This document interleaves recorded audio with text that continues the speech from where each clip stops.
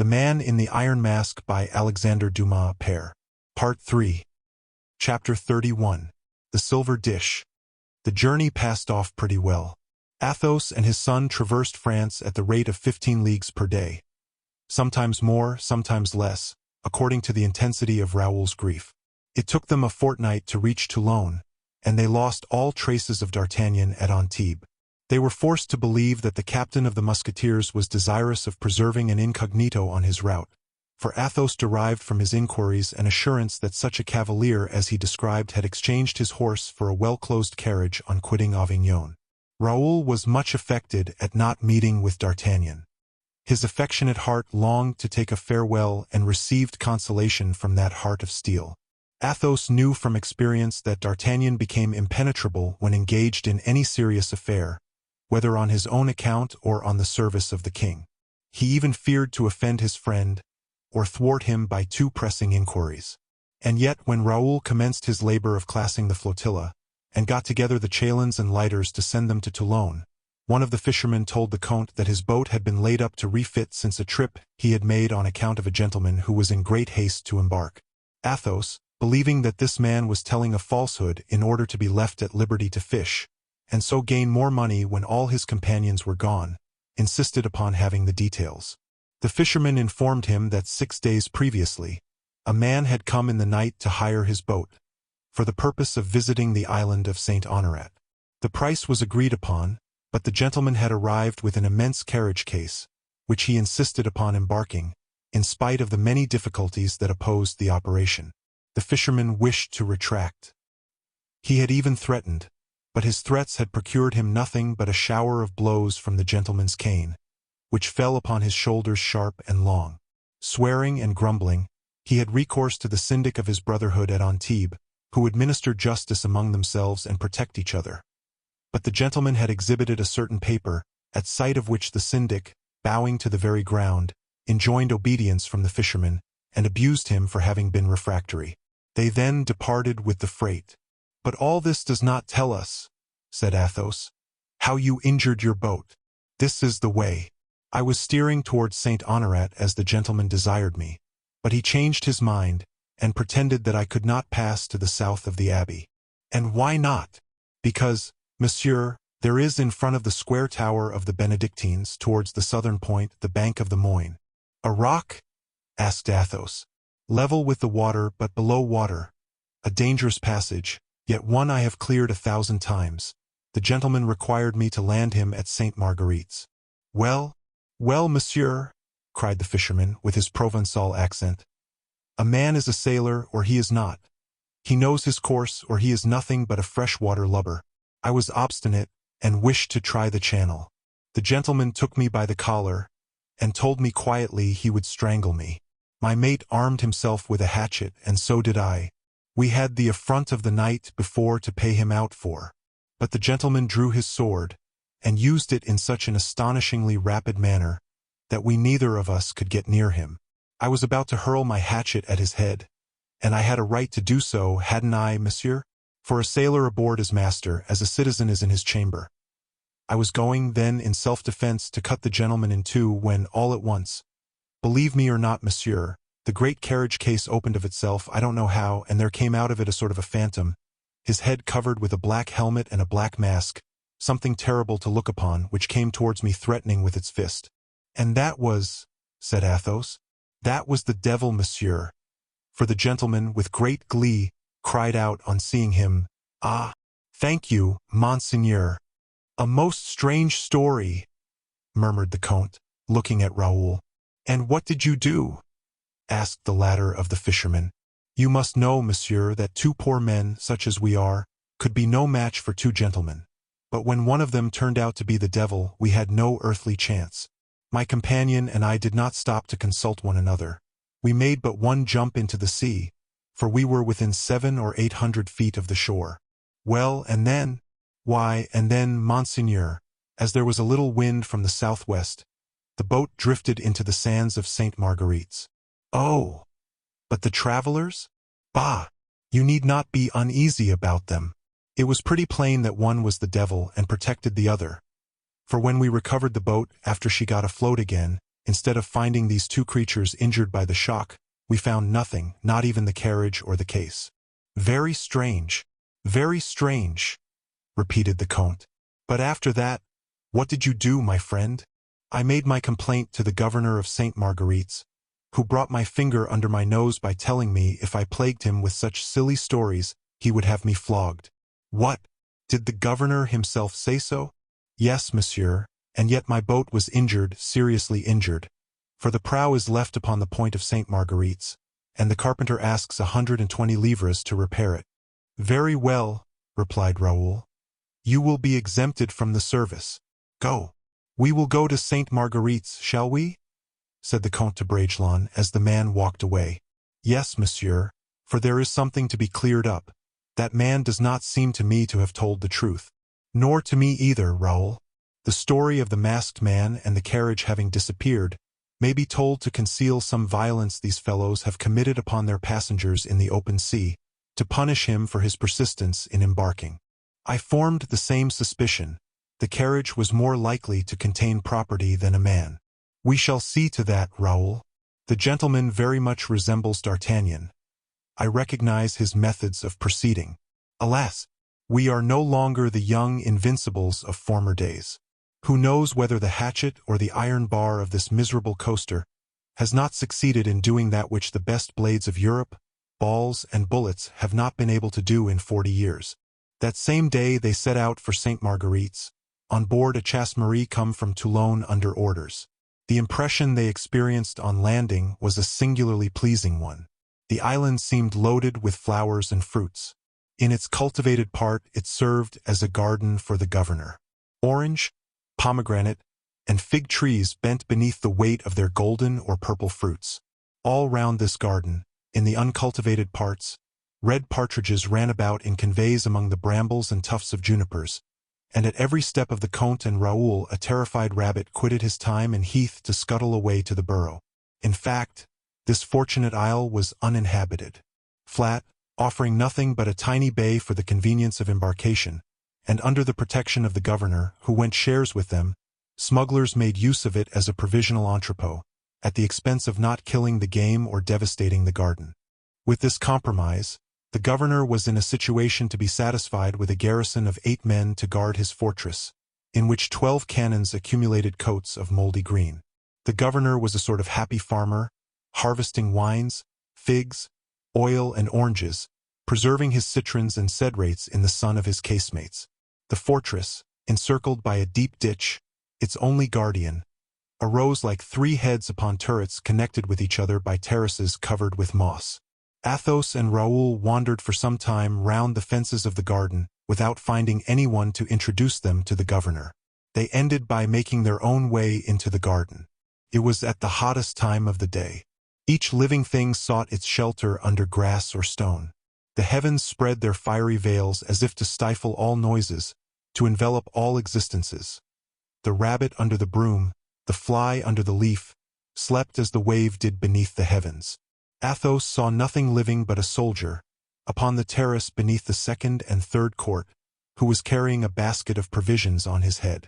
This man returned almost immediately without his basket, and disappeared in the shade of his sentry box. Athos supposed he must have been carrying dinner to someone, and, after having done so, returned to dine himself. All at once they heard someone call out, and raising their heads, perceived in the frame of the bars of the window something of a white color, like a hand that was waved backwards and forwards, something shining, like a polished weapon struck by the rays of the sun.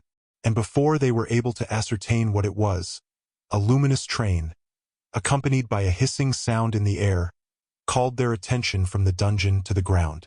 A second dull noise was heard from the ditch, and Raoul ran to pick up a silver plate which was rolling along the dry sand. The hand that had thrown this plate made a sign to the 2 gentlemen, and then disappeared. Athos and Raoul, approaching each other, commenced an attentive examination of the dusty plate, and they discovered, in characters traced upon the bottom of it with the point of a knife, this inscription: I am the brother of the King of France, a prisoner today, a madman tomorrow. French gentlemen and Christians, pray to God for the soul and the reason of the son of your old rulers. The plate fell from the hands of Athos whilst Raoul was endeavoring to make out the meaning of these dismal words. At the same moment they heard a cry from the top of the dungeon. Quick as lightning Raoul bent down his head, and forced down that of his father likewise. A musket barrel glittered from the crest of the wall. A white smoke floated like a plume from the mouth of the musket, and a ball was flattened against a stone within 6 inches of the two gentlemen. "Cordu!" cried Athos. "What, are people assassinated here? Come down, cowards as you are." "Yes, come down!" cried Raoul, furiously shaking his fist at the castle. One of the assailants, he who was about to fire, replied to these cries by an exclamation of surprise, and as his companion, who wished to continue the attack, had re-seized his loaded musket, he who had cried out threw up the weapon, and the ball flew into the air. Athos and Raoul, seeing them disappear from the platform, expected they would come down to them, and waited with a firm demeanor. 5 minutes had not elapsed, when a stroke upon a drum called the 8 soldiers of the garrison to arms, and they showed themselves on the other side of the ditch with their muskets in hand. At the head of these men was an officer, whom Athos and Raoul recognized as the one who had fired the first musket. The man ordered the soldiers to make ready. "We are going to be shot," cried Raoul. "But sword in hand, at least, let us leap the ditch. We shall kill at least 2 of these scoundrels, when their muskets are empty." And, suiting the action to the word, Raoul was springing forward, followed by Athos, when a well-known voice resounded behind them. "Athos! Raoul!" "D'Artagnan!" replied the 2 gentlemen. "Recover arms." "Mordioux!" cried the captain to the soldiers. "I was sure I could not be mistaken." "What is the meaning of this?" asked Athos. "What? Were we to be shot without warning? It was I who was going to shoot you, and if the governor missed you, I should not have missed you, my dear friends. How fortunate it is that I am accustomed to take a long aim, instead of firing at the instant I raise my weapon. I thought I recognized you. Ah, my dear friends, how fortunate!" And D'Artagnan wiped his brow, for he had run fast, and emotion with him was not feigned. "How?" said Athos. "And is the gentleman who fired at us the governor of the fortress?" "In person." "And why did he fire at us? What have we done to him?" "Pardieu, you received what the prisoner threw to you." "That is true. That plate. The prisoner has written something on it, has he not?" "Yes." "Good heavens! I was afraid he had." And D'Artagnan, with all the marks of mortal disquietude, seized the plate to read the inscription. When he had read it, a fearful pallor spread across his countenance. "Oh, good heavens!" repeated he. "Silence! Here is the governor. And what will he do to us? Is it our fault?" "It is true, then?" said Athos in a subdued voice. "It is true. Silence! I tell you, silence. If he only believes you can read, if he only suspects you have understood. I love you, my dear friends. I would willingly be killed for you, but, said Athos and Raoul, but I could not save you from perpetual imprisonment if I saved you from death." "Silence, then. Silence again." The governor came up, having crossed the ditch upon a plank bridge. "Well," said he to D'Artagnan, "what stops us? You are Spaniards. You do not understand a word of French," said the captain eagerly, to his friends in a low voice.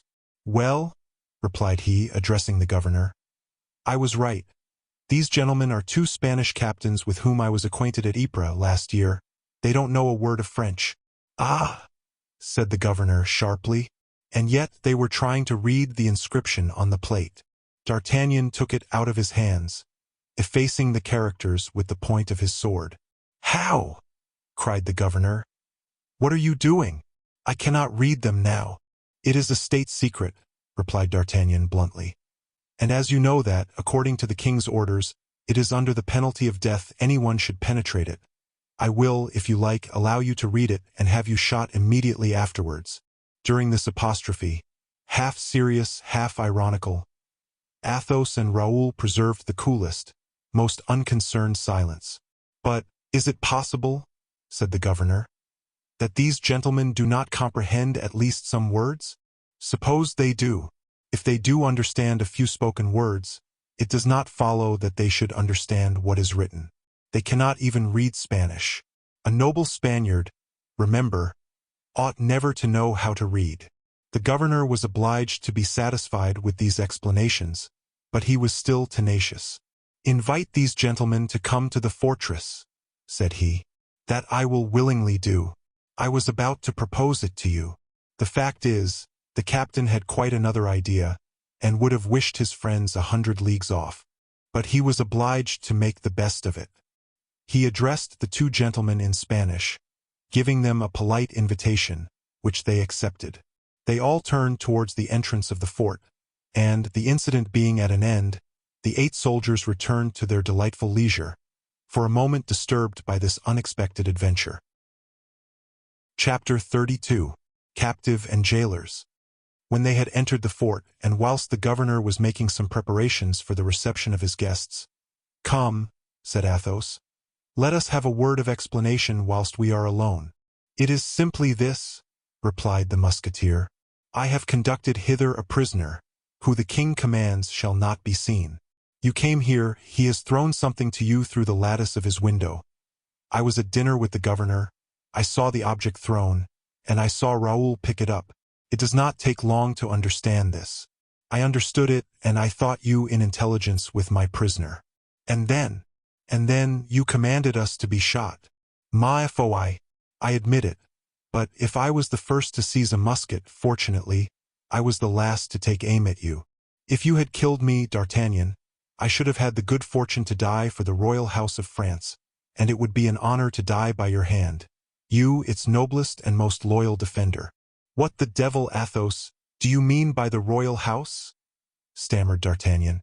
"You don't mean that you, a well-informed and sensible man, can place any faith in the nonsense written by an idiot?" "I do believe in it.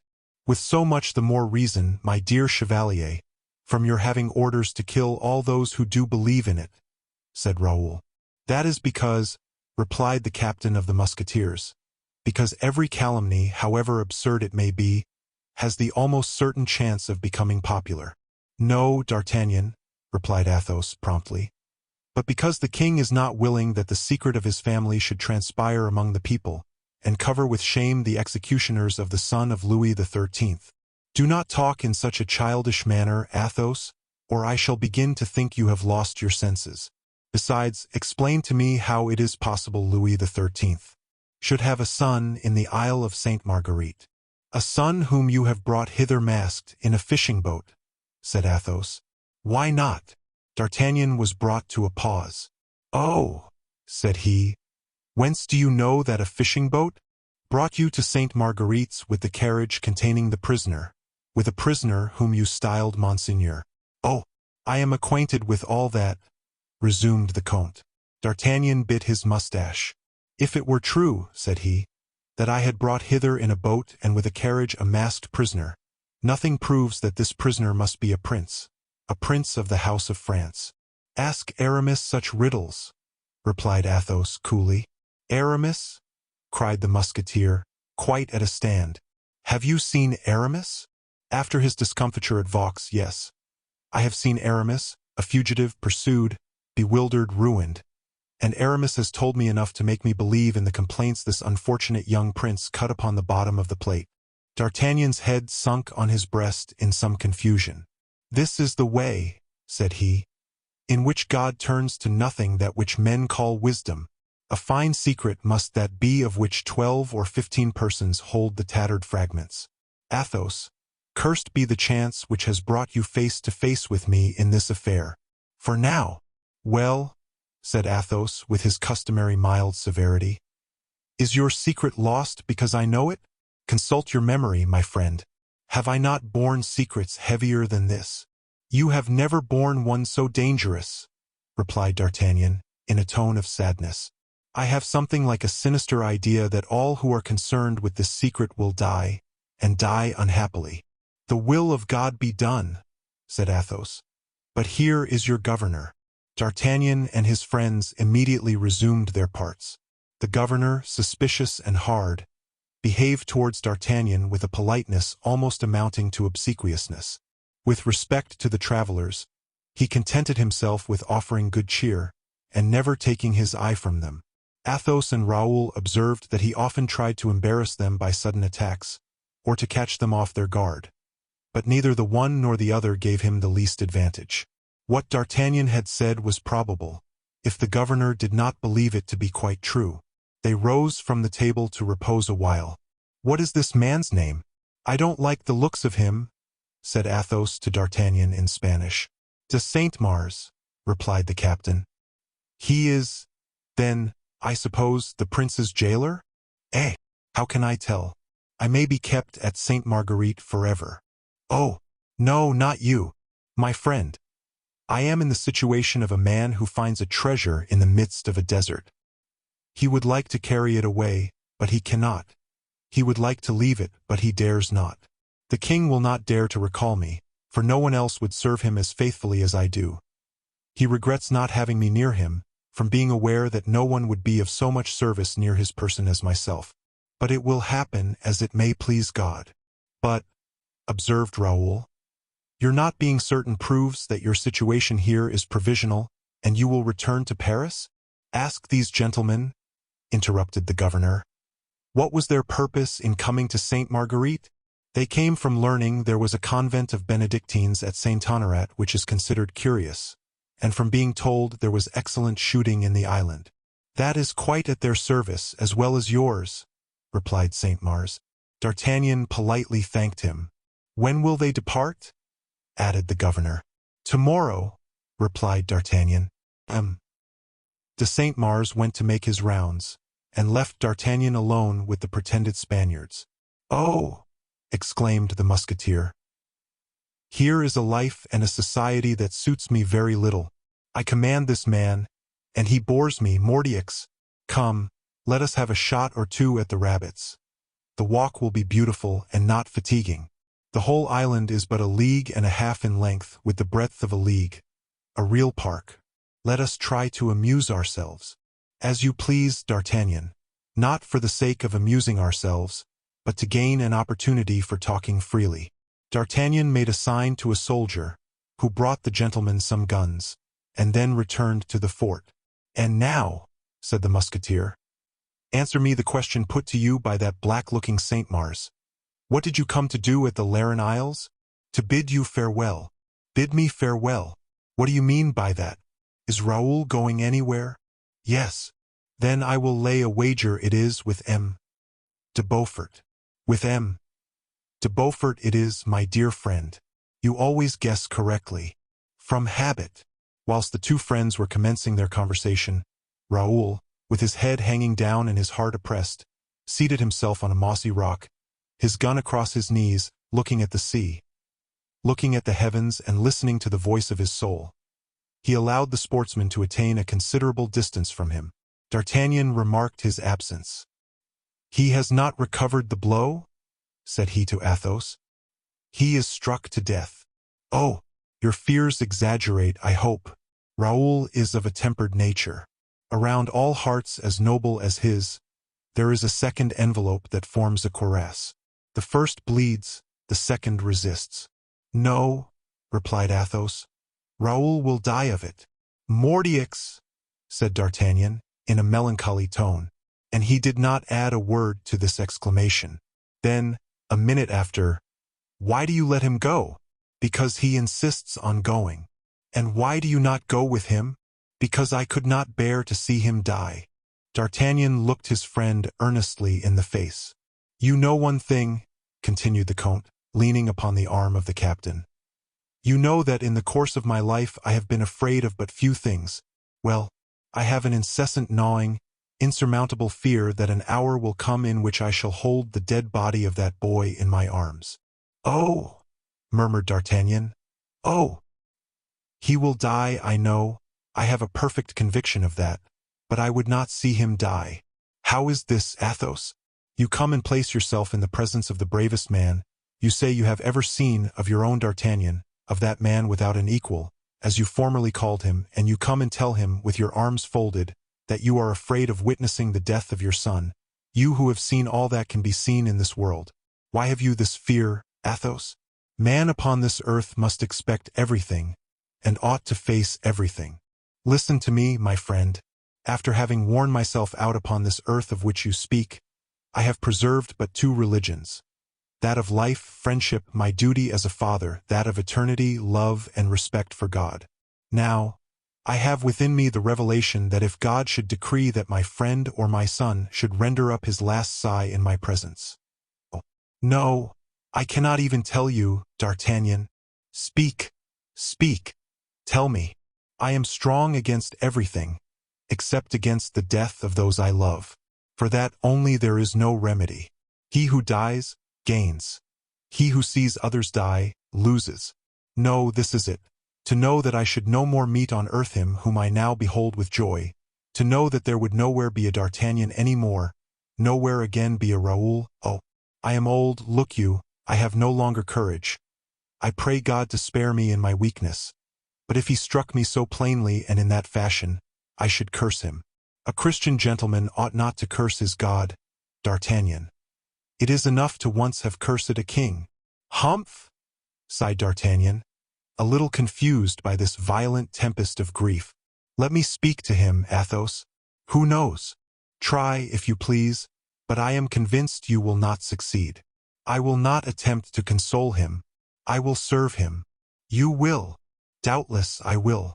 Do you think this would be the first time a woman had repented of an infidelity? I will go to him, I tell you. Athos shook his head, and continued his walk alone. D'Artagnan, cutting across the brambles, rejoined Raoul and held out his hand to him. Well, Raoul, you have something to say to me? I have a kindness to ask of you, replied Bragelonne. Ask it, then. You will some day return to France? I hope so. Ought I to write to Mademoiselle de la Valliere? No, you must not. But I have many things to say to her. Go and say them to her, then. Never. Pray, what virtue do you attribute to a letter, which your speech might not possess? Perhaps you are right. She loves the king, said D'Artagnan bluntly. And she is an honest girl. Raoul started. And you whom she abandons, she, perhaps, loves better than she does the king, but after another fashion. D'Artagnan, do you believe she loves the king? To idolatry. Her heart is inaccessible to any other feeling. You might continue to live near her, and would be her best friend. Ah! Exclaimed Raoul, with a passionate burst of repugnance at such a hideous hope. Will you do so? It would be base. That is a very absurd word, which would lead me to think slightly of your understanding. Please to understand, Raoul, that it is never base to do that which is imposed upon us by a superior force. If your heart says to you, go there or die, why go, Raoul? Was she base or brave, she whom you loved, in preferring the king to you, the king whom her heart commanded her imperiously to prefer to you? No, she was the bravest of women. Do, then, as she has done. Oblige yourself. Do you know one thing of which I am sure, Raoul? What is that? Why, that by seeing her closely with the eyes of a jealous man, well, you would cease to love her. Then I am decided, my dear D'Artagnan. To set off to see her again? No, to set off that I may never see her again. I wish to love her forever. Ha! I must confess, replied the Musketeer. That is a conclusion which I was far from expecting. This is what I wish, my friend. You will see her again, and you will give her a letter which, if you think proper, will explain to her, as to yourself, what is passing in my heart. Read it. I drew it up last night. Something told me I should see you today. He held the letter out, and D'Artagnan read, Mademoiselle, you are not wrong in my eyes in not loving me. You have only been guilty of one fault towards me, that of having left me to believe you loved me. This error will cost me my life. I pardon you, but I cannot pardon myself. It is said that happy lovers are deaf to the sorrows of rejected lovers. It will not be so with you who did not love me, save with anxiety. I am sure that if I had persisted in endeavoring to change that friendship into love, you would have yielded out of a fear of bringing about my death, or lessening the esteem I had for you. It is much more delightful to me to die, knowing that you are free and satisfied. How much, then, Will you love me, when you will no longer fear either my presence or reproaches? You will love me because, however charming a new love may appear to you, God has not made me in anything inferior to him you have chosen, and because my devotedness, my sacrifice, and my painful end will assure me, in your eyes, a certain superiority over him. I have allowed to escape, in the candid credulity of my heart, the treasure I possessed. Many people tell me that you loved me enough to lead me to hope you would have loved me much. That idea takes from my mind all bitterness, and leads me only to blame myself. You will accept this last farewell, and you will bless me for having taken refuge in the inviolable asylum where hatred is extinguished, and where all love endures forever. Adieu, mademoiselle. If your happiness could be purchased by the last drop of my blood, I would shed that drop. I willingly make the sacrifice of it to my misery. Raoul, Vicomte de Bragelonne. The letter reads very well, said the captain. I have only one fault to find with it. Tell me what that is, said Raoul. Why, it is that it tells everything, except the thing which exhales, like a mortal poison from your eyes and from your heart, except the senseless love which still consumes you. Raoul grew paler, but remained silent. Why did you not write simply these words? Mademoiselle, instead of cursing you, I love you and I die. That is true, exclaimed Raoul with a sinister kind of joy, and tearing the letter he had just taken back, he wrote the following words upon a leaf of his tablets. To procure the happiness of once more telling you I love you, I commit the baseness of writing to you, and to punish myself for that baseness I die. And he signed it. You will give her these tablets, Captain, will you not? When? Asked the latter. On the day, said Bragelonne, pointing to the last sentence. On the day when you can place a date under these words. And he sprang away quickly to join Athos, who was returning with slow steps. As they re-entered the fort, the sea rose with that rapid, gusty vehemence which characterizes the Mediterranean. The ill humor of the element became a tempest. Something shapeless, and tossed about violently by the waves, appeared just off the coast. What is that? Said Athos. A wrecked boat. No, it is not a boat, said D'Artagnan. Pardon me, said Raoul. There is a bark gaining the port rapidly. Yes, there is a bark in the creek which is prudently seeking shelter here, but that which Athos points to in the sand is not a boat at all. It has run aground. Yes, yes, I see it. It is the carriage, which I threw into the sea after landing the prisoner. Well, said Athos, if you take my advice, D'Artagnan, you will burn that carriage in order that no vestige of it may remain, without which the fishermen of Antibes, who have believed they had to do with the devil, will endeavor to prove that your prisoner was but a man. Your advice is good, Athos, and I will this night have it carried out, or rather, I will carry it out myself. But let us go in, for the rain falls heavily and the lightning is terrific. As they were passing over the ramparts to a gallery of which D'Artagnan had the key, they saw M. de Saint-Mars directing his steps towards the chamber inhabited by the prisoner.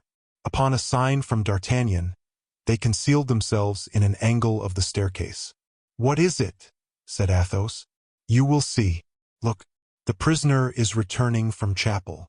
And they saw, by the red flashes of lightning against the violet fog which the wind stamped upon the bankward sky, they saw pass gravely, at 6 paces behind the governor, a man clothed in black and masked by a visor of polished steel, soldered to a helmet of the same nature, which altogether enveloped the whole of his head.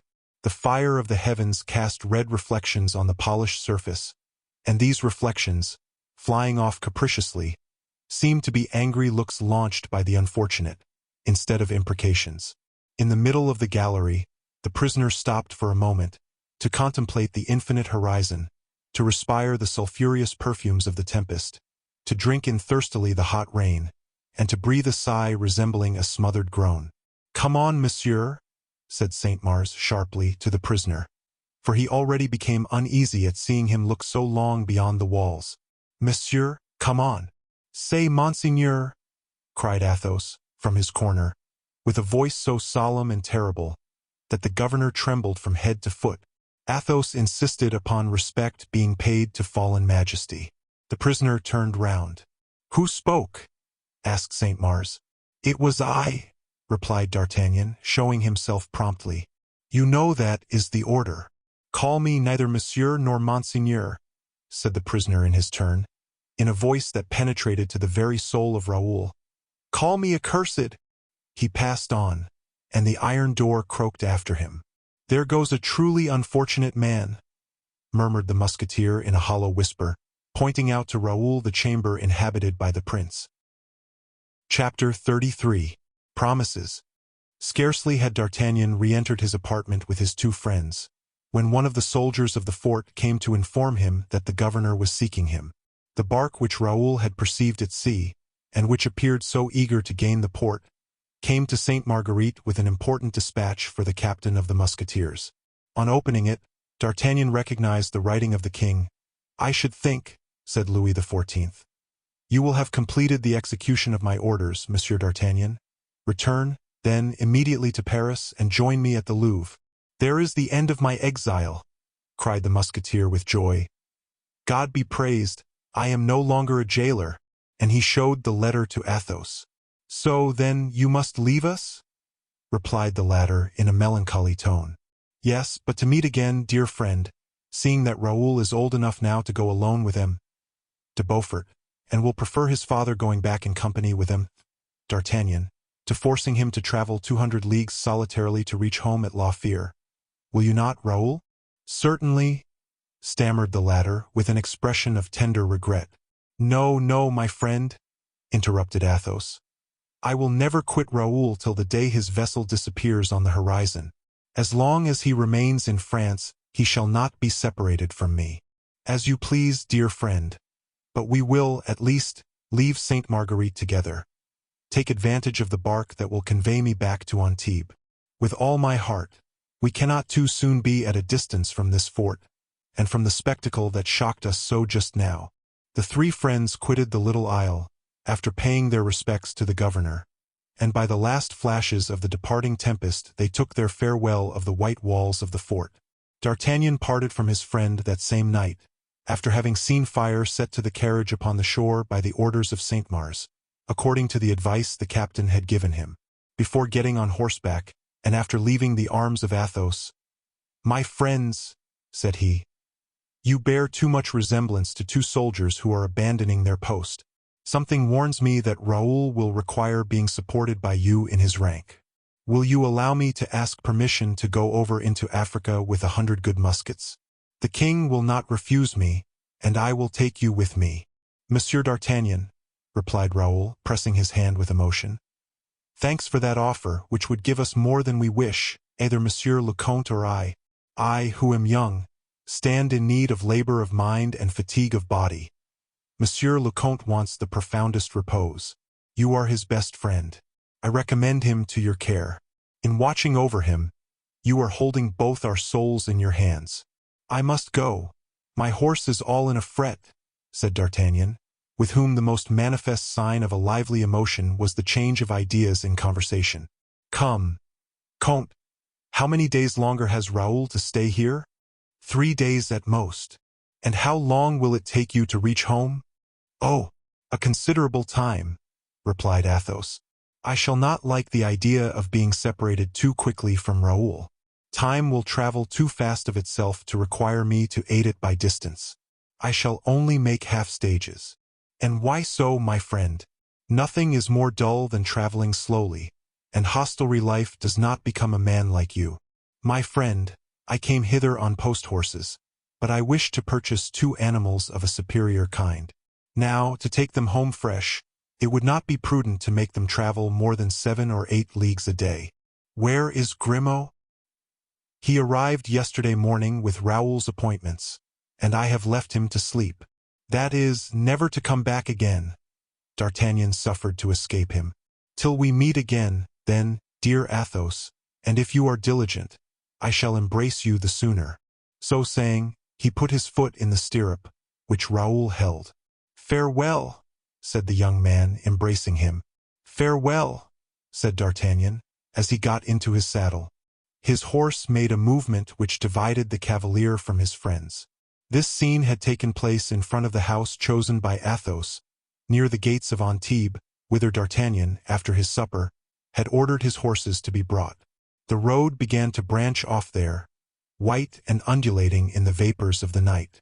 The horse eagerly respired the salt, sharp perfume of the marshes. D'Artagnan put him to a trot, and Athos and Raoul sadly turned towards the house.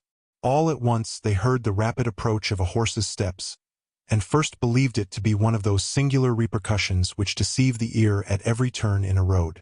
But it was really the return of the horsemen.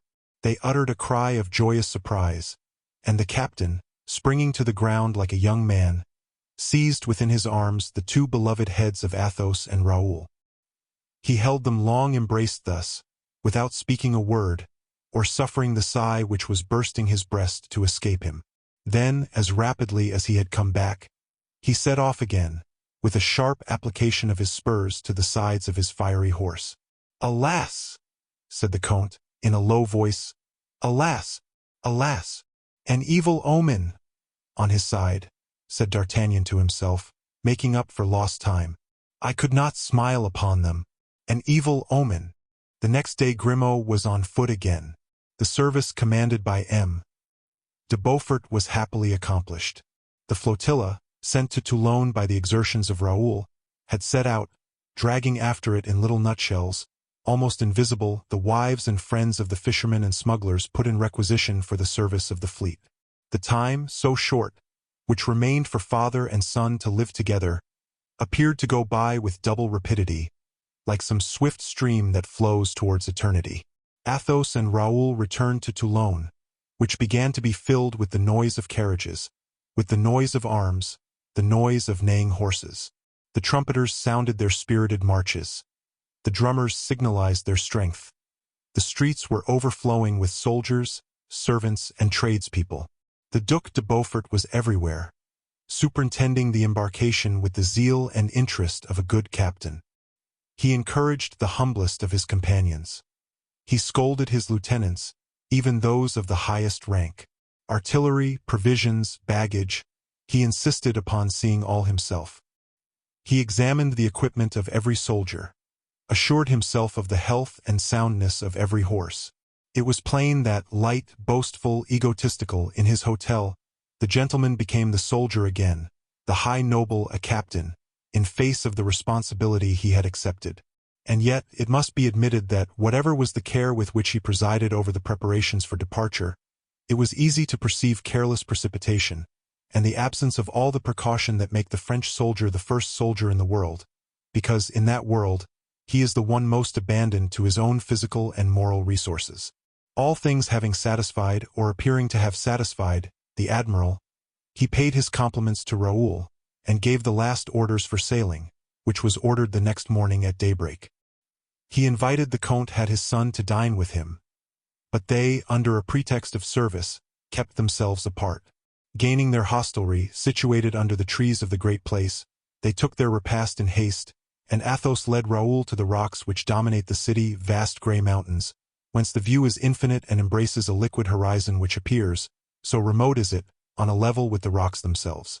The night was fine, as it always is in these happy climes. The moon, rising behind the rocks, unrolled a silver sheet on the cerulean carpet of the sea. In the roadsteads maneuvered silently the vessels which had just taken their rank to facilitate the embarkation. The sea, loaded with phosphoric light, opened beneath the hulls of the barks that transported the baggage and munitions. Every dip of the prow plowed up this gulf of white flames. From every oar dropped liquid diamonds. The sailors, rejoicing in the largesses of the admiral, were heard murmuring their slow and artless songs. Sometimes the grinding of the chains was mixed with the dull noise of shot falling into the holds. Such harmonies, such a spectacle, oppress the heart like fear, and dilate it like hope. All this life speaks of death. Athos had seated himself with his son, upon the moss, among the brambles of the promontory. Around their heads passed and repassed large bats, carried along by the fearful whirl of their blind chase. The feet of Raoul were over the edge of the cliff, bathed in that void which is peopled by vertigo, and provokes to self-annihilation. When the moon had risen to its fullest height, caressing with light the neighboring peaks, when the watery mirror was illumined in its full extent, and the little red fires had made their openings in the black masses of every ship. Athos, collecting all his ideas and all his courage, said, "God has made all these things that we see, Raoul. He has made us also, poor atoms mixed up with this monstrous universe. We shine like those fires and those stars. We sigh like those waves. We suffer like those great ships, which are worn out in plowing the waves, in obeying the wind that urges them towards an end, as the breath of God blows us towards a port. Everything likes to live, Raoul, and everything seems beautiful to living things." "Monsieur," said Raoul, "we have before us a beautiful spectacle." "How good D'Artagnan is!" interrupted Athos suddenly. "And what a rare good fortune it is to be supported during a whole life by such a friend as he is. That is what you have missed, Raoul." "A friend!" cried Raoul. "I have wanted a friend." "M. de Guiche is an agreeable companion," resumed the Count coldly. "But I believe, in the times in which you live, men are more engaged in their own interests and their own pleasures than they were in ours. You have sought a secluded life. That is a great happiness, but you have lost your strength thereby. We four, more weaned from those delicate abstractions that constitute your joy, furnished much more resistance when misfortune presented itself. I have not interrupted you, monsieur, to tell you that I had a friend, and that that friend is M. de Guiche. Certes, he is good and generous, and moreover he loves me. But I have lived under the guardianship of another friendship, monsieur, as precious and as strong as that of which you speak, since it is yours." "I have not been a friend for you, Raoul," said Athos. "Eh, monsieur, and in what respect not?" "Because I have given you reason to think that life has but one face, because, sad and severe, alas, I have always cut off for you, without, God knows, wishing to do so, the joyous buds that spring incessantly from the fair tree of youth, so that at this moment I repent of not having made of you a more expansive, dissipated, animated man." "I know why you say that, monsieur. No, it is not you who have made me what I am. It was love, which took me at the time when children only have inclinations. It is the constancy natural to my character, which with other creatures is but habit. I believed that I should always be as I was. I thought God had cast me in a path quite clear, quite straight, bordered with fruits and flowers. I had ever watching over me your vigilance and strength. I believed myself to be vigilant and strong. Nothing prepared me. I fell once, and that once deprived me of courage for the whole of my life. It is quite true that I wrecked myself. Oh no, monsieur, you are nothing in my past but happiness, in my future but hope. No, I have no reproach to make against life such as you made it for me. I bless you and I love you ardently. My dear Raoul, your words do me good. They prove to me that you will act a little for me in the time to come. I shall only act for you, monsieur. Raoul, what I have never hitherto done with respect to you, I will henceforward do. I will be your friend, not your father. We will live in expanding ourselves instead of living and holding ourselves prisoners when you come back. And that will be soon, will it not? Certainly, monsieur, for such an expedition cannot last long. Soon, then, Raoul, soon, instead of living moderately on my income, I will give you the capital of my estates. It will suffice for launching you into the world till my death. And you will give me, I hope, before that time, the consolation of not seeing my race extinct. I will do all you may command, said Raoul, much agitated. It is not necessary, Raoul, that your duty as aide-de-camp should lead you into two hazardous enterprises. You have gone through your ordeal. You are known to be a true man under fire. Remember that war with Arabs is a war of snares, ambuscades, and assassinations. So it is said, monsieur, there is never much glory in falling in an ambuscade. It is a death which always implies a little rashness or want of foresight. Often, indeed, he who falls in one meets with but little pity. Those who are not pitied, Raoul, have died to little purpose. Still further, the conqueror laughs, and we Frenchmen ought not to allow stupid infidels to triumph over our faults. Do you clearly understand what I am saying to you, Raoul? God forbid I should encourage you to avoid encounters. I am naturally prudent, monsieur, and I have very good fortune, said Raoul, with a smile which chilled the heart of his poor father. For, The young man hastened to add, "In 20 combats through which I have been, I have only received one scratch." "There is in addition," said Athos, "the climate to be dreaded. That is an ugly end, to die of fever. King St. Louis prayed God to send him an arrow or the plague, rather than the fever. Oh, monsieur, with sobriety, with reasonable exercise, I have already obtained from M. de Beaufort a promise that his dispatches shall be sent off every fortnight to France. You, as his aide-de-camp, will be charged with expediting them, and will be sure not to forget me." "No, monsieur," said Raoul, almost choked with emotion. "Besides, Raoul, as you are a good Christian, and I am one also, we ought to reckon upon a more special protection of God and his guardian angels. Promise me that if anything evil should happen to you on any occasion, you will think of me at once. First and at once." "Oh, yes, monsieur." "And will call upon me?" "Instantly." "You dream of me sometimes, do you not, Raoul?" "Every night, monsieur. During my early youth I saw you in my dreams, calm and mild, with one hand stretched out over my head, and that it was which made me sleep so soundly formerly." "We love each other too dearly," said the Count, "that from this moment in which we separate, a portion of both our souls should not travel with one and the other of us, and should not dwell wherever we may dwell. Whenever you may be sad, Raoul, I feel that my heart will be dissolved in sadness, and when you smile on thinking of me, be assured you will send me, from however remote a distance, a vital scintillation of your joy." "I will not promise you to be joyous," replied the young man, "but you may be certain that I will never pass an hour without thinking of you, not 1 hour, I swear, unless I shall be dead." Athos could contain himself no longer. He threw his arm round the neck of his son, and held him embraced with all the power of his heart. The moon began to be now eclipsed by twilight. A golden band surrounded the horizon, announcing the approach of the day. Athos threw his cloak over the shoulders of Raoul, and led him back to the city, where burdens and porters were already in motion, like a vast ant-hill. At the extremity of the plateau which Athos and Bragelonne were quitting, they saw a dark shadow moving uneasily backwards and forwards, as if in indecision or ashamed to be seen. It was Grimaud, who in his anxiety had tracked his master, and was there awaiting him. "Oh, my good Grimaud," cried Raoul, "what do you want? You are come to tell us it is time to be gone, have you not?" "Alone?" said Grimaud, addressing Athos and pointing to Raoul in a tone of reproach, which showed to what an extent the old man was troubled. "Oh, you are right," cried the Count. "No, Raoul shall not go alone.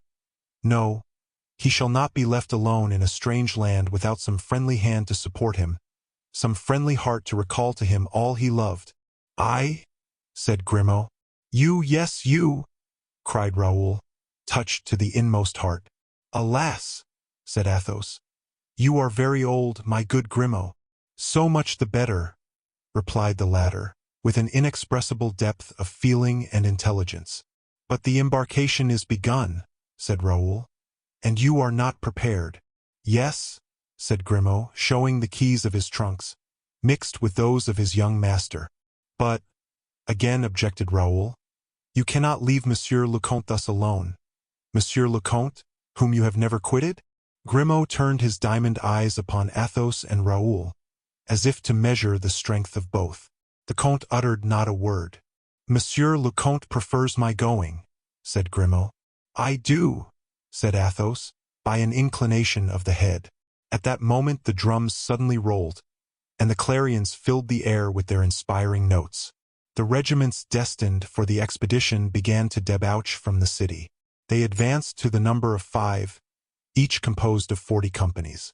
Royals marched first, distinguished by their white uniform, faced with blue. The ordnance colors, quartered crosswise, violet and dead leaf, with a sprinkling of golden fleurs-de-lis, left the white-colored flag, with its fleur-de-lis cross, to dominate the whole. Musketeers at the wings, with their forked sticks and their muskets on their shoulders. Pikemen in the center, with their lances 14 feet in length, marched gaily towards the transports, which carried them in detail to the ships. The regiments of Picardy, Navarre, Normandy, and Royal Vaisseau followed after. M. De Beaufort had known well how to select his troops. He himself was seen closing the march with his staff. It would take a full hour before he could reach the sea. Raoul with Athos turned his steps slowly towards the beach, in order to take his place when the prince embarked. Grimaud, boiling with the ardor of a young man, superintended the embarkation of Raoul's baggage in the admiral's vessel. Athos, with his arm passed through that of the son he was about to lose, absorbed in melancholy meditation, was deaf to every noise around him. An officer came quickly towards them to inform Raoul that de Beaufort was anxious to have him by his side. "Have the kindness to tell the prince," said Raoul, "that I request he will allow me this hour to enjoy the company of my father." "No, no," said Athos. "An aide-de-camp ought not thus to quit his general. Please to tell the prince, monsieur, that the Vicomte will join him immediately." The officer set off at a gallop. "Whether we part here or part there," added the Comte, "it is no less a separation." He carefully brushed the dust from his son's coat, and passed his hand over his hair as they walked along. "But, Raoul," said he, "you want money. De Beaufort's train will be splendid, and I am certain it will be agreeable to you to purchase horses and arms, which are very dear things in Africa. Now, as you are not actually in the service of the king or de Beaufort, and are simply a volunteer, you must not reckon upon either pay or largesse. But I should not like you to want for anything at Jejeli. Here are 200 pistoles. If you would please me, Raoul, spend them." Raoul pressed the hand of his father, and, at the turning of a street, they saw de Beaufort, mounted on a magnificent white jennet, which responded by graceful curvets to the applause of the women of the city. The Duke called Raoul, and held out his hand to the Comte. He spoke to him for some time, with such a kindly expression that the heart of the poor father even felt a little comforted. It was, however, evident to both father and son that their walk amounted to nothing less than a punishment. There was a terrible moment, that at which, on quitting the sands of the shore, the soldiers and sailors exchanged the last kisses with their families and friends. A supreme moment, in which, notwithstanding the clearness of the heavens, the warmth of the sun, of the perfumes of the air, and the rich life that was circulating in their veins, everything appeared black, everything bitter, everything created doubts of Providence, nay, at the most, of God. It was customary for the admiral and his suite to embark last. The cannon waited to announce, with its formidable voice, that the leader had placed his foot on board his vessel.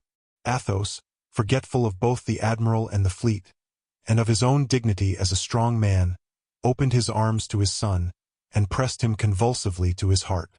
"Accompany us on board," said the Duke, very much affected. "You will gain a good half-hour." "No," said Athos. "My farewell has been spoken. I do not wish to voice a second." "Then, Vicomte, embark quickly," added the prince, wishing to spare the tears of these two men, whose hearts were bursting, and paternally, tenderly, very much as Porthos might have done. He took Raoul in his arms and placed him in the boat, the oars of which, at a signal, immediately were dipped in the waves. He himself, forgetful of ceremony, jumped into his boat, and pushed it off with a vigorous foot. "Adieu!" cried Raoul. Athos replied only by a sign, but he felt something burning on his hand.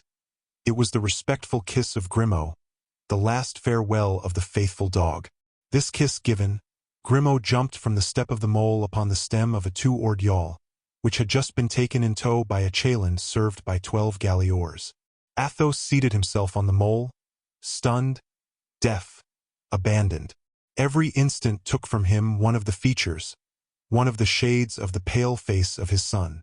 With his arms hanging down, his eyes fixed, his mouth open, he remained confounded with Raoul, in one same look, in one same thought, in one same stupor. The sea, by degrees, carried away boats and faces to that distance at which men become nothing but points, loves nothing but remembrances. Athos saw his son ascend the ladder of the admiral's ship. He saw him lean upon the rail of the deck, and place himself in such a manner as to be always an object in the eye of his father.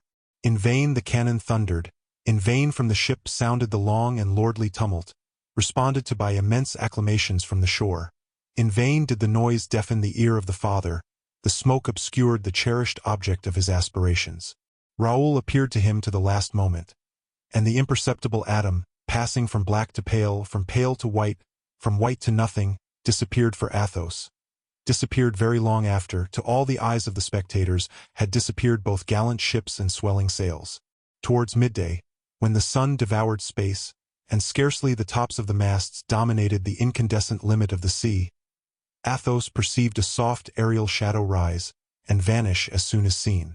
This was the smoke of a cannon, which M. de Beaufort ordered to be fired as a last salute to the coast of France. The point was buried in its turn beneath the sky, and Athos returned with slow and painful step to his deserted hostelry. Chapter 34. Among Women. D'Artagnan had not been able to hide his feelings from his friends so much as he would have wished. The stoical soldier, the impassive man-at-arms, overcome by fear and sad presentiments, had yielded, for a few moments, to human weakness. When, therefore, he had silenced his heart and calmed the agitation of his nerves, turning towards his lackey, a silent servant, always listening, in order to obey the more promptly. "Rabaud," said he, "mind, we must travel 30 leagues a day." "At your pleasure, captain," replied Rabaud.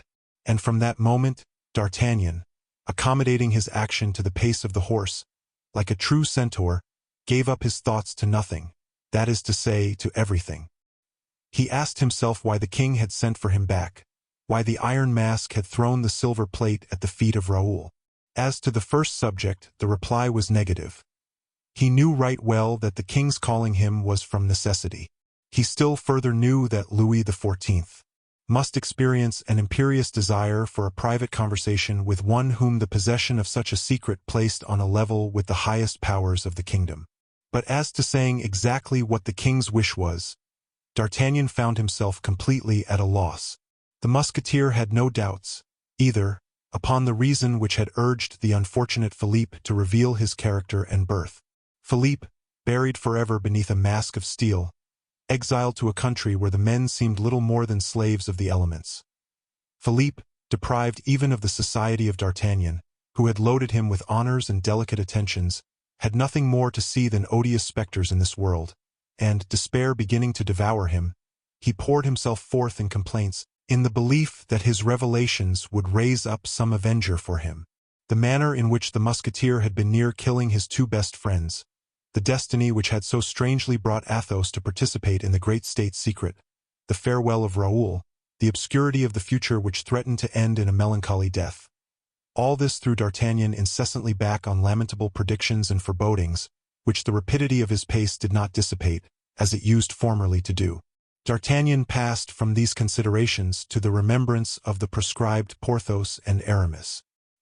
He saw them both, fugitives, tracked, ruined, laborious architects of fortunes they had lost, and as the king called for his man of execution in hours of vengeance and malice, D'Artagnan trembled at the very idea of receiving some commission that would make his very soul bleed. Sometimes, ascending hills, when the winded horse breathed hard from his red nostrils, and heaved his flanks, the captain, left to more freedom of thought, reflected on the prodigious genius of Aramis, a genius of acumen and intrigue, a match to which the Fronde and the Civil War had produced but twice. Soldier, priest, diplomatist, gallant, avaricious, cunning. Aramis had never taken the good things of this life except as stepping stones to rise to giddier ends. Generous in spirit, if not lofty in heart, he never did ill but for the sake of shining even yet more brilliantly. Towards the end of his career, at the moment of reaching the goal, like the patrician Fuscus, he had made a false step upon a plank and had fallen into the sea. But Porthos, good, harmless Porthos, to see Porthos hungry, to see Mousqueton without gold lace, imprisoned perhaps, to see Pierrefonds, Bracieux, razed to the very stones, dishonored even to the timber. These were so many poignant griefs for D'Artagnan, and every time that one of these griefs struck him, he bounded like a horse at the sting of a gadfly beneath the vaults of foliage where he has sought shady shelter from the burning sun. Never was the man of spirit subjected to ennui, if his body was exposed to fatigue. Never did the man of healthy body fail to find life light, if he had something to engage his mind. D'Artagnan, riding fast, thinking as constantly, alighted from his horse in pairs, fresh and tender in his muscles as the athlete preparing for the gymnasium. The king did not expect him so soon, and had just departed for the chase towards Meudon. D'Artagnan, instead of riding after the king, as he would formerly have done, took off his boots, had a bath, and waited till his majesty should return dusty and tired. He occupied the interval of 5 hours in taking, as people say, the air of the house, and in arming himself against all ill chances. He learned that the king, during the last fortnight, had been gloomy, that the queen-mother was ill and much depressed, that Monsieur, the king's brother, was exhibiting a devotional turn, that Madame had the vapors, and that M. de Guiche was gone to one of his estates. He learned that M. Colbert was radiant, that M. Fouquet consulted a fresh physician every day, who still did not cure him, and that his principal complaint was one which physicians do not usually cure, unless they are political physicians. The king, D'Artagnan was told, behaved in the kindest manner to M. Fouquet, and did not allow him to be ever out of his sight. But the surintendant, touched to the heart, like one of those fine trees a worm has punctured, was declining daily, in spite of the royal smile, that son of court trees. D'Artagnan learned that Mademoiselle de la Vallière had become indispensable to the king, that the king, during his sporting excursions, if he did not take her with him, wrote to her frequently, no longer verses, but, which was much worse, prose, and that whole pages at a time. Thus, as the political Pleiad of the day said, the first king in the world was seen descending from his horse with an ardor beyond compare, and on the crown of his hat scrawling bombastic phrases, which M. de Saint-Aignan, aide-de-camp in perpetuity, carried to La Vallière at the risk of foundering his horses. During this time, deer and pheasants were left to the free enjoyment of their nature, hunted so lazily that, it was said, the art of venerie ran great risk of degenerating at the court of France. D'Artagnan then thought of the wishes of poor Raoul, of that desponding letter destined for a woman who passed her life in hoping, and as D'Artagnan loved to philosophize a little occasionally, he resolved to profit by the absence of the king to have a minute's talk with Mademoiselle de la Vallière. This was a very easy affair. While the king was hunting, Louise was walking with some other ladies in one of the galleries of the Palais Royal, exactly where the captain of the Musketeers had some guards to inspect. D'Artagnan did not doubt that, if he could but open the conversation on Raoul, Louise might give him grounds for writing a consolatory letter to the poor exile, and hope, or at least consolation for Raoul, in the state of heart in which he had left him, was the sun, was life to 2 men who were very dear to our captain. He directed his course, therefore, to the spot where he knew he should find Mademoiselle de la Vallière. D'Artagnan found La Vallière the center of the circle. In her apparent solitude, the king's favorite received, like a queen more, perhaps, than the queen, a homage of which Madame had been so proud, when all the king's looks were directed to her and commanded the looks of the courtiers. D'Artagnan, although no squire of dames, received, nevertheless, civilities and attentions from the ladies. He was polite, as a brave man always is, and his terrible reputation had conciliated as much friendship among the men as admiration among the women. On seeing him enter, therefore, they immediately accosted him, and, as is not unfrequently the case with fair ladies, opened the attack by questions. Where had he been? What had become of him so long? Why had they not seen him as usual make his fine horse curvet in such beautiful style, to the delight and astonishment of the curious from the king's balcony? He replied that he had just come from the land of oranges. This set all the ladies laughing. Those were times in which everybody traveled, but in which, notwithstanding, a journey of 100 leagues was a problem often solved by death. "From the land of oranges?" cried Mademoiselle de Tonnay-Charente. "From Spain." Eh, said the Musketeer. "From Malta?" echoed Montalize. "Ma foi, you are coming very near, ladies." "Is it an island?" asked La Vallière. "Mademoiselle," said D'Artagnan, "I will not give you the trouble of seeking any further. I come from the country where M. de Beaufort is, at this moment, embarking for Algiers."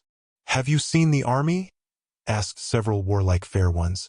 "As plainly as I see you," replied D'Artagnan. "And the fleet?" "Yes, I saw everything." "Have we any of us any friends there?"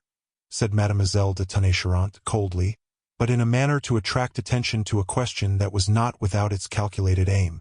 "Why," replied D'Artagnan, "yes, there were M. de la Guillotière, M. de Montcalm, de Bragelonne. La Valliere became pale. De Bragelonne, cried the perfidious Athenais. What? Is he gone to the wars? He. Montalais trod on her toe, but all in vain. Do you know what my opinion is? Continued she, addressing D'Artagnan. No, mademoiselle, but I should like very much to know it.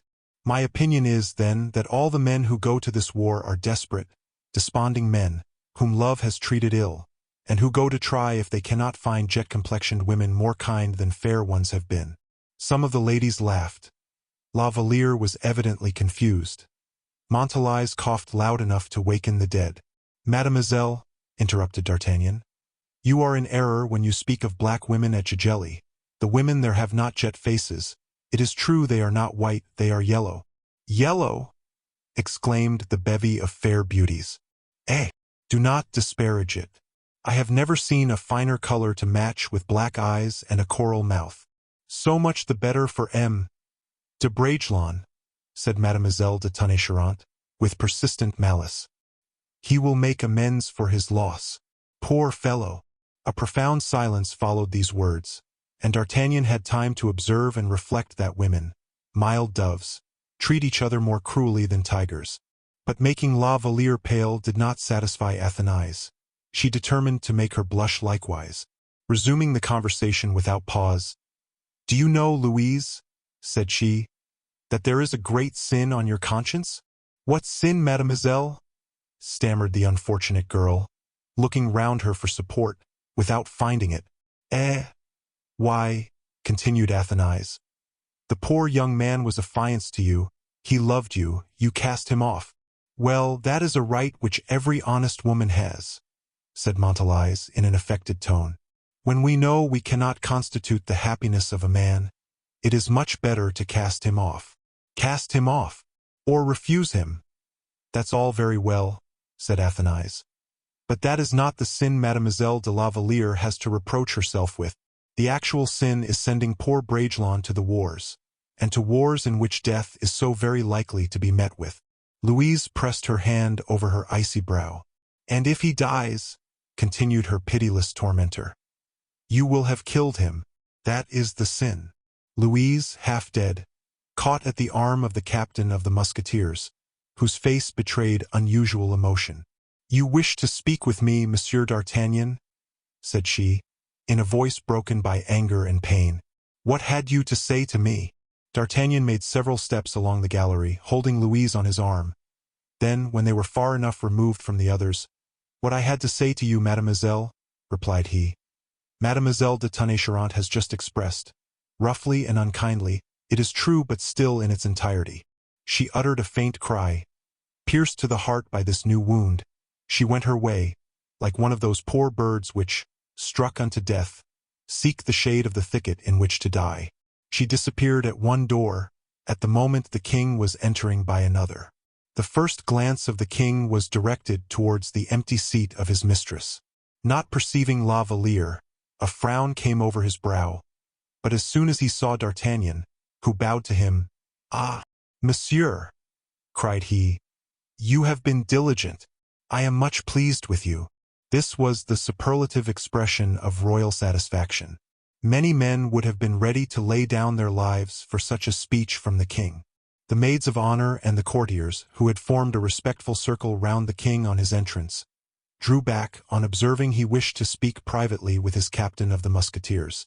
The king led the way out of the gallery, after having again, with his eyes, sought everywhere for La Valliere, whose absence he could not account for.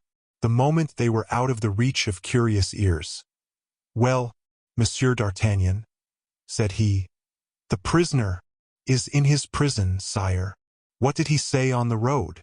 "Nothing, sire." "What did he do?" "There was a moment at which the fisherman, who took me in his boat to Sainte Marguerite, revolted and did his best to kill me. The prisoner defended me instead of attempting to fly."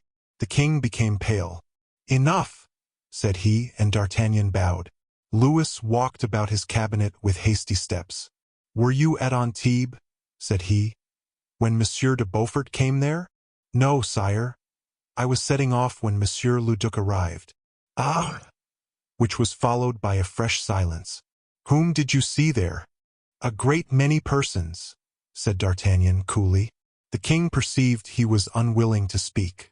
"I have sent for you, Monsieur le Capitaine, to desire you to go and prepare my lodgings at Nantes." "At Nantes!" cried D'Artagnan. "In Bretagne." "Yes, sire, it is in Bretagne. Will your Majesty make so long a journey as to Nantes?" "The states are assembled there," replied the king. "I have 2 demands to make of them. I wish to be there." "When shall I set out?" said the captain. "This evening, tomorrow evening, for you must stand in need of rest." "I have rested, sire." "That is well. Then between this and tomorrow evening, when you please." D'Artagnan bowed as if to take his leave, but, perceiving the king very much embarrassed, "Will you Majesty," said he, stepping 2 paces forward, "take the court with you?" "Certainly I shall." "Then you Majesty will, doubtless, want the Musketeers?" And the eye of the king sank beneath the penetrating glance of the captain. "Take a brigade of them," replied Louis. "Is that all? Has your Majesty no other orders to give me?" "No, yes. I am all attention, sire.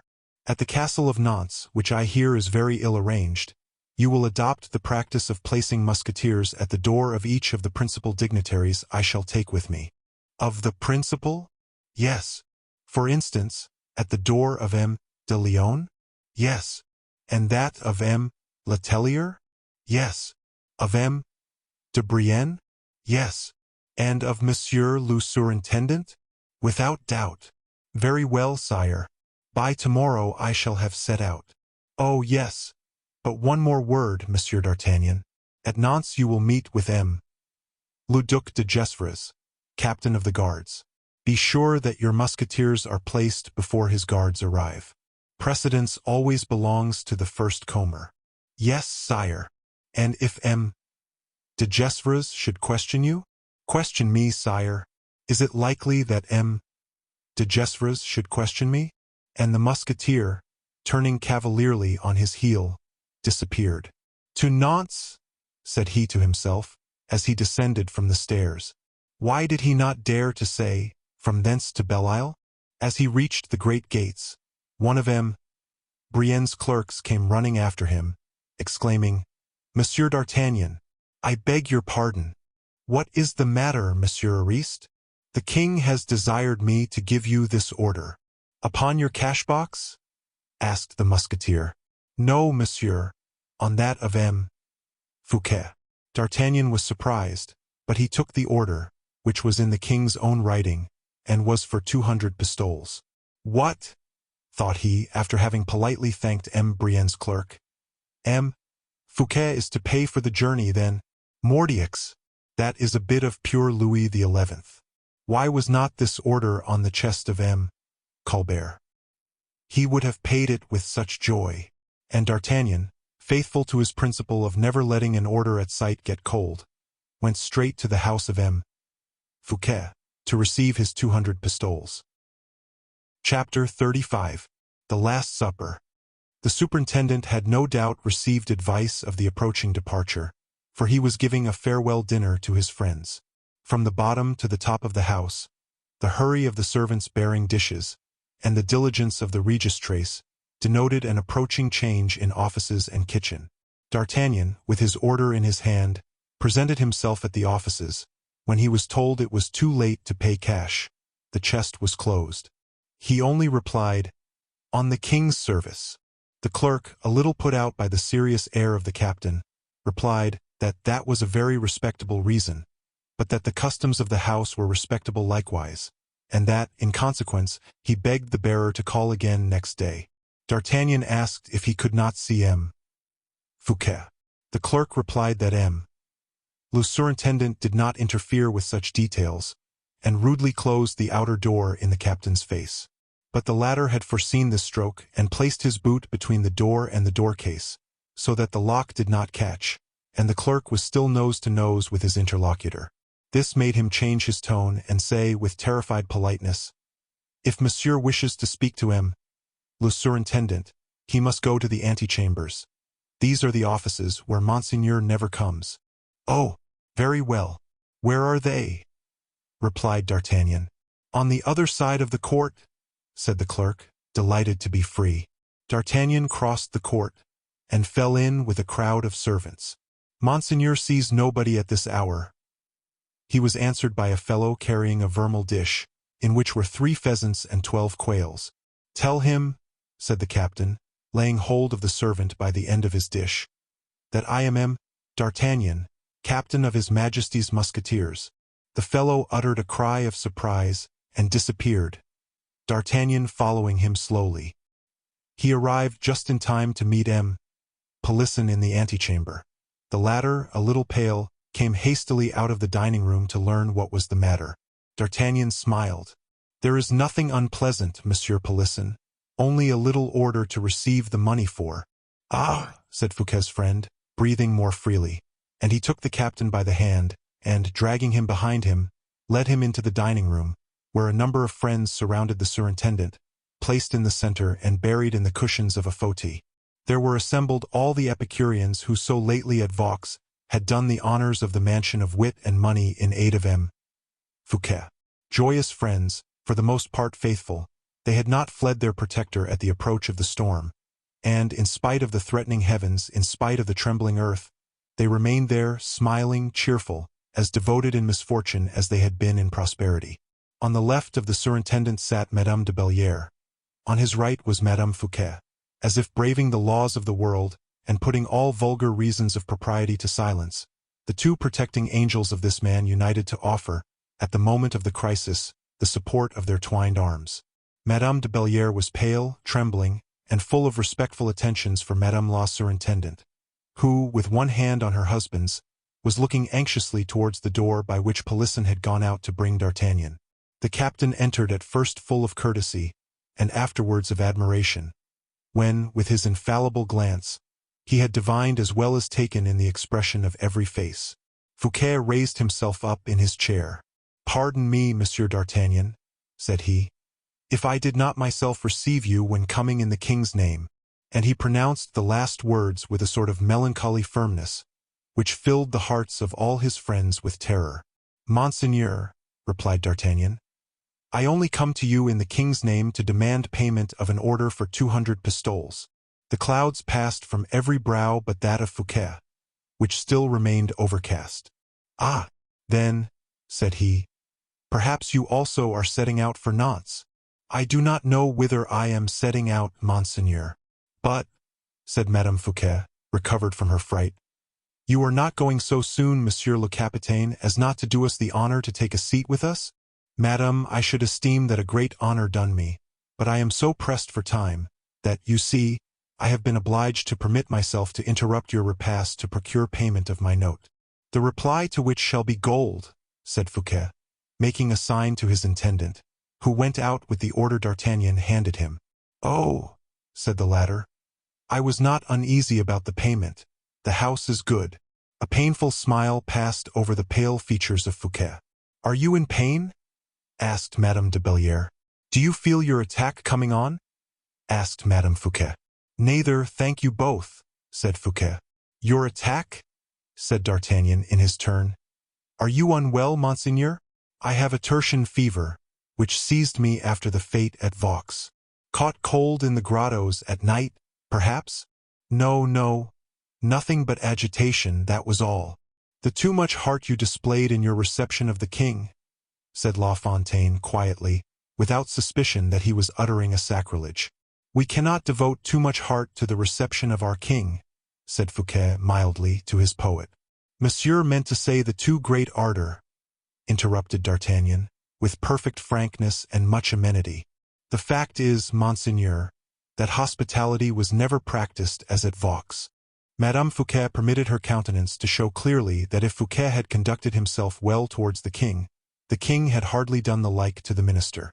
But D'Artagnan knew the terrible secret. He alone with Fouquet knew it. Those 2 men had not, the one the courage to complain, the other the right to accuse. The captain, to whom the 200 pistoles were brought, was about to take his leave, when Fouquet, rising, took a glass of wine, and ordered one to be given to D'Artagnan. "Monsieur," said he, "to the health of the king, whatever may happen." "And to your health, monseigneur, whatever may happen," said D'Artagnan. He bowed, with these words of evil omen, to all the company, who rose as soon as they heard the sound of his spurs and boots at the bottom of the stairs. "I, for a moment, thought it was I and not my money he wanted," said Fouquet, endeavoring to laugh. "You!" cried his friends. "And what for, in the name of heaven?" "Oh, do not deceive yourselves, my dear brothers in Epicurus," said the superintendent. "I do not wish to make a comparison between the most humble sinner on the earth and the God we adore, but remember, he gave one day to his friends a repast which is called the Last Supper, and which was nothing but a farewell dinner, like that which we are making at this moment." A painful cry of denial arose from all parts of the table.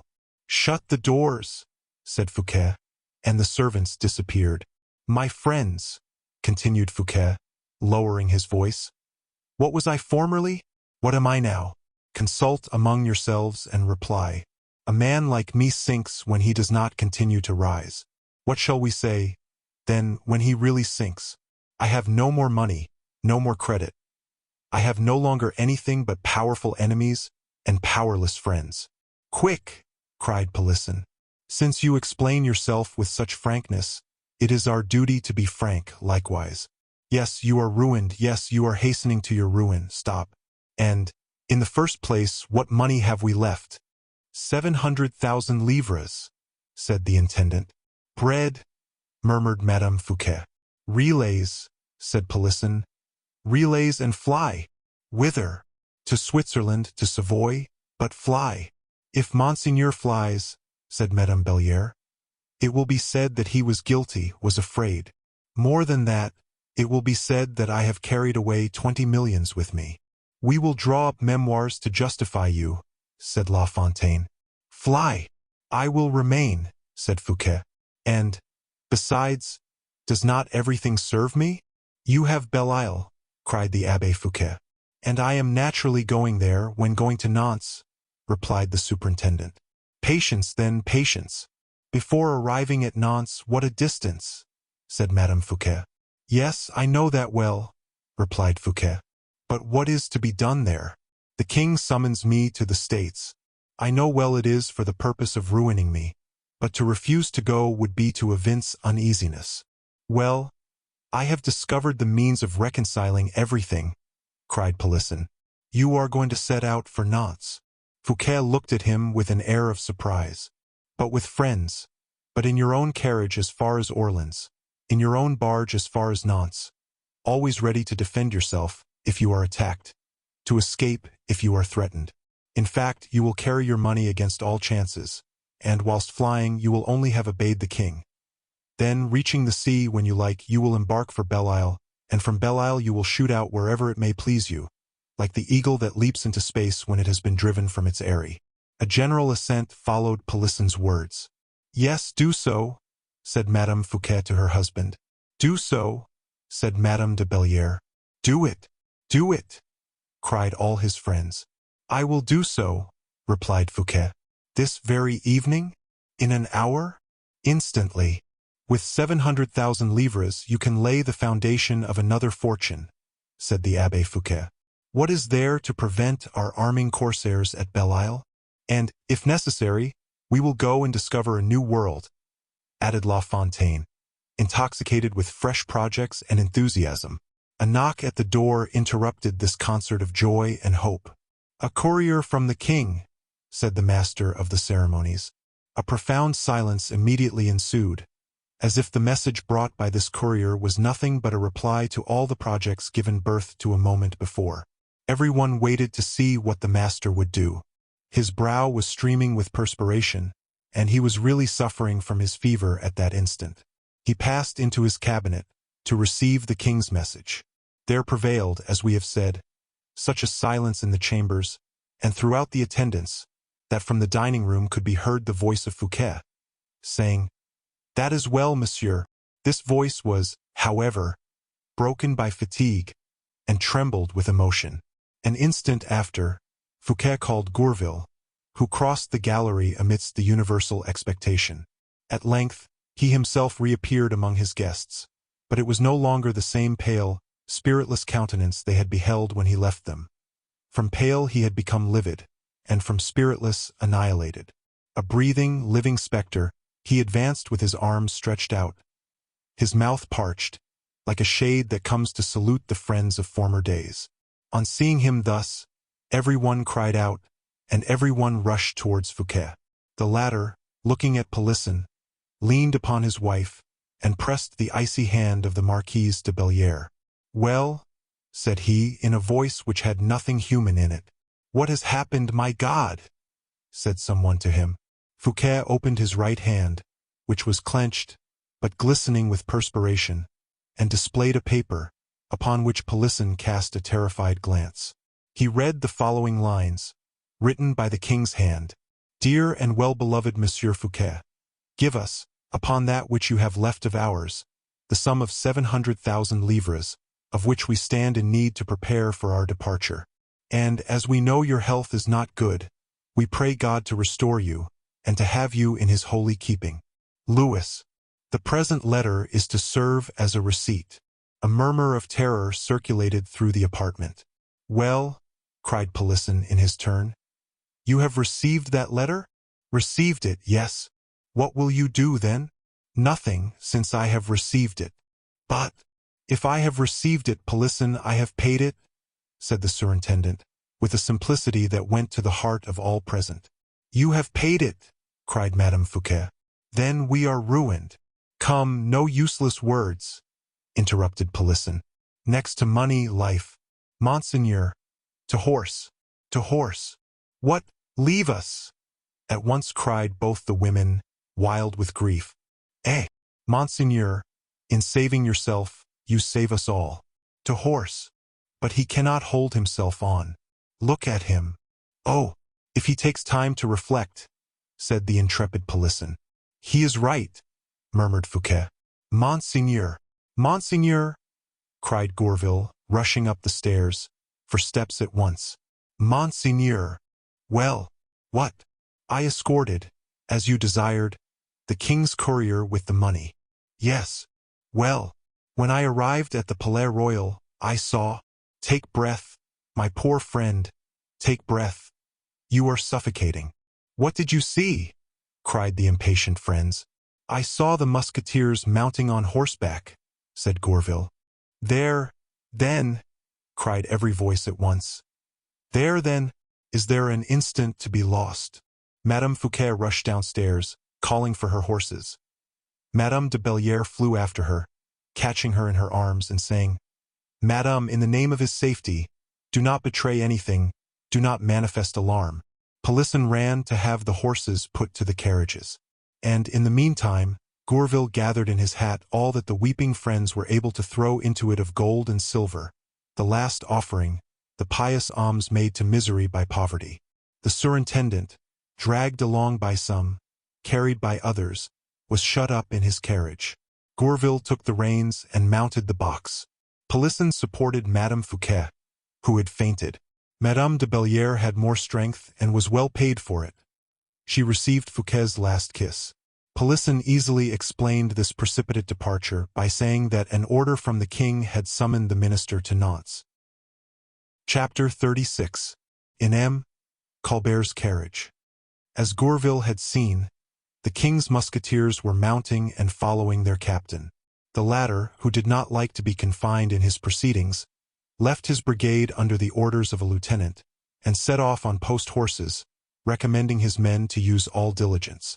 However rapidly they might travel, they could not arrive before him. He had time, in passing along the Rue de Petit Champs, to see something which afforded him plenty of food for thought and conjecture. He saw M. Colbert coming out from his house to get into his carriage, which was stationed before the door. In this carriage D'Artagnan perceived the hoods of two women, and being rather curious, he wished to know the names of the ladies hid beneath these hoods, to get a glimpse at them, for they kept themselves closely covered up. He urged his horse so near the carriage that he drove him against the step with such force as to shake everything containing and contained.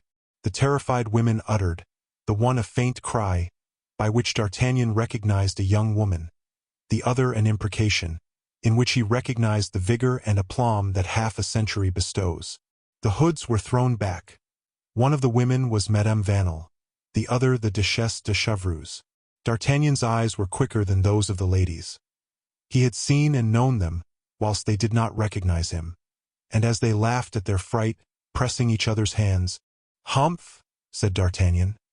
"The old Duchesse is no more inaccessible to friendship than formerly. She paying her court to the mistress of M. Colbert. Poor M. Fouquet. That presages you nothing good." He rode on.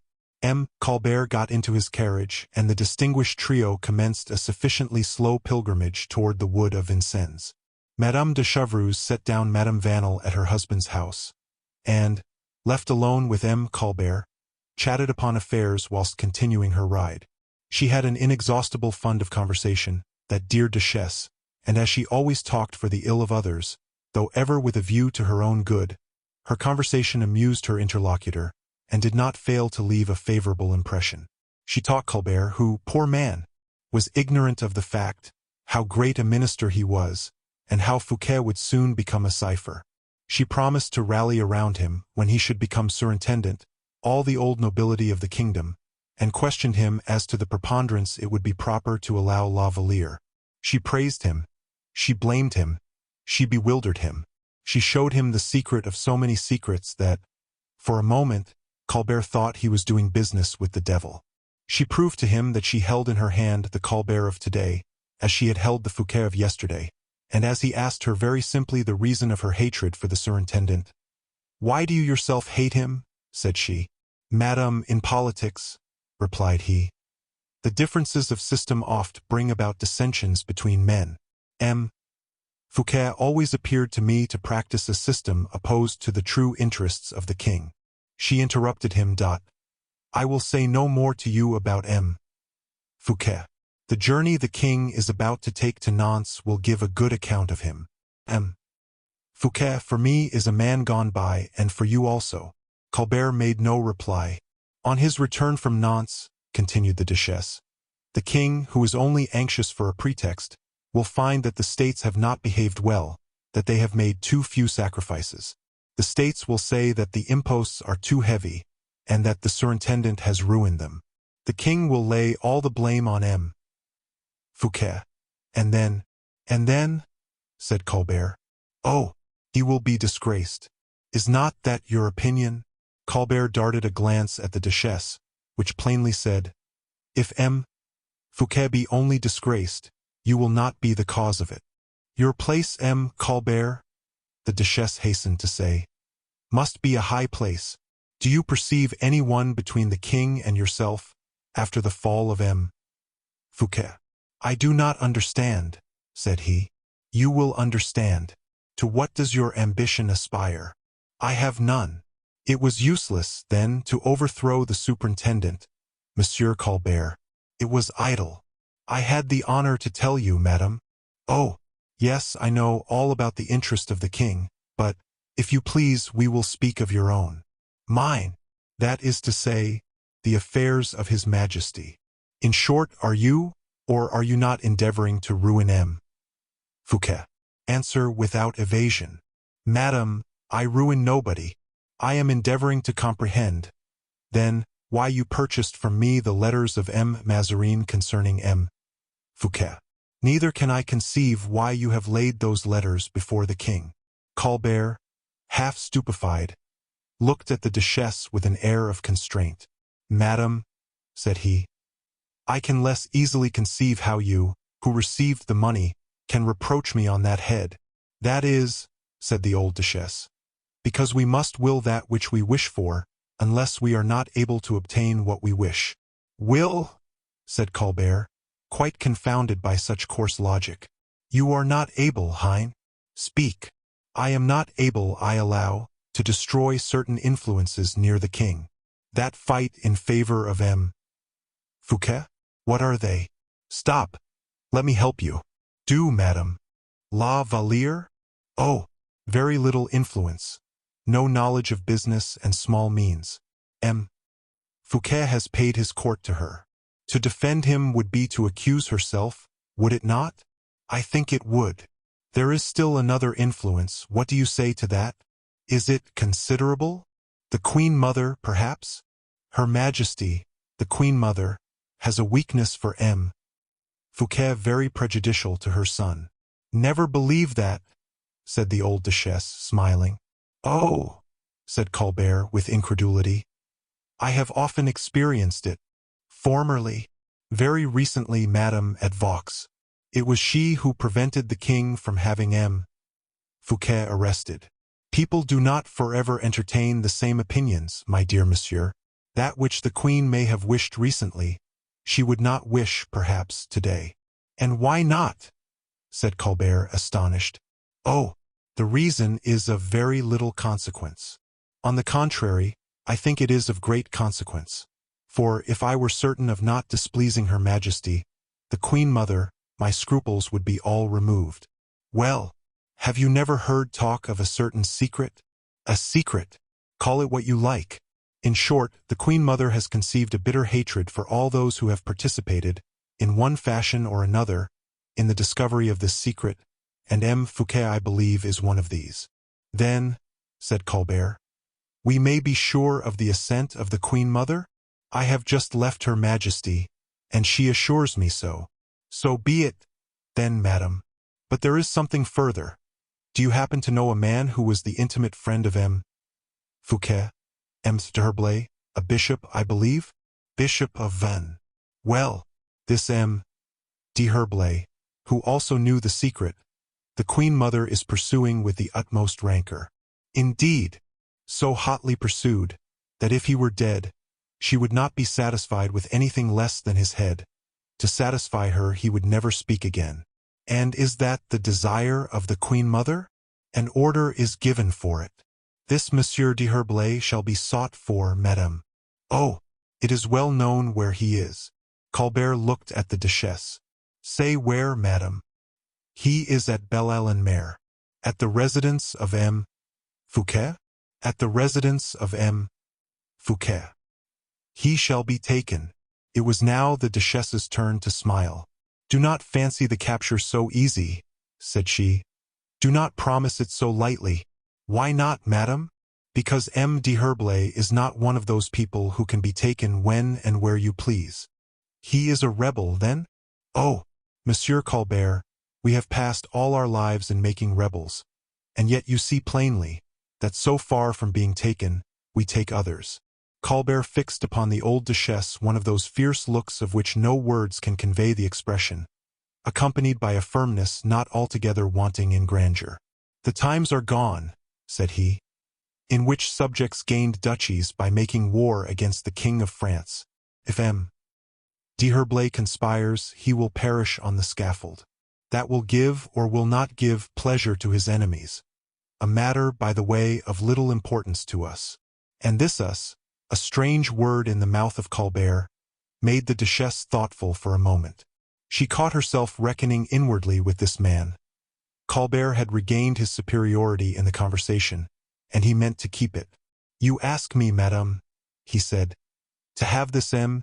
d'Herblay arrested? I ask you nothing of the kind. I thought you did, madame. But as I have been mistaken, we will leave him alone. The king has said nothing about him. The Duchesse bit her nails. Besides, continued Colbert, what a poor capture would this bishop be? A bishop game for a king. Oh, no, no. I will not even take the slightest notice of him. The hatred of the Duchesse now discovered itself. Game for a woman, said she. Is not the queen a woman? If she wishes M. d'Herblay arrested, she has her reasons. Besides, is not M. d'Herblay the friend of him who is doomed to fall? Oh, never mind that, said Colbert. This man shall be spared, if he is not the enemy of the king. Is that displeasing to you? I say nothing. Yes, you wish to see him in prison, in the Bastille, for instance. I believe a secret better concealed behind the walls of the Bastille than behind those of Belle-Isle. I will speak to the king about it. He will clear up the point. And whilst waiting for that enlightenment, Monsieur l'Évêque de Vannes will have escaped. I would do so. Escaped. And whither should he escape? Europe is ours in will if not in fact. He will always find an asylum, monsieur. It is evident you know nothing of the man you have to do with. You do not know D'Herblay. You do not know Aramis. He was one of those 4 musketeers who, under the late king, made Cardinal de Richelieu tremble, and who, during the Regency, gave so much trouble to Monseigneur Mazarin. But, madame, what can he do, unless he has a kingdom to back him? He has one, monsieur. A kingdom, What, Monsieur D'Herblay? I repeat to you, monsieur, that if he wants a kingdom, he either has it or will have it. Well, as you are so earnest that this rebel should not escape, madame, I promise you he shall not escape. Belle-Isle is fortified, Colbert, and fortified by him. If Belle-Isle were also defended by him, Belle-Isle is not impregnable. And if Monsieur l'Évêque de Vannes is shut up in Belle-Isle, well, madame, the place shall be besieged, and he will be taken. You may be very certain, monsieur, that the zeal you display in the interest of the Queen Mother will please Her Majesty mightily, and you will be magnificently rewarded. But what shall I tell her of your projects respecting this man? That when once taken, he shall be shut up in a fortress from which her secret shall never escape.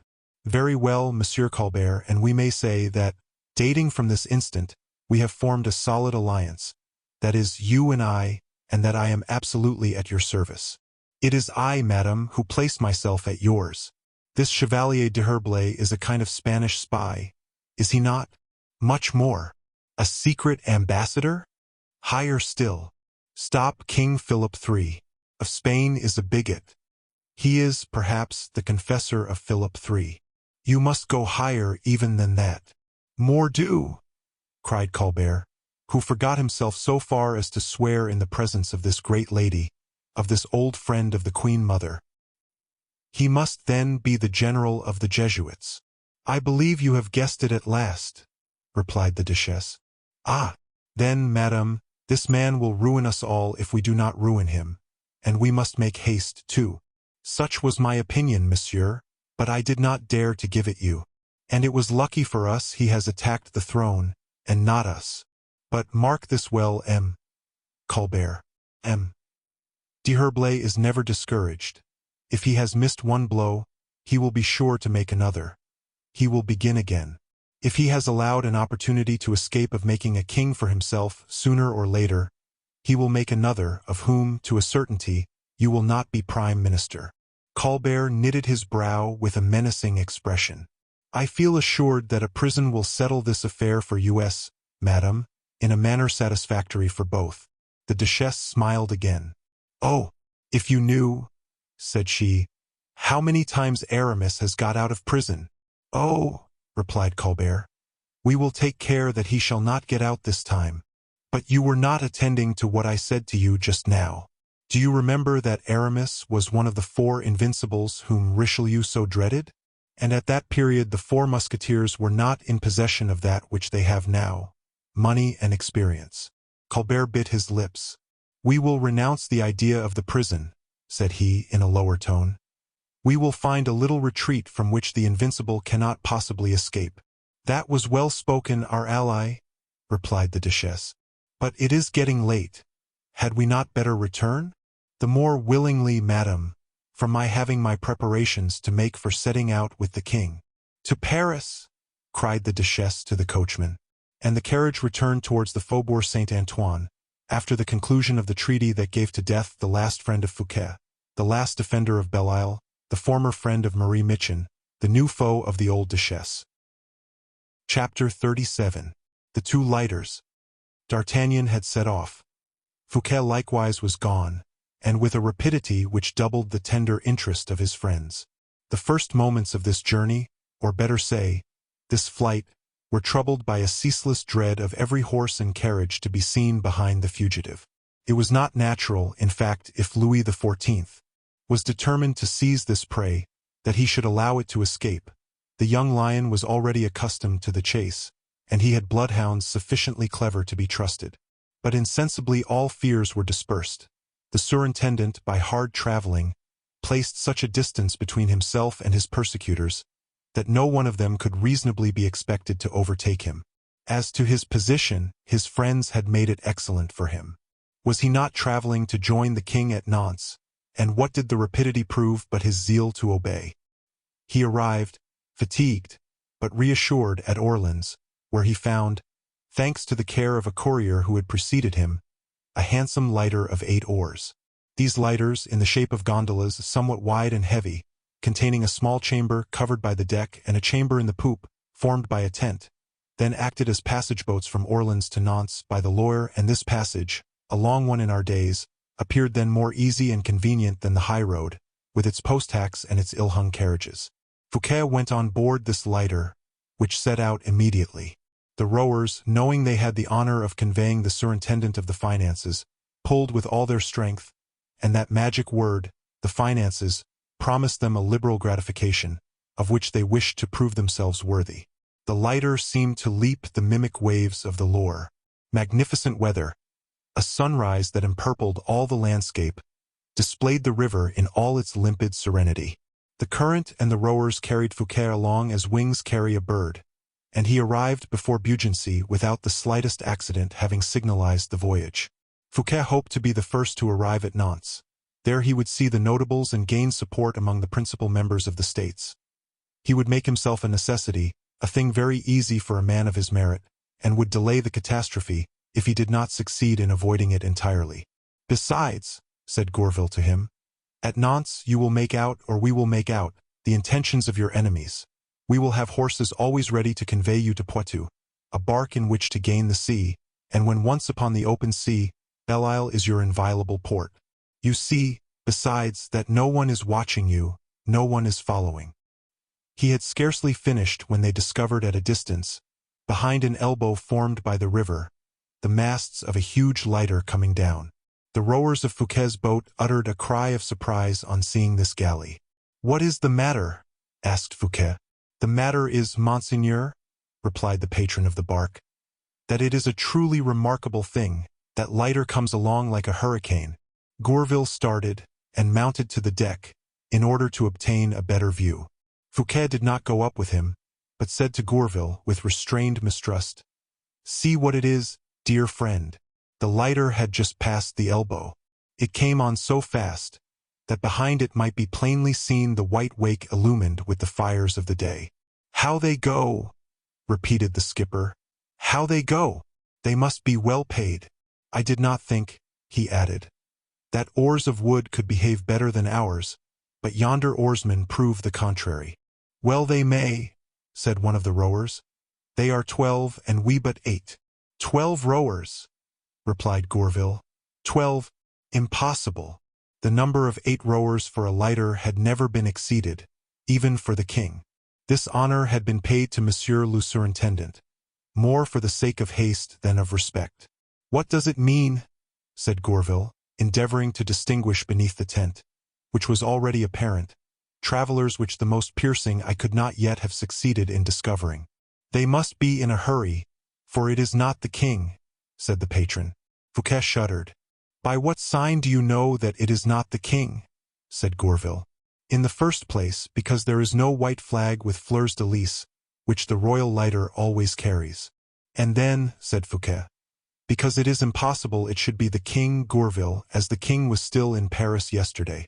Gourville replied to the surintendant by a look which said, "You were there yourself yesterday. And by what sign do you make out they are in such haste?" added he, for the sake of gaining time. "By this, monsieur," said the patron. "These people must have set out a long while after us, and they have already nearly overtaken us." "Bah!" said Gourville. "Who told you that they do not come from Beaugency or from Moit even? We have seen no lighter of that shape except at Orleans.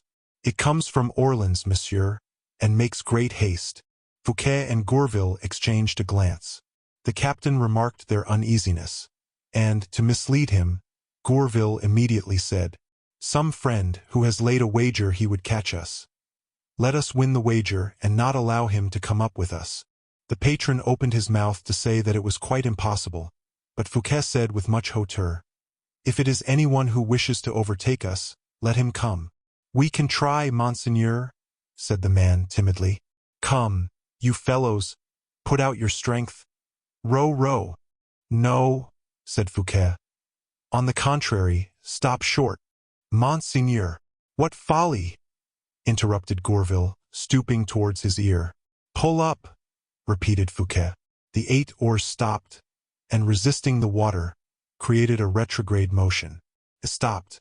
The 12 rowers in the other did not, at first, perceive this maneuver, for they continued to urge on their boat so vigorously that it arrived quickly within musket shot. Fouquet was short-sighted. Gourville was annoyed by the sun, now full in his eyes. The skipper alone, with that habit and clearness which are acquired by a constant struggle with the elements, perceived distinctly the travelers in the neighboring lighter. "I can see them," cried he. "There are 2. "I can see nothing," said Gourville. "You will not be long before you distinguish them. In 20 strokes of their oars they will be within 10 paces of us." But what the patron announced was not realized. The lighter imitated the movement commanded by Fouquet, and instead of coming to join its pretended friends, it stopped short in the middle of the river. "I cannot comprehend this," said the captain. "Nor I," cried Gourville. "You who can see so plainly the people in that lighter," resumed Fouquet, "try to describe them to us before we are too far off." "I thought I saw 2," replied the boatman. "I can only see one now under the tent." "What sort of man is he?" "He is a dark man, broad-shouldered, bull-necked." A little cloud at that moment passed across the azure, darkening the sun.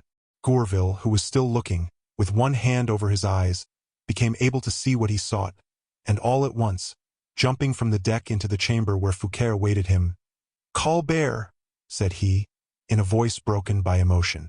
"Colbert," repeated Fouquet. "Too strange. But no, it is impossible. I tell you I recognized him, and he, at the same time, so plainly recognized me, that he is just gone into the chamber on the poop. Perhaps the king has sent him on our track. In that case he would join us instead of lying by. What is he doing there? He is watching us, without a doubt." "I do not like uncertainty," said Fouquet. "Let us go straight up to him." "Oh, Monseigneur, do not do that. The lighter is full of armed men." "He wishes to arrest me, then, Gourville? Why does he not come on?" "Monseigneur, it is not consistent with your dignity to go to meet even your ruin, but to allow them to watch me like a malefactor. Nothing yet proves that they are watching you, Monseigneur. Be patient. What is to be done, then? Do not stop. You were only going so fast to appear to obey the king's order with zeal. Redouble the speed. He who lives will see. That is better." "Come," cried Fouquet. "Since they remain stock still yonder, let us go on." The captain gave the signal, and Fouquet's rowers resumed their task with all the success that could be looked for from men who had rested. Scarcely had the lighter made 100 fathoms, than the other, that with the 12 rowers, resumed its rapid course. This position lasted all day, without any increase or diminution of distance between the 2 vessels. Towards evening Fouquet wished to try the intentions of his persecutor. He ordered his rowers to pull towards the shore, as if to effect a landing. Colbert's lighter imitated this maneuver, and steered towards the shore in a slanting direction. By the merest chance, at the spot where Fouquet pretended to wish to land, a stableman from the chateau of Languillas was following the flowery banks leading 3 horses in halters. Without doubt the people of the 12-oared lighter fancied that Fouquet was directing his course to these horses ready for flight, for 4 or 5 men, armed with muskets, jumped from the lighter onto the shore, and marched along the banks, as if to gain ground on the horsemen. Fouquet, satisfied of having forced the enemy to a demonstration, considered his intention evident, and put his boat in motion again. Colbert's people returned likewise to theirs, and the course of the 2 vessels was resumed with fresh perseverance. Upon seeing this, Fouquet felt himself threatened closely, and in a prophetic voice, "Well, Gourville," said he whisperingly, "what did I say at our last repast at my house? Am I going, or not, to my ruin? Oh, Monseigneur, these 2 boats, which follow each other with so much emulation, as if we were disputing M. Colbert and I, a prize for swiftness on the Loire, do they not aptly represent our fortunes? And do you not believe, Gourville, that one of the 2 will be wrecked at Nantes?" "At least," objected Gourville, "there is still uncertainty. You are about to appear at the States. You are about to show what sort of man you are. Your eloquence and genius for business are the buckler and sword that will serve to defend you, if not to conquer with. The Bretons do not know you, and when they become acquainted with you, your cause is won. Oh, let M. Colbert look to it well, for his lighter is as much exposed as yours to being upset. Both go quickly, his faster than yours, it is true. We shall see which will be wrecked first. Fouquet, taking Gourville's hand, "My friend," said he, "everything considered, remember the proverb, first come, first served. Well, M. Colbert takes care not to pass me. He is a prudent man, is M. Colbert." He was right. The two lighters held their course as far as Nantes, watching each other. When the surintendant landed, Gourville hoped he should be able to seek refuge at once, and have the relays prepared. But at the landing, the second lighter joined the first, and Colbert, approaching Fouquet, saluted him on the quay with marks of the profoundest respect. Marks so significant, so public, that their result was the bringing of the whole population upon La Fosse. Fouquet was completely self-possessed. He felt that in his last moments of greatness he had obligations towards himself. He wished to fall from such a height that his fall should crush some of his enemies. Colbert was there, so much the worse for Colbert. The surintendant, therefore, coming up to him, replied, with that arrogant semi-closure of the eyes peculiar to him, "What, is that you, M. Colbert?" "To offer you my respects, monseigneur," said the latter. "Were you in that lighter?" pointing to the one with 12 rowers.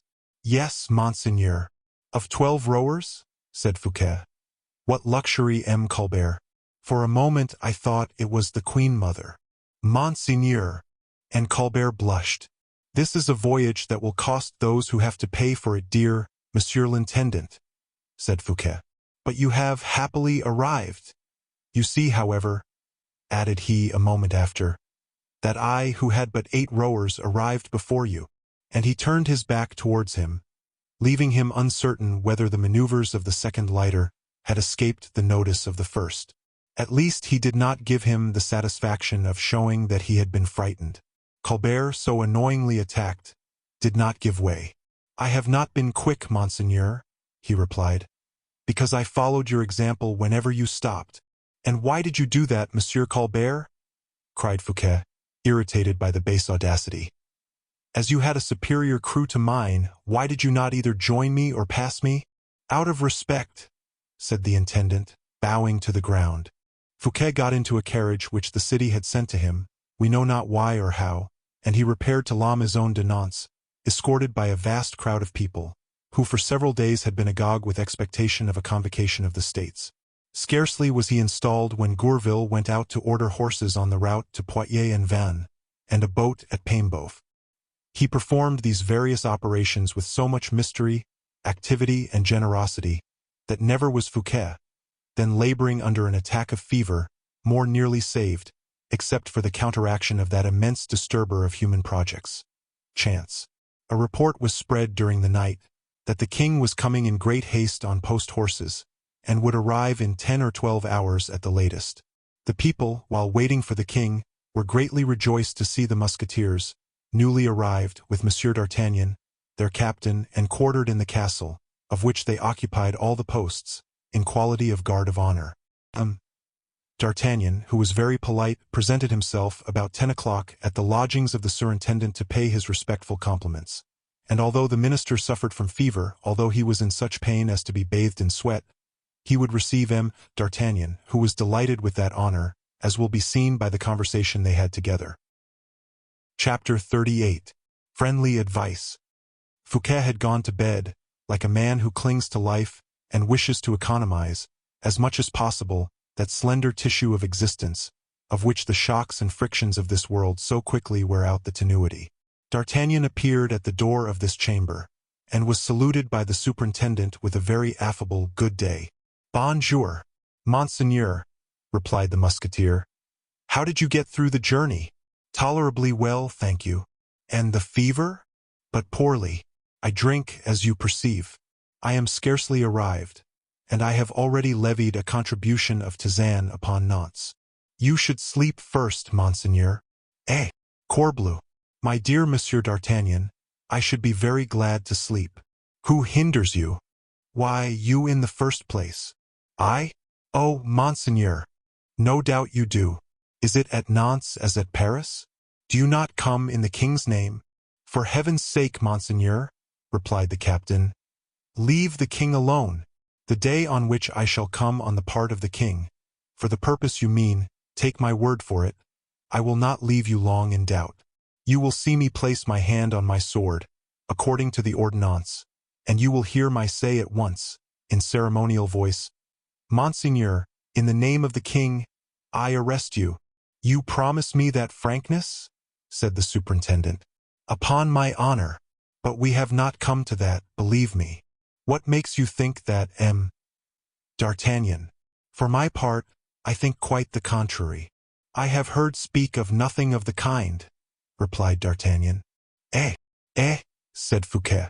Indeed, no. You are an agreeable man in spite of your fever. The king cannot help loving you, at the bottom of his heart. Fouquet's expression implied doubt. But M. Colbert? Said he. Does M. Colbert love me as much as you say? I am not speaking of M. Colbert, replied D'Artagnan. He is an exceptional man. He does not love you. So much is very possible. But, Mordioux, the squirrel can guard himself against the adder with very little trouble. Do you know that you are speaking to me quite as a friend? Replied Fouquet. And that, upon my life, I have never met with a man of your intelligence and heart. You are pleased to say so, replied D'Artagnan. Why did you wait till today to pay me such a compliment? Blind that we are, murmured Fouquet. Your voice is getting hoarse, said D'Artagnan. Drink, monseigneur, drink, and he offered him a cup of tisane, with the most friendly cordiality. Fouquet took it and thanked him by a gentle smile. Such things only happen to me, said the Musketeer. I have passed 10 years under your very beard, while you were rolling about tons of gold. You were clearing an annual pension of 4 millions. You never observed me, and you find out there is such a person in the world, just at the moment I am about to fall, interrupted Fouquet. That is true, my dear Monsieur d'Artagnan. I did not say so, but you thought so, and that is the same thing. Well, if I fall, take my word as truth. I shall not pass a single day without saying to myself, as I strike my brow, Fool! Fool! Stupid mortal! You had a Monsieur d'Artagnan under your eye and hand, and you did not employ him, you did not enrich him. You overwhelm me, said the captain. I esteem you greatly. There exists another man, then, who does not think as M. Colbert thinks, said the superintendent. How this M. Colbert looms up in your imagination. He is worse than fever. Oh, I have good cause, said Fouquet. Judge for yourself. And he related the details of the course of the lighters and the hypocritical persecution of Colbert. Is not this a clear sign of my ruin? D'Artagnan became very serious. That is true, he said. Yes, it has an unsavory odor, as M. de Treville used to say. And he fixed on M. Fouquet his intelligent and significant look. Am I not clearly designated in that, Captain? Is not the king bringing me to Nantes to get me away from Paris, where I have so many creatures, and to possess himself of Belle-Isle, where M. d'Herblay is, added D'Artagnan. Fouquet raised his head. As for me, monseigneur, continued D'Artagnan, I can assure you the king has said nothing to me against you. Indeed, the king commanded me to set out for Nantes, it is true, and to say nothing about it to M. de Gesvres. My friend. To M.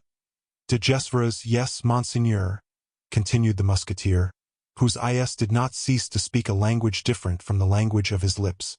The king, moreover, commanded me to take a brigade of Musketeers, which is apparently superfluous, as the country is quite quiet. A brigade, said Fouquet, raising himself upon his elbow. 96 horsemen, yes, monseigneur, the same number as were employed in arresting MM. de Chalais, de Cinq-Mars, and Montmorency. Fouquet pricked up his ears at these words, pronounced without apparent value. And what else? Said he. Oh, nothing but insignificant orders, such as guarding the castle, guarding every lodging, allowing none of M. de Gesvers's guards to occupy a single post. And as to myself, cried Fouquet, what orders had you? As to you, monseigneur? Not the smallest word. Monsieur d'Artagnan, my safety, my honor, perhaps my life are at stake. You would not deceive me. To what end? Are you threatened? Only there really is an order with respect to carriages and boats. An order? Yes, but it cannot concern you, a simple measure of police. What is it, Captain? What is it? To forbid all horses or boats to leave Nantes, without a pass, signed by the king. Great God! But, D'Artagnan began to laugh. All that is not to be put into execution before the arrival of the king at Nantes. So that you see plainly, monseigneur, the order in no wise concerns you. Fouquet became thoughtful, and D'Artagnan feigned not to observe his preoccupation. It is evident, by my thus confiding to you the orders which have been given to me, that I am friendly towards you, and that I am trying to prove to you that none of them are directed against you. Without doubt, said Fouquet, still absent. Let us recapitulate, said the captain, his glance beaming with earnestness. A special guard about the castle, in which your lodging is to be, is it not? Do you know the castle? Ah, monseigneur, a regular prison, the absence of M. de Gesveres, who has the honor of being one of your friends, the closing of the gates of the city, and of the river without a pass. But only when the king shall have arrived. Please to observe, Monsieur Fouquet, that if, instead of speaking to man like you, who are one of the first in the kingdom, I were speaking to a troubled, uneasy conscience, I should compromise myself forever. What a fine opportunity for anyone who wished to be free. No police, no guards, no orders. The water free, the roads free, Monsieur d'Artagnan obliged to lend his horses, if required. All this ought to reassure you, Monsieur Fouquet, for the king would not have left me thus independent, if he had any sinister designs.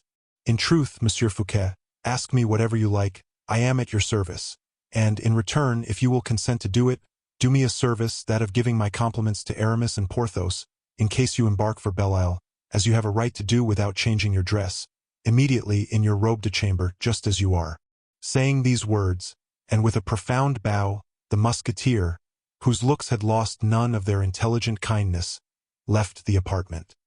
He had not reached the steps of the vestibule, when Fouquet, quite beside himself, hung to the bell rope and shouted, "My horses! My lighter!" But nobody answered. The superintendent dressed himself with everything that came to hand. "Gourville! Gourville!" cried he, while slipping his watch into his pocket, and the bell sounded again, whilst Fouquet repeated, "Gourville! Gourville!" Gourville at length appeared, breathless and pale. "Let us be gone! Let us be gone!" cried Fouquet, as soon as he saw him. "It is too late," said the superintendent's poor friend. "Too late." "Why? Listen." And they heard the sounds of trumpets and drums in front of the castle. "What does that mean, Gourville?" "It means the king is come, monseigneur. The king! The king who has ridden double stages, who has killed horses, and who is 8 hours in advance of all our calculations." "We are lost," murmured Fouquet. "Brave D'Artagnan, all is over. Thou hast spoken to me too late." The king, in fact, was entering the city, which soon resounded with the cannon from the ramparts, and from a vessel which replied from the lower parts of the river. Fouquet's brow darkened. He called his valets de chamber and dressed in ceremonial costume. From his window, behind the curtains, he could see the eagerness of the people, and the movement of a large troop which had followed the prince. The king was conducted to the castle with great pomp, and Fouquet saw him dismount under the portcullis, and say something in the ear of D'Artagnan, who held his stirrup.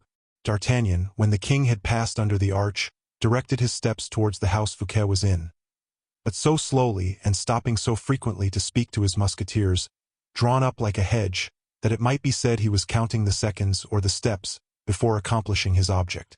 Fouquet opened the window to speak to him in the court. "Ah!" cried D'Artagnan, on perceiving him, "Are you still there, monseigneur?" And that word still completed the proof to Fouquet of how much information and how many useful counsels were contained in the first visit the Musketeer had paid him. The surintendant sighed deeply. "Good heavens!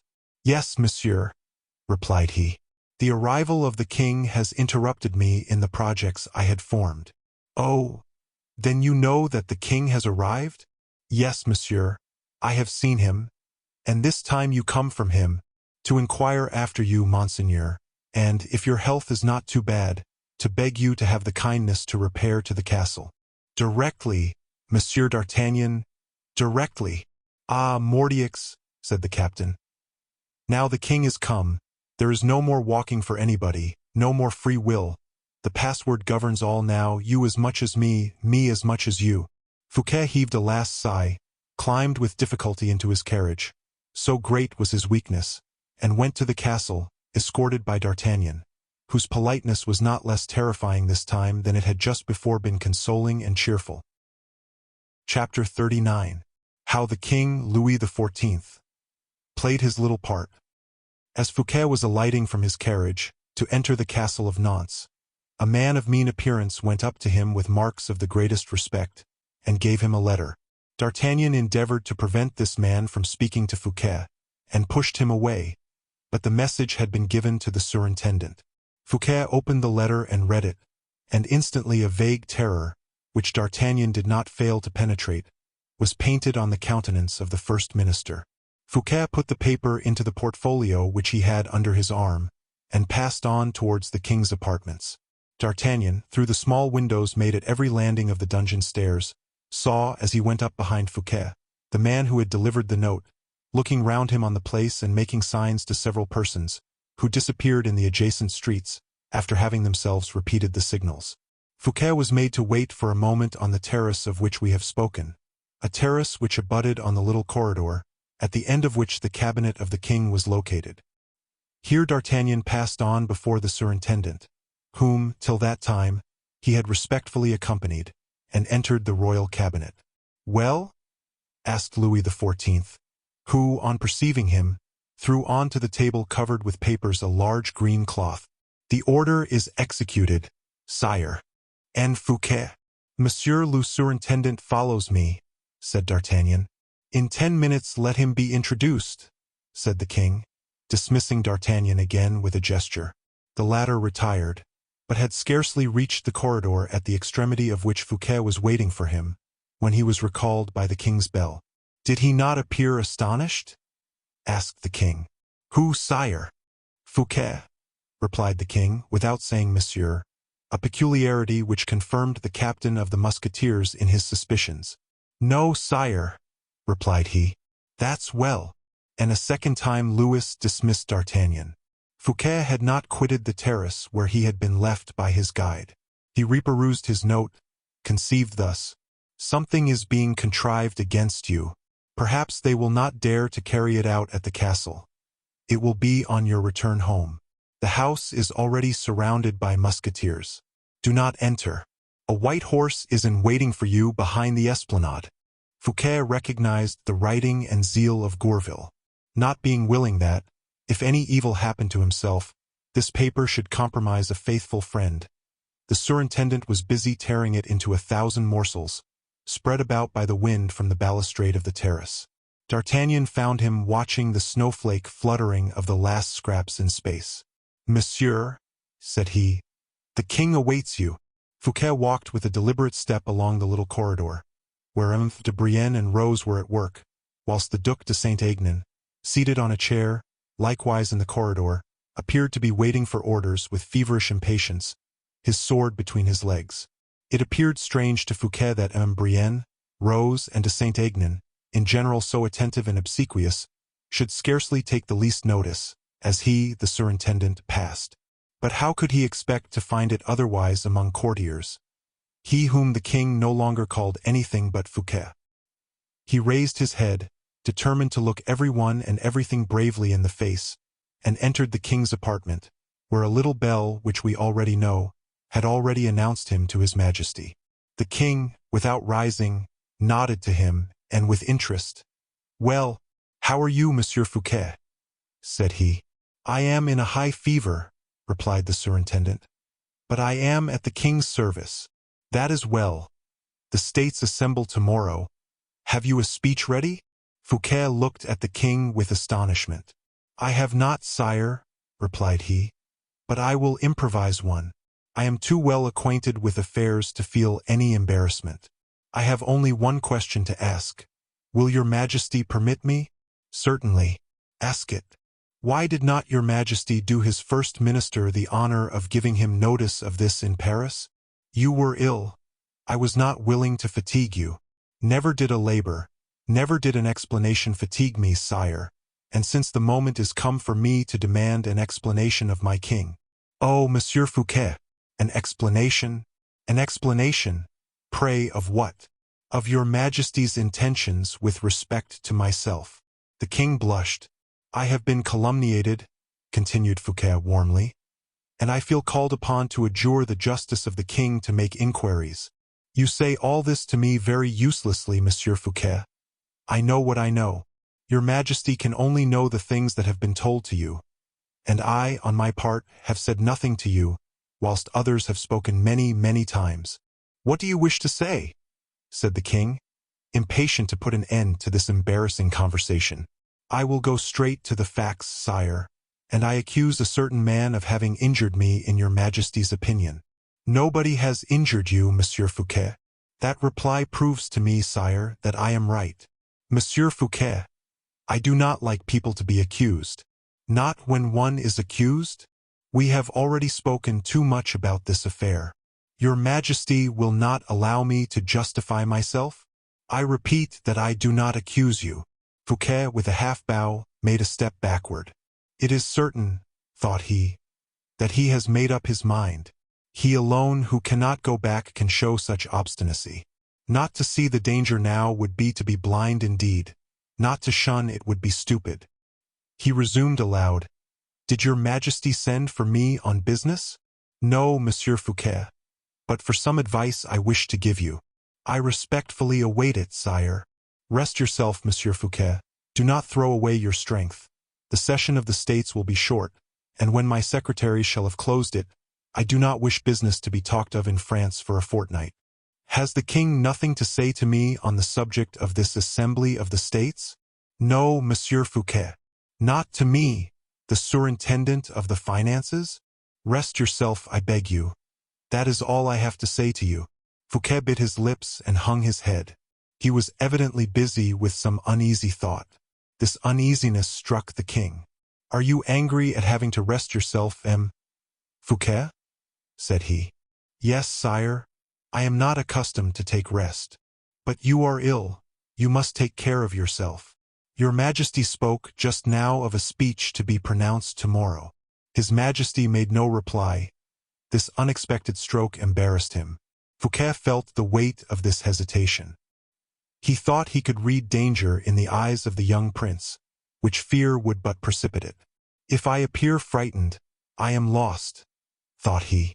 The king, on his part, was only uneasy at the alarm of Fouquet. "Has he a suspicion of anything?"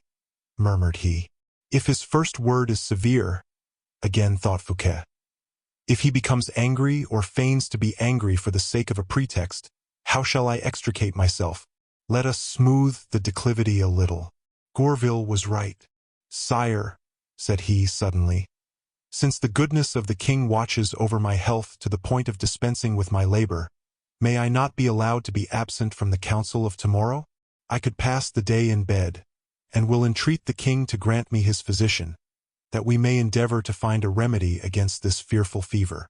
"So be it, Monsieur Fouquet. It shall be as you desire. You shall have a holiday tomorrow, you shall have the physician, and shall be restored to health." "Thanks," said Fouquet, bowing. Then, opening his game, "Shall I not have the happiness of conducting your Majesty to my residence of Belle-Isle?" And he looked Louis full in the face, to judge of the effect of such a proposal. The king blushed again. "Do you know," replied he, endeavoring to smile, "that you have just said, 'My residence of Belle-Isle'?" "Yes, sire." "Well, do you not remember," continued the king in the same cheerful tone, "that you gave me Belle-Isle? That is true again, sire. Only, as you have not taken it, you will doubtless come with me and take possession of it. I mean to do so. That was, besides, your Majesty's intention as well as mine, and I cannot express to your Majesty how happy and proud I have been to see all the king's regiments from Paris to help take possession. The king stammered out that he did not bring the Musketeers for that alone. Oh, I am convinced of that, said Fouquet warmly. Your Majesty knows very well that you have nothing to do but to come alone with a cane in your hand, to bring to the ground all the fortifications of Belle-Isle. Peste! Cried the king. I do not wish those fine fortifications, which cost so much to build, to fall at all. No, let them stand against the Dutch and English. You would not guess what I want to see at Belle-Isle, Monsieur Fouquet. It is the pretty peasants and women of the lands on the seashore, who dance so well, and are so seducing with their scarlet petticoats. I have heard great boast of your pretty tenants, Monsieur le Surintendant. Well, let me have a sight of them, whenever your Majesty pleases. Have you any means of transport? It shall be tomorrow, if you like. The Surintendant felt this stroke, which was not adroit, and replied, No, sire. I was ignorant of your Majesty's wish. Above all, I was ignorant of your haste to see Belle-Isle, and I am prepared with nothing. You have a boat of your own, nevertheless? I have 5, but they are all in port or at Paimboeuf, and to join them or bring them hither would require at least 24 hours. Have I any occasion to send a courier? Must I do so? Wait a little, put an end to the fever. Wait till tomorrow. That is true. Who knows but that by tomorrow we may not have 100 other ideas? Replied Fouquet, now perfectly convinced and very pale. The king started and stretched his hand out towards his little bell, but Fouquet prevented his ringing. Sire, said he, I have an ague. I am trembling with cold. If I remain a moment longer, I shall most likely faint. I request your Majesty's permission to go and fling myself beneath the bedclothes. Indeed, you are in a shiver. It is painful to behold. Come, Monsieur Fouquet, begone. I will send to inquire after you. Your Majesty overwhelms me with kindness. In an hour I shall be better. I will call someone to reconduct you, said the king. As you please, sire. I would gladly take the arm of anyone. Monsieur d'Artagnan, cried the king, ringing his little bell. Oh, sire, interrupted Fouquet, laughing in such a manner as made the prince feel cold. Would you give me the captain of your Musketeers to take me to my lodgings? An equivocal honor that, sire. A simple footman, I beg. And why am Fouquet? D'Artagnan conducts me often and extremely well. Yes, but when he conducts you, sire, it is to obey you, whilst me. Go on. If I am obliged to return home supported by the leader of the Musketeers, it would be everywhere said you had had me arrested. Arrested, replied the king, who became paler than Fouquet himself. Arrested? Oh, and why should they not say so? Continued Fouquet, still laughing. And I would lay a wager there would be people found wicked enough to laugh at it. This sally disconcerted the monarch. Fouquet was skillful enough or fortunate enough to make Louis XIV recoil before the appearance of the deed he meditated. D'Artagnan, when he appeared, received an order to desire a musketeer to accompany the surintendant. Quite unnecessary, said the latter. Sword for sword. I prefer Gourville, who is waiting for me below, but that will not prevent me enjoying the society of D'Artagnan. I am glad he will see Belle-Isle. He is so good a judge of fortifications. D'Artagnan bowed, without at all comprehending what was going on. Fouquet bowed again and left the apartment, affecting all the slowness of a man who walks with difficulty. When once out of the castle, I am saved, said he. Oh, yes, disloyal king, you shall see Belle-Isle, but it shall be when I am no longer there. He disappeared, leaving D'Artagnan with the king. Captain, said the king, you will follow Fouquet at the distance of 100 paces. Yes, sire. He is going to his lodgings again. You will go with him. Yes, sire. You will arrest him in my name, and will shut him up in a carriage. In a carriage. Well, sire, in such a fashion that he may not, on the road, either converse with anyone or throw notes to people he may meet. That will be rather difficult, sire. Not at all. Pardon me, sire, I cannot stifle him, Fouquet, and if he asks for liberty to breathe, I cannot prevent him by closing both the windows and the blinds. He will throw out at the doors all the cries and notes possible. The case is provided for, Monsieur d'Artagnan. A carriage with a trellis will obviate both the difficulties you point out. A carriage with an iron trellis, cried D'Artagnan. But a carriage with an iron trellis is not made in half an hour, and your Majesty commands me to go immediately to M. Fouquet's lodgings. The carriage in question is already made. Ah, that is quite a different thing, said the captain. If the carriage is ready-made, very well, then we have only to set it in motion. It is ready, and the horses harnessed. Ah, and the coachman, with the outriders, is waiting in the lower court of the castle. D'Artagnan bowed. There only remains for me to ask your Majesty whither I shall conduct M. Fouquet. To the castle of Angers at first. Very well, sire. Afterwards we will see. Yes, sire. Monsieur d'Artagnan, one last word. You have remarked that, for making this capture of M. Fouquet, I have not employed my guards, on which account M. de Gesvres will be furious. Your Majesty does not employ your guards, said the captain, a little humiliated. Because you mistrust M. de Gesvres, that is all. That is to say, monsieur, that I have more confidence in you. I know that very well, sire, and it is of no use to make so much of it. It is only for the sake of arriving at this, monsieur, that if, from this moment, it should happen that by any chance whatever M. Fouquet should escape, such chances have been, monsieur. Oh, very often, sire, but for others, not for me. And why not with you? Because I, sire, have, for an instant, wished to save M. Fouquet. The king started.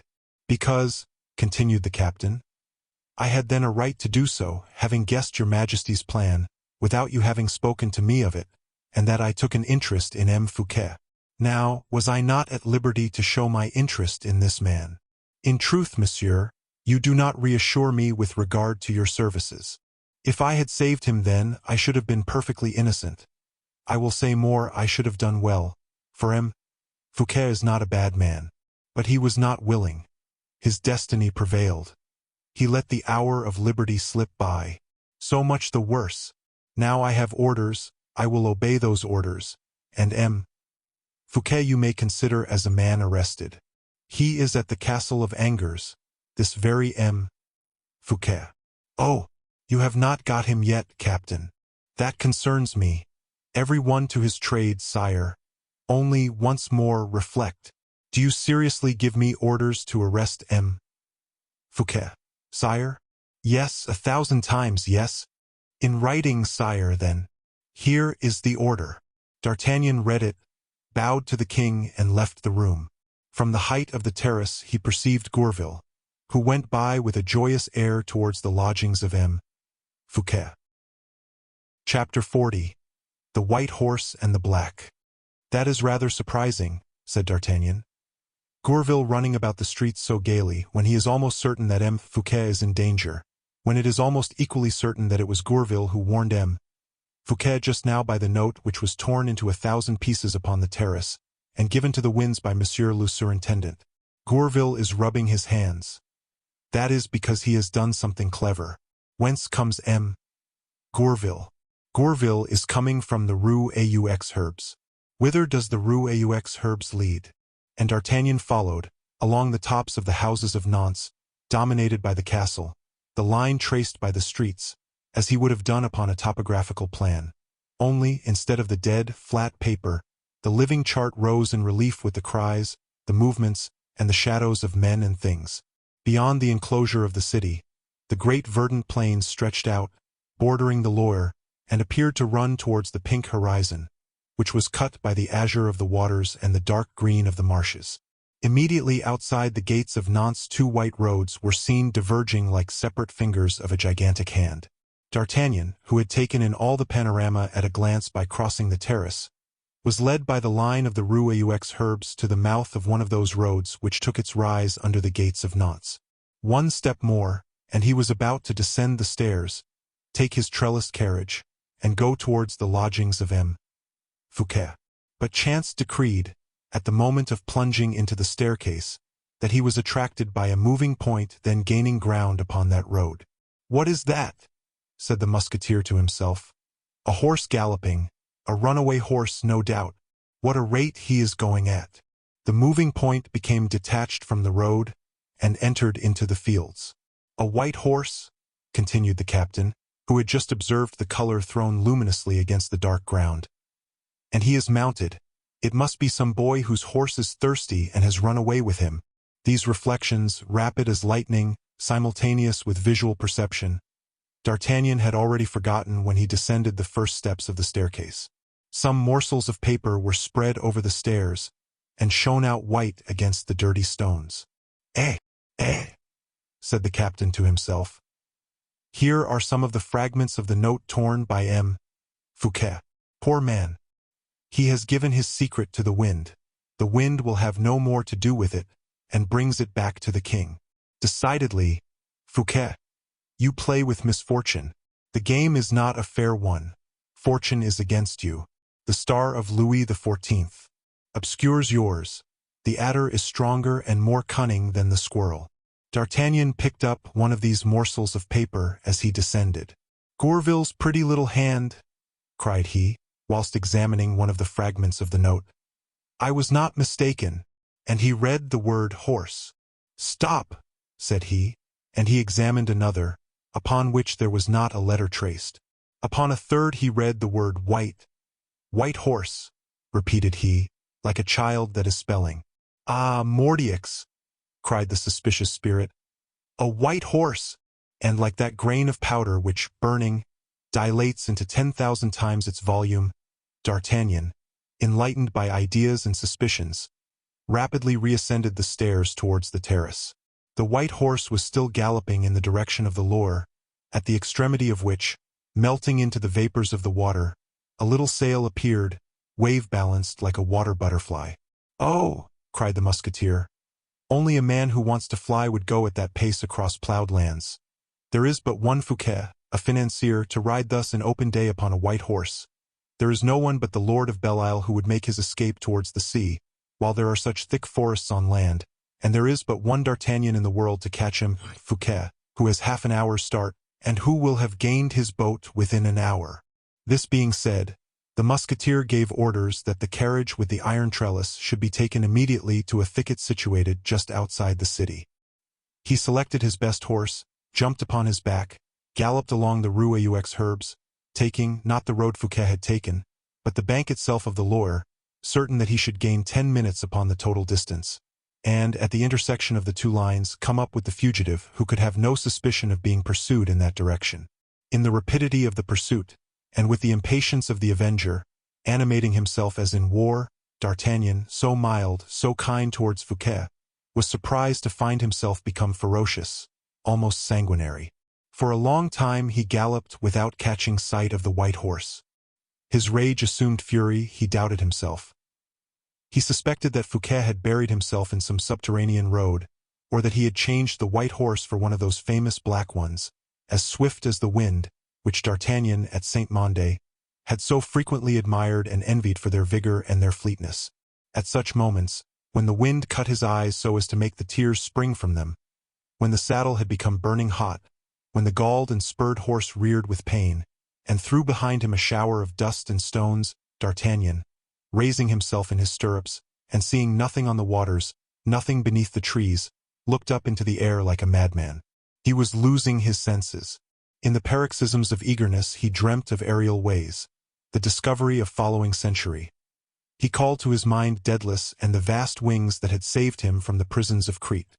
A hoarse sigh broke from his lips, as he repeated, devoured by the fear of ridicule, I, duped by a Gourville.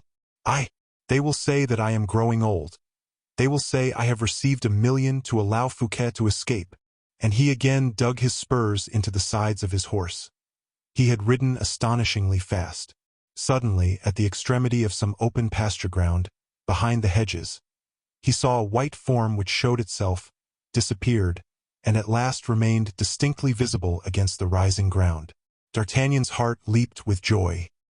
He wiped the streaming sweat from his brow, relaxed the tension of his knees, by which the horse breathed more freely, and, gathering up his reins, moderated the speed of the vigorous animal, his active accomplice on this manhunt.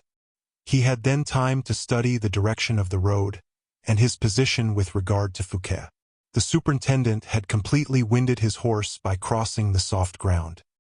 He felt the necessity of gaining a firmer footing, and turned towards the road by the shortest secant line. D'Artagnan, on his part, had nothing to do but to ride straight on, concealed by the sloping shore, so that he would cut his quarry off the road when he came up with him. Then the real race would begin, then the struggle would be in earnest. D'Artagnan gave his horse good breathing time. He observed that the superintendent had relaxed into a trot, which was to say he, too, was favoring his horse. But both of them were too much pressed for time to allow them to continue long at that pace. The white horse sprang off like an arrow the moment his feet touched firm ground. D'Artagnan dropped his head, and his black horse broke into a gallop. Both followed the same route. The quadruple echoes of this new racecourse were confounded. Fouquet had not yet perceived D'Artagnan, but on issuing from the slope, a single echo struck the air. It was that of the steps of D'Artagnan's horse, which rolled along like thunder.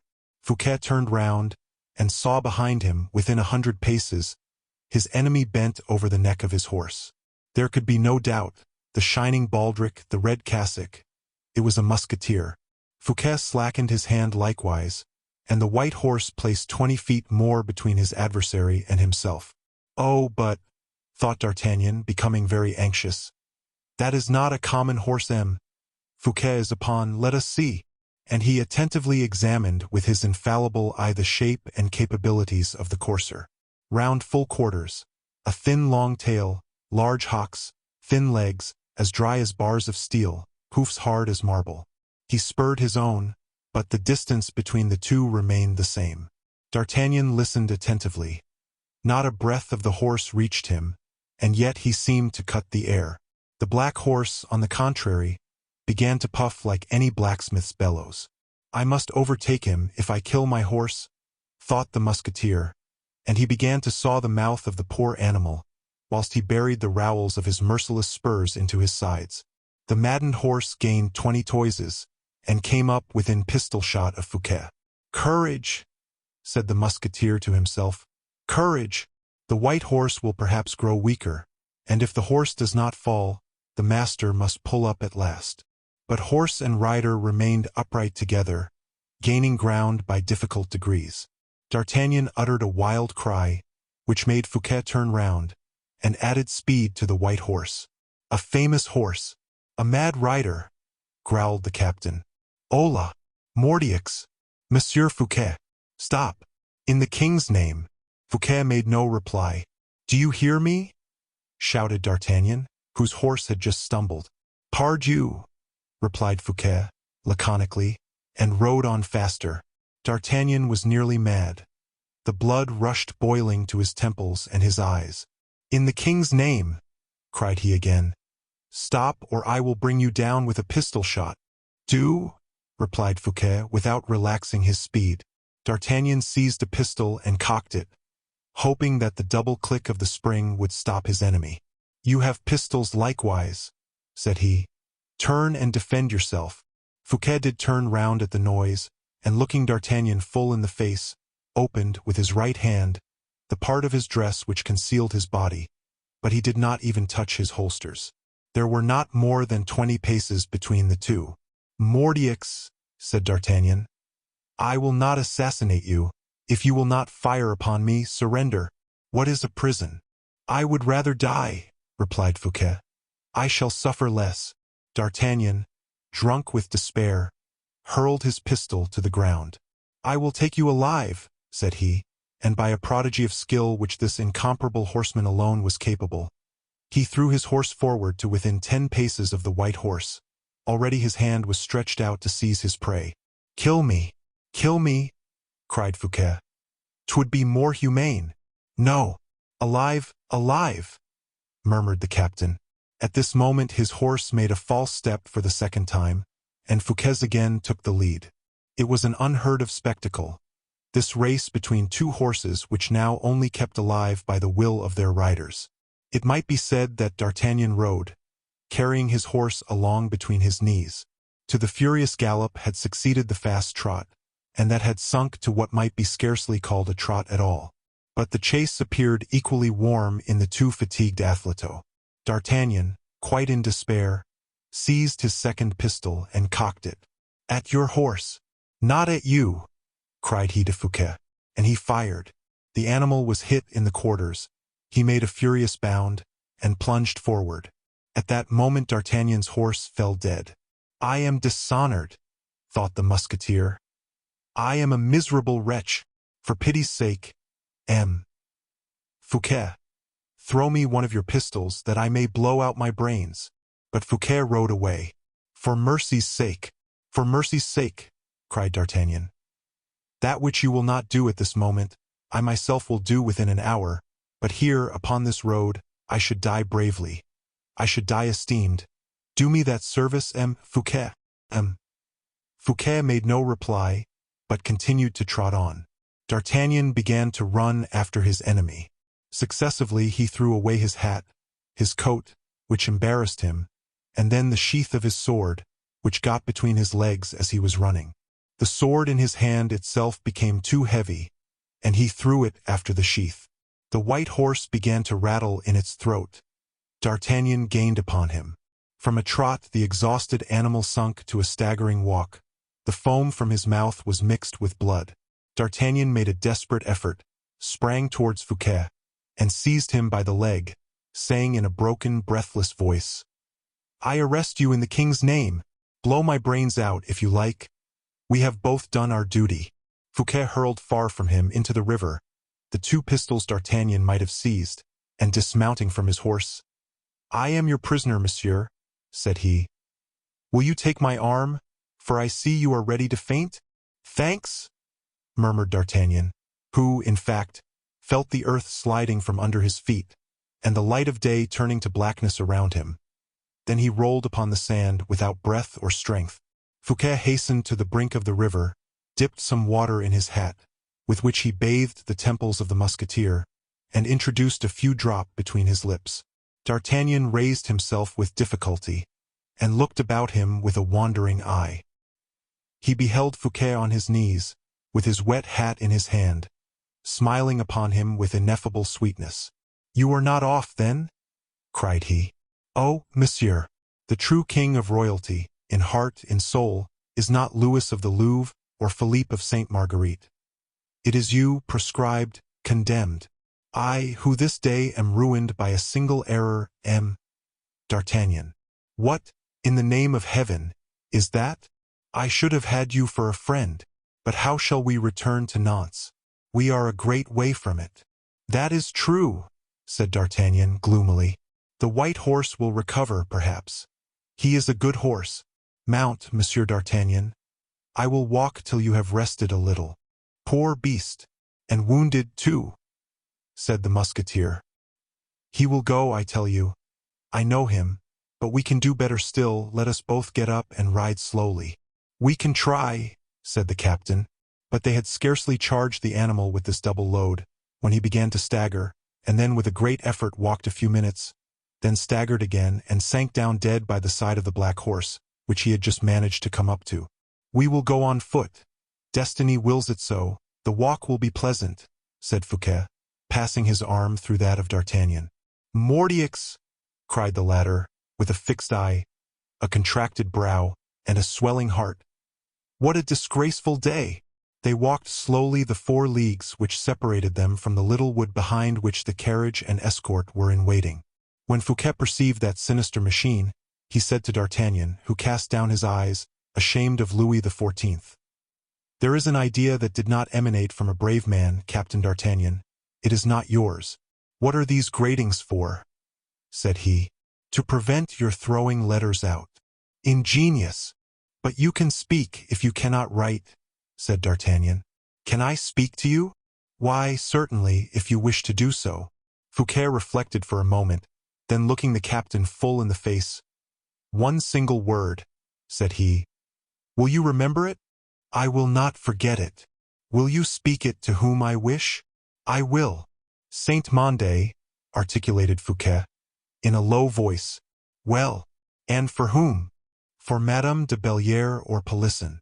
"It shall be done." The carriage rolled through Nantes and took the route to Angers.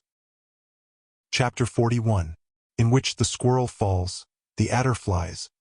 It was 2 o'clock in the afternoon. The king, full of impatience, went to his cabinet on the terrace, and kept opening the door of the corridor to see what his secretaries were doing. M. Colbert, seated in the same place de Saint-Aignan had so long occupied in the morning, was chatting in a low voice with M. de Brienne. The king opened the door suddenly and addressed them. "What is it you are saying?" "We were speaking of the first sitting of the States," said M. de Brienne, rising. "Very well," replied the king, and returned to his room. 5 minutes after, the summons of the bell recalled Rose, whose hour it was. "Have you finished your copies?"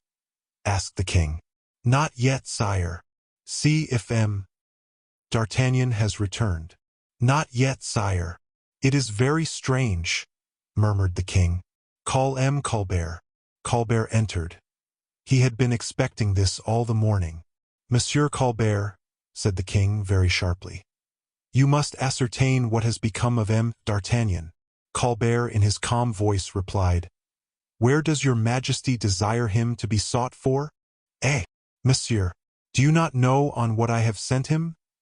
replied Louis acrimoniously. "Your majesty did not inform me." "Monsieur, there are things that must be guessed, and you, above all, are apt to guess them." "I might have been able to imagine, sire, but I do not presume to be positive."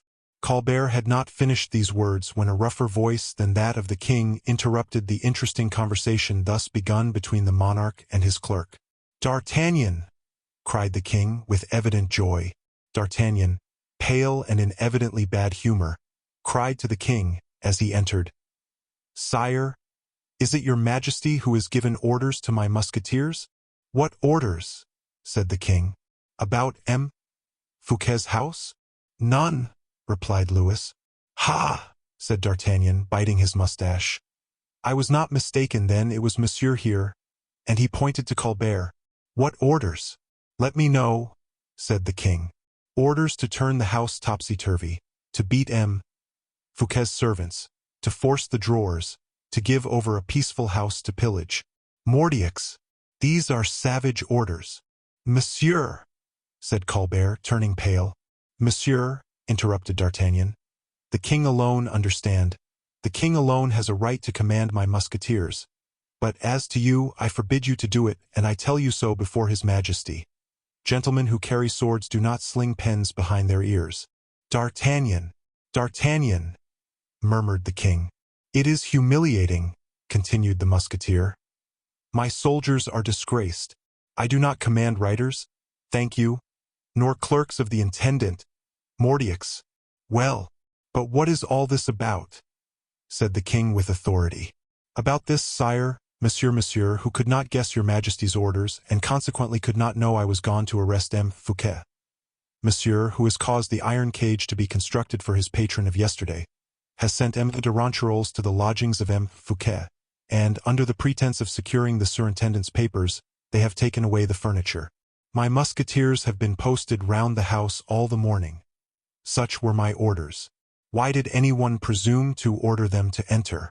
Why, by forcing them to assist in this pillage, have they been made accomplices in it? Mordieux! We serve the king, we do, but we do not serve M. Colbert. 5. Monsieur D'Artagnan, said the king sternly, take care. It is not in my presence that such explanations, and made in such a tone, should take place. I have acted for the good of the king, said Colbert in a faltering voice. It is hard to be so treated by one of your majesty's officers, and that without redress, on account of the respect I owe the king. The respect you owe the king, cried D'Artagnan, his eyes flashing fire, consists, in the first place, in making his authority respected, and his person beloved, Every agent of a power without control represents that power, and when people curse the hand which strikes them, it is the royal hand that God reproaches. Do you hear? Must a soldier, hardened by 40 years of wounds and blood, give you this lesson, monsieur? Must mercy be on my side, and ferocity on yours? You have caused the innocent to be arrested, bound, and imprisoned. Accomplices, perhaps, of M. Fouquet, said Colbert. Who told you M. Fouquet had accomplices, or even that he was guilty? The king alone knows that. His justice is not blind. When he says, "Arrest and imprison such and such a man," he is obeyed.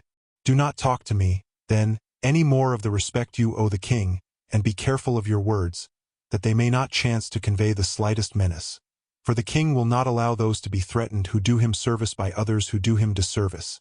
And if in case I should have, which God forbid, a master so ungrateful, I would make myself respected. Thus saying, D'Artagnan took his station haughtily in the king's cabinet, his eyes flashing, his hand on his sword, his lips trembling, affecting much more anger than he really felt. Colbert, humiliated and devoured with rage, bowed to the king as if to ask his permission to leave the room. The king, thwarted alike in pride and in curiosity, knew not which part to take. D'Artagnan saw him hesitate. To remain longer would have been a mistake. It was necessary to score a triumph over Colbert, and the only method was to touch the king so near the quick that his majesty would have no other means of extrication but choosing between the two antagonists.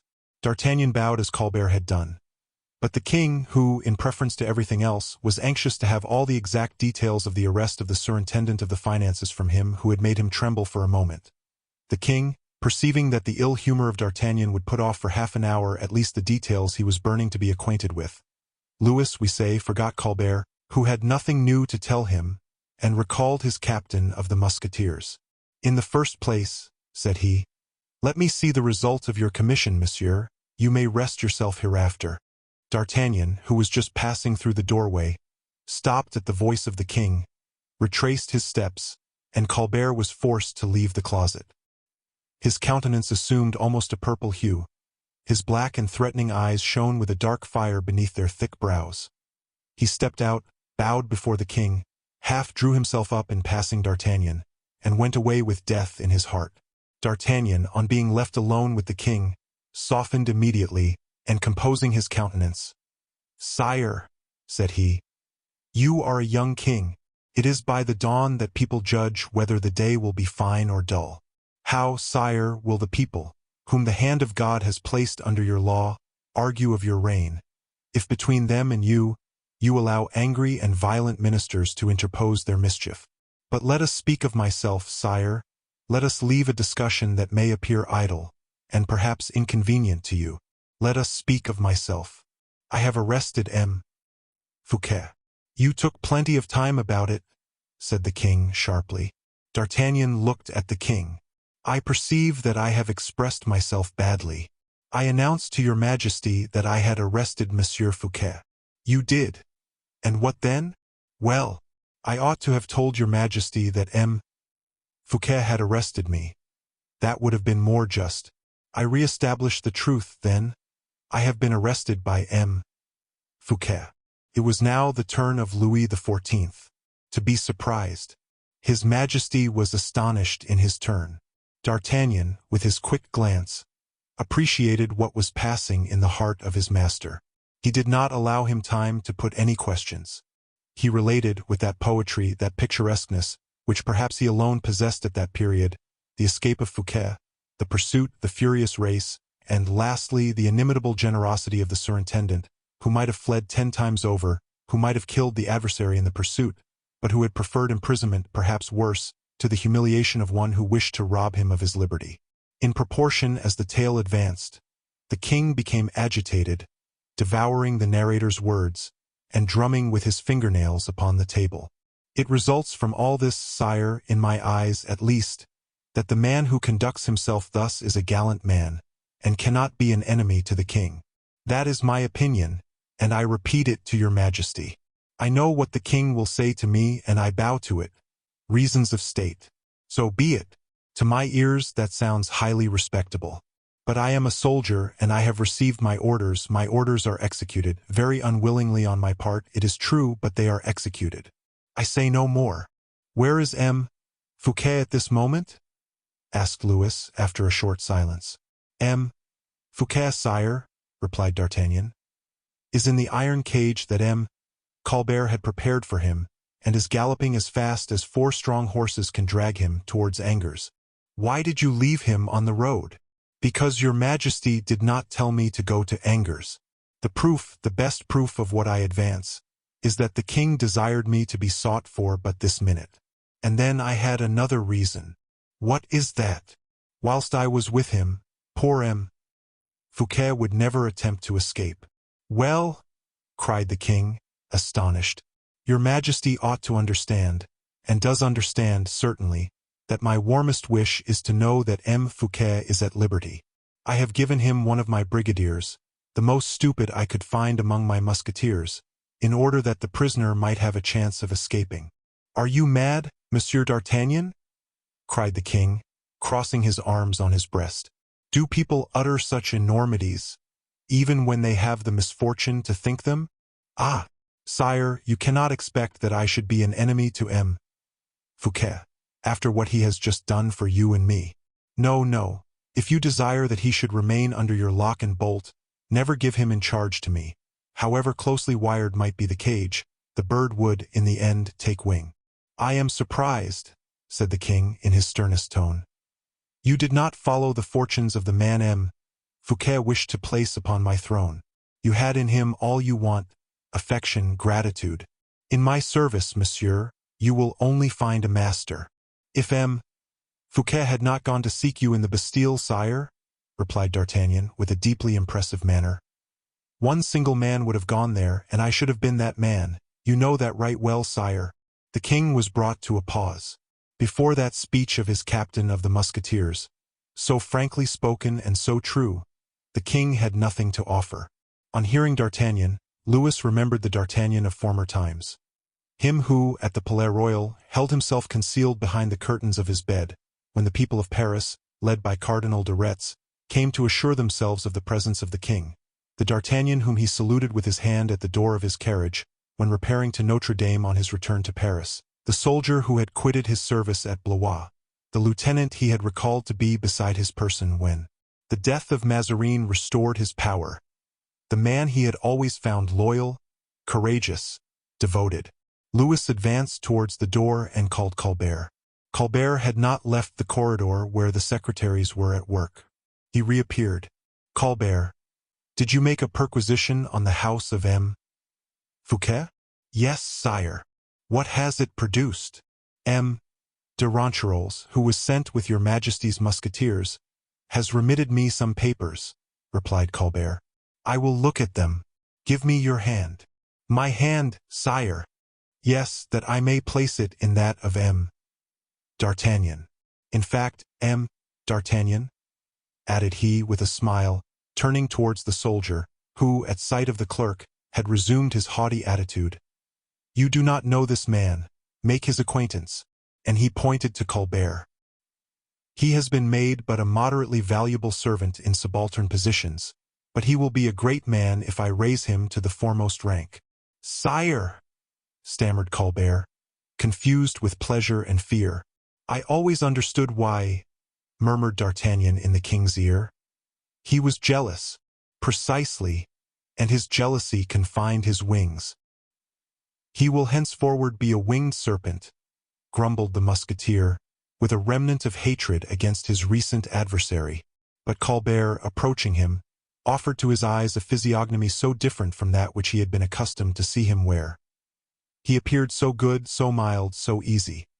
His eyes took the expression of an intelligence so noble that D'Artagnan, a connoisseur in physiognomies, was moved and almost changed in his convictions. Colbert pressed his hand. That which the king has just told you, monsieur, proves how well his Majesty is acquainted with men.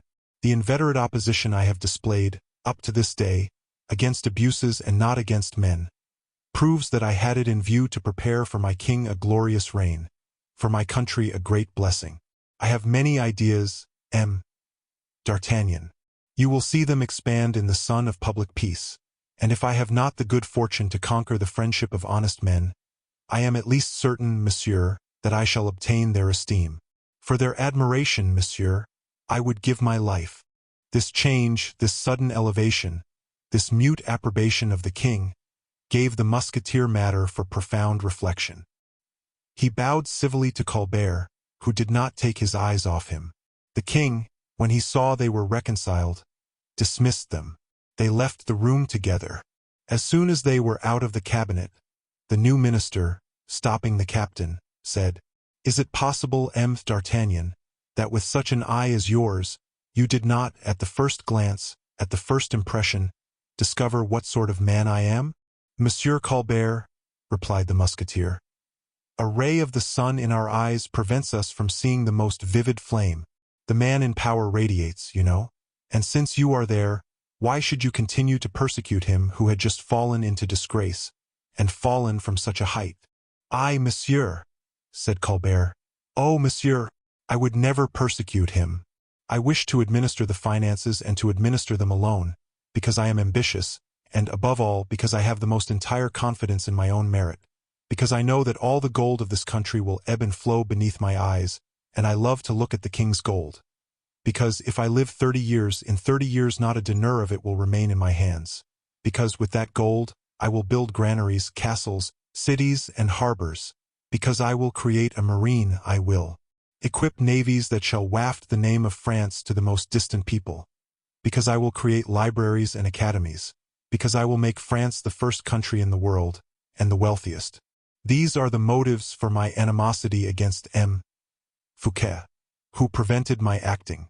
And then, when I shall be great and strong, when France is great and strong in my turn, then will I cry, 'Mercy! Mercy, did you say?' Then ask his liberty of the king. The king is only crushing him on your account." Colbert again raised his head. "Monsieur," said he, "you know that is not so, and that the king has his own personal animosity against M. Fouquet. It is not for me to teach you that. But the king will grow tired. He will forget. The king never forgets, M. D'Artagnan. Hark! The king calls. He is going to issue an order. I have not influenced him, have I? Listen." The king, in fact, was calling his secretaries. "Monsieur D'Artagnan," said he, "I am here, sire. Give 20 of your musketeers to M. de Saint-Aignan, to form a guard for M. Fouquet." D'Artagnan and Colbert exchanged looks. "And from Angers," continued the king, "they will conduct the prisoner to the Bastille in Paris." "You were right," said the captain to the minister. "Saint-Aignan," continued the king, "you will have any one shot who shall attempt to speak privately with M. Fouquet during the journey." "But myself, sire," said the duke. "You, monsieur, you will only speak to him in the presence of the musketeers." The duke bowed and departed to execute his commission. D'Artagnan was about to retire likewise, but the king stopped him.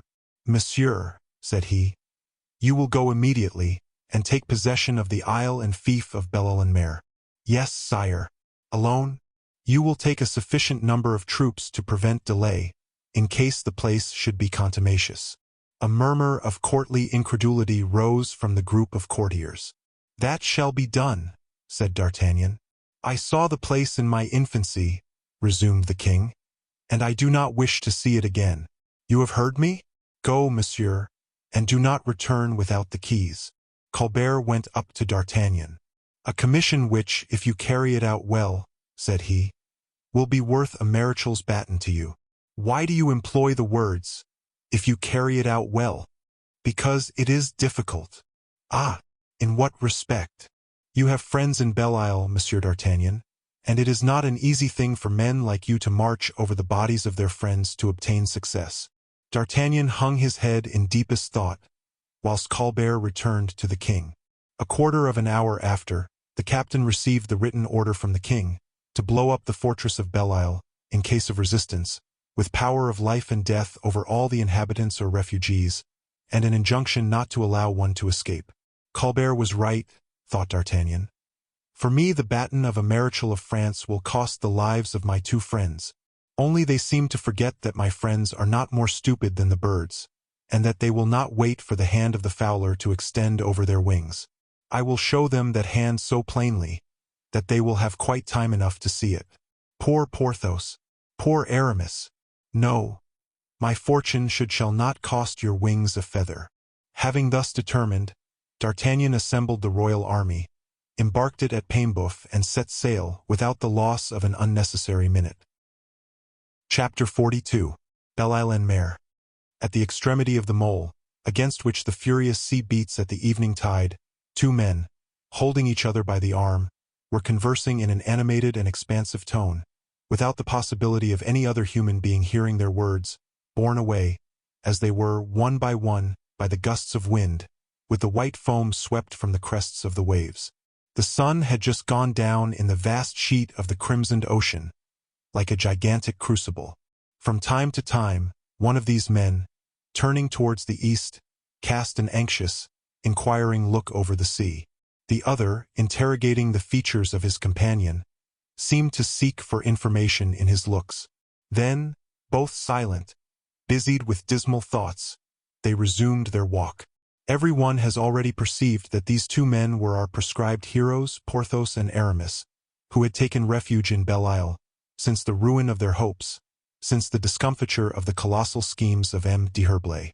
If is of no use your saying anything to the contrary, my dear Aramis, repeated Porthos, inhaling vigorously the salt breeze with which he charged his massive chest. It is of no use, Aramis. The disappearance of all the fishing boats that went out 2 days ago is not an ordinary circumstance. There has been no storm at sea, the weather has been constantly calm, not even the lightest gale, and even if we had had a tempest, all our boats would not have foundered. I repeat, it is strange. This complete disappearance astonishes me, I tell you. True, murmured Aramis. You are right, friend Porthos. It is true, there is something strange in it. And further, added Porthos, whose ideas the ascent of the Bishop of Vannes seemed to enlarge. And further, do you not observe that if the boats have perished, not a single plank has washed ashore? I have remarked it as well as yourself. And do you not think it strange that the two only boats we had left in the whole island, and which I sent in search of the others? Aramis here interrupted his companion by a cry, and by so sudden a movement, that Porthos stopped as if he were stupefied. What do you say, Porthos? What? You have sent the 2 boats in search of the others? Yes, to be sure I have, replied Porthos calmly. Unhappy man, what have you done? Then we are indeed lost, cried the bishop. Lost? What did you say? Exclaimed the terrified Porthos. How lost, Aramis? How are we lost? Aramis bit his lips. Nothing. Your pardon, I meant to say. What? That if we were inclined, if we took a fancy to make an excursion by sea, we could not. Very good. And why should that vex you? A precious pleasure, ma foi. For my part, I don't regret it at all. What I regret is certainly not the more or less amusement we can find at Belle-Isle. What I regret, Aramis, is Pierrefonds, Bracieux, Le Vallon, beautiful France. Here we are not in France, my dear friend. We are, I know not where. Oh, I tell you, in full sincerity of soul, and your affection will excuse my frankness, but I declare to you I am not happy at Belle-Isle. No, in good truth, I am not happy. Aramis breathed a long, but stifled sigh. Dear friend, replied he, that is why it is so sad a thing you have sent the 2 boats we had left in search of the boats which disappeared 2 days ago. If you had not sent them away, we would have departed. Departed? And the orders, Aramis? What orders? Parbleu! Why, the orders you have been constantly, in and out of season, repeating to me, that we were to hold Belle-Isle against the usurper. You know very well. That is true, murmured Aramis again. You see, then, plainly, my friend, that we could not depart, and that the sending away of the boats in search of the others cannot prove prejudicial to us in the very least. Aramis was silent, and his vague glances, luminous as that of an albatross, hovered for a long time over the sea, interrogating space, seeking to pierce the very horizon. With all that, Aramis, continued Porthos, who adhered to his idea, and that the more closely from the bishop having apparently endorsed it. With all that, you give me no explanation about what can have happened to these unfortunate boats. I am assailed by cries and complaints whichever way I go. The children cry to see the desolation of the women, as if I could restore the absent husbands and fathers. What do you suppose, my friend, and how ought I to answer them? Think all you like, my good Porthos, and say nothing. This reply did not satisfy Porthos at all. He turned away grumbling something in ill humor. Aramis stopped the valiant Musketeer. "Do you remember?" said he, in a melancholy tone, kneading the two hands of the giant between his own with affectionate cordiality. "Do you remember, my friend, that in the glorious days of youth, do you remember, Porthos, when we were all strong and valiant, we and the other two? If we had then had an inclination to return to France, do you think this sheet of salt water would have stopped us?" "Oh," said Porthos, "but 6 leagues. If you had seen me get astride of a plank, would you have remained on land, Porthos?" "No, pardieu. No, Aramis. But nowadays what sort of a plank should we want, my friend? I in particular." And the Seigneur de Bracieux cast a profound glance over his colossal rotundity with a loud laugh. "And do you mean seriously to say you are not tired of Belle Isle a little, and that you would not prefer the comforts of your dwelling, of your episcopal palace at Vannes? Come, confess." "No," replied Aramis, without daring to look at Porthos. "Let us stay where we are, then," said his friend with a sigh, which, in spite of the efforts he made to restrain it, escaped his echoing breast. "Let us remain. Let us remain. And yet," added he, "and yet, if we seriously wished, but that decidedly, if we had a fixed idea, one firmly taken, to return to France, and there were not boats. Have you remarked another thing, my friend? That is, since the disappearance of our barks, during the last 2 days' absence of fishermen, not a single small boat has landed on the shores of the isle?" "Yes, certainly. You are right. I, too, have remarked it, and the observation was the more naturally made. For, before the last 2 fatal days, barks and shallops were as plentiful as shrimps." "I must inquire," said Aramis suddenly, and with great agitation. "And then, if we had a raft constructed. But there are some canoes, my friend. Shall I board one?" "A canoe! A canoe! Can you think of such a thing, Porthos? A canoe to be upset in?" "No, no," said the Bishop of Vannes. "It is not our trade to ride upon the waves. We will wait, we will wait." And Aramis continued walking about with increased agitation. Porthos, who grew tired of following all the feverish movements of his friend, Porthos, who in his faith and calmness understood nothing of the sort of exasperation which was betrayed by his companion's continual convulsive starts, Porthos stopped him. "Let us sit down upon this rock," said he. "Place yourself there, close to me, Aramis, and I conjure you, for the last time, to explain to me in a manner I can comprehend. Explain to me what we are doing here." "Porthos," said Aramis, much embarrassed, "I know that the false king wished to dethrone the true king. That is a fact that I understand." "Well, yes," said Aramis, "I know that the false king formed the project of selling Belle Isle to the English. I understand that, too. Yes, I know that we engineers and captains came and threw ourselves into Belle Isle to take direction of the works, and the command of 10 companies levied and paid by M. Fouquet, or rather the 10 companies of his son-in-law. All that is plain." Aramis rose in a state of great impatience. He might be said to be a lion importuned by a gnat. Porthos held him by the arm. "But what I cannot understand, what, in spite of all the efforts of my mind and all my reflections, I cannot comprehend, and never shall comprehend, is that instead of sending us troops, instead of sending us reinforcements of men, munitions, provisions, they leave us without boats, they leave Belle Isle without arrivals, without help. It is that instead of establishing with us a correspondence, whether by signals, or written or verbal communications, all relations with the shore are intercepted. Tell me, Aramis, answer me, or rather, before answering me, will you allow me to tell you what I have thought? Will you hear what my idea is, the plan I have conceived?" The bishop raised his head. "Well, Aramis," continued Porthos, "I have dreamed, I have imagined that an event has taken place in France. I dreamt of M. Fouquet all the night, of lifeless fish, of broken eggs, of chambers badly furnished, meanly kept. Villainous dreams, my dear D'Herblay. Very unlucky, such dreams. Porthos, what is that yonder? Interrupted Aramis, rising suddenly, and pointing out to his friend a black spot upon the empurpled line of the water. A bark, said Porthos. Yes, it is a bark. Ah, we shall have some news at last. There are two, cried the bishop on discovering another mast. 2, 3, 4, 5, said Porthos in his turn. 6, 7. Ah, mon Dieu, it is a fleet.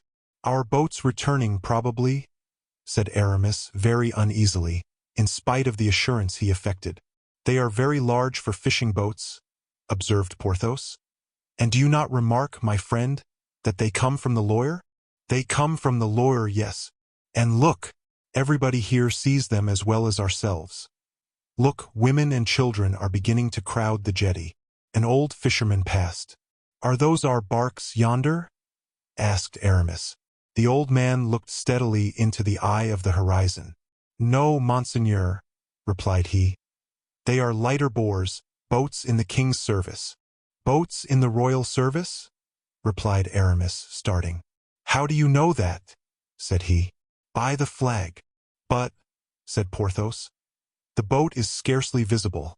How the devil, my friend, can you distinguish the flag?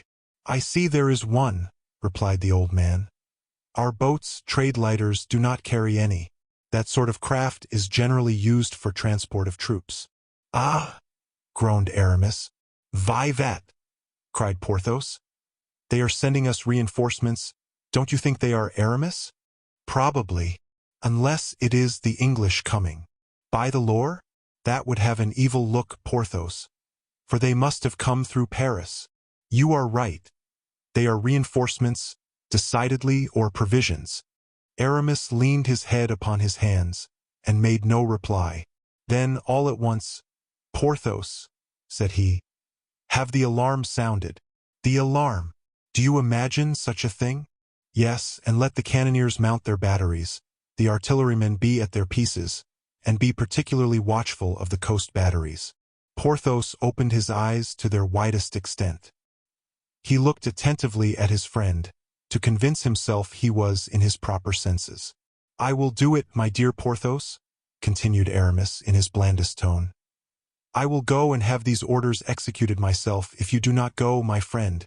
Well, I will instantly, said Porthos, who went to execute the orders, casting all the while looks behind him, to see if the Bishop of Vannes were not deceived, and if, on recovering more rational ideas, he would not recall him. The alarm was sounded, trumpets brayed, drums rolled. The great bronze bell swung in horror from its lofty belfry. The dikes and moles were quickly filled with the curious and soldiers. Matches sparkled in the hands of the artillerymen, placed behind the large cannon bedded in their stone carriages. When every man was at his post, when all the preparations for defense were made, "Permit me, Aramis, to try to comprehend," whispered Porthos, timidly, in Aramis's ear. "My dear friend, you will comprehend but too soon," murmured M. D'Herblay, in reply to this question of his lieutenant. "The fleet which is coming yonder, with sails unfurled, straight towards the port of Belle-Île, is a royal fleet, is it not? But as there are two kings in France, Porthos, to which of these two kings does this fleet belong?" "Oh, you open my eyes," replied the giant, stunned by the insinuation. And Porthos, whose eyes this reply of his friend's had at last opened, or rather thickened the bandage which covered his sight, went with his best speed to the batteries to overlook his people, and exhort everyone to do his duty. In the meantime, Aramis, with his eye fixed on the horizon, saw the ships continually drawing nearer. The people and the soldiers, perched on the summits of the rocks, could distinguish the masts, then the lower sails, and at last the hulls of the lighters, bearing at the masthead the royal flag of France. It was night when one of these vessels, which had created such a sensation among the inhabitants of Belle-Île, dropped anchor within cannon shot of the place. It was soon seen, notwithstanding the darkness, that some sort of agitation reigned on board the vessel, from the side of which a skiff was lowered, of which the three rowers, bending to their oars, took the direction of the port, and in a few instants struck land at the foot of the fort. The commander jumped ashore. He had a letter in his hand, which he waved in the air, and seemed to wish to communicate with somebody. This man was soon recognized by several soldiers as one of the pilots of the island.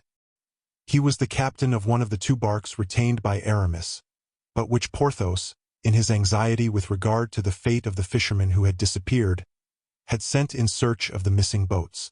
He asked to be conducted to M. d'Herblay. Two soldiers, at a signal from a sergeant, marched him between them and escorted him. Aramis was upon the quay. The envoy presented himself before the Bishop of Vannes. The darkness was almost absolute, notwithstanding the flambeaux borne at a small distance by the soldiers who were following Aramis in his rounds. "Well, Jonathan, from whom do you come?" "Monseigneur, from those who captured me." "Who captured you?" "You know, Monseigneur, we set out in search of our comrades?" "Yes." "And afterwards?" "Well, Monseigneur, within a short league we were captured by a chasse-maree belonging to the king." "Ah," said Aramis. "Of which king?" cried Porthos. Jonathan started. "Speak," continued the bishop.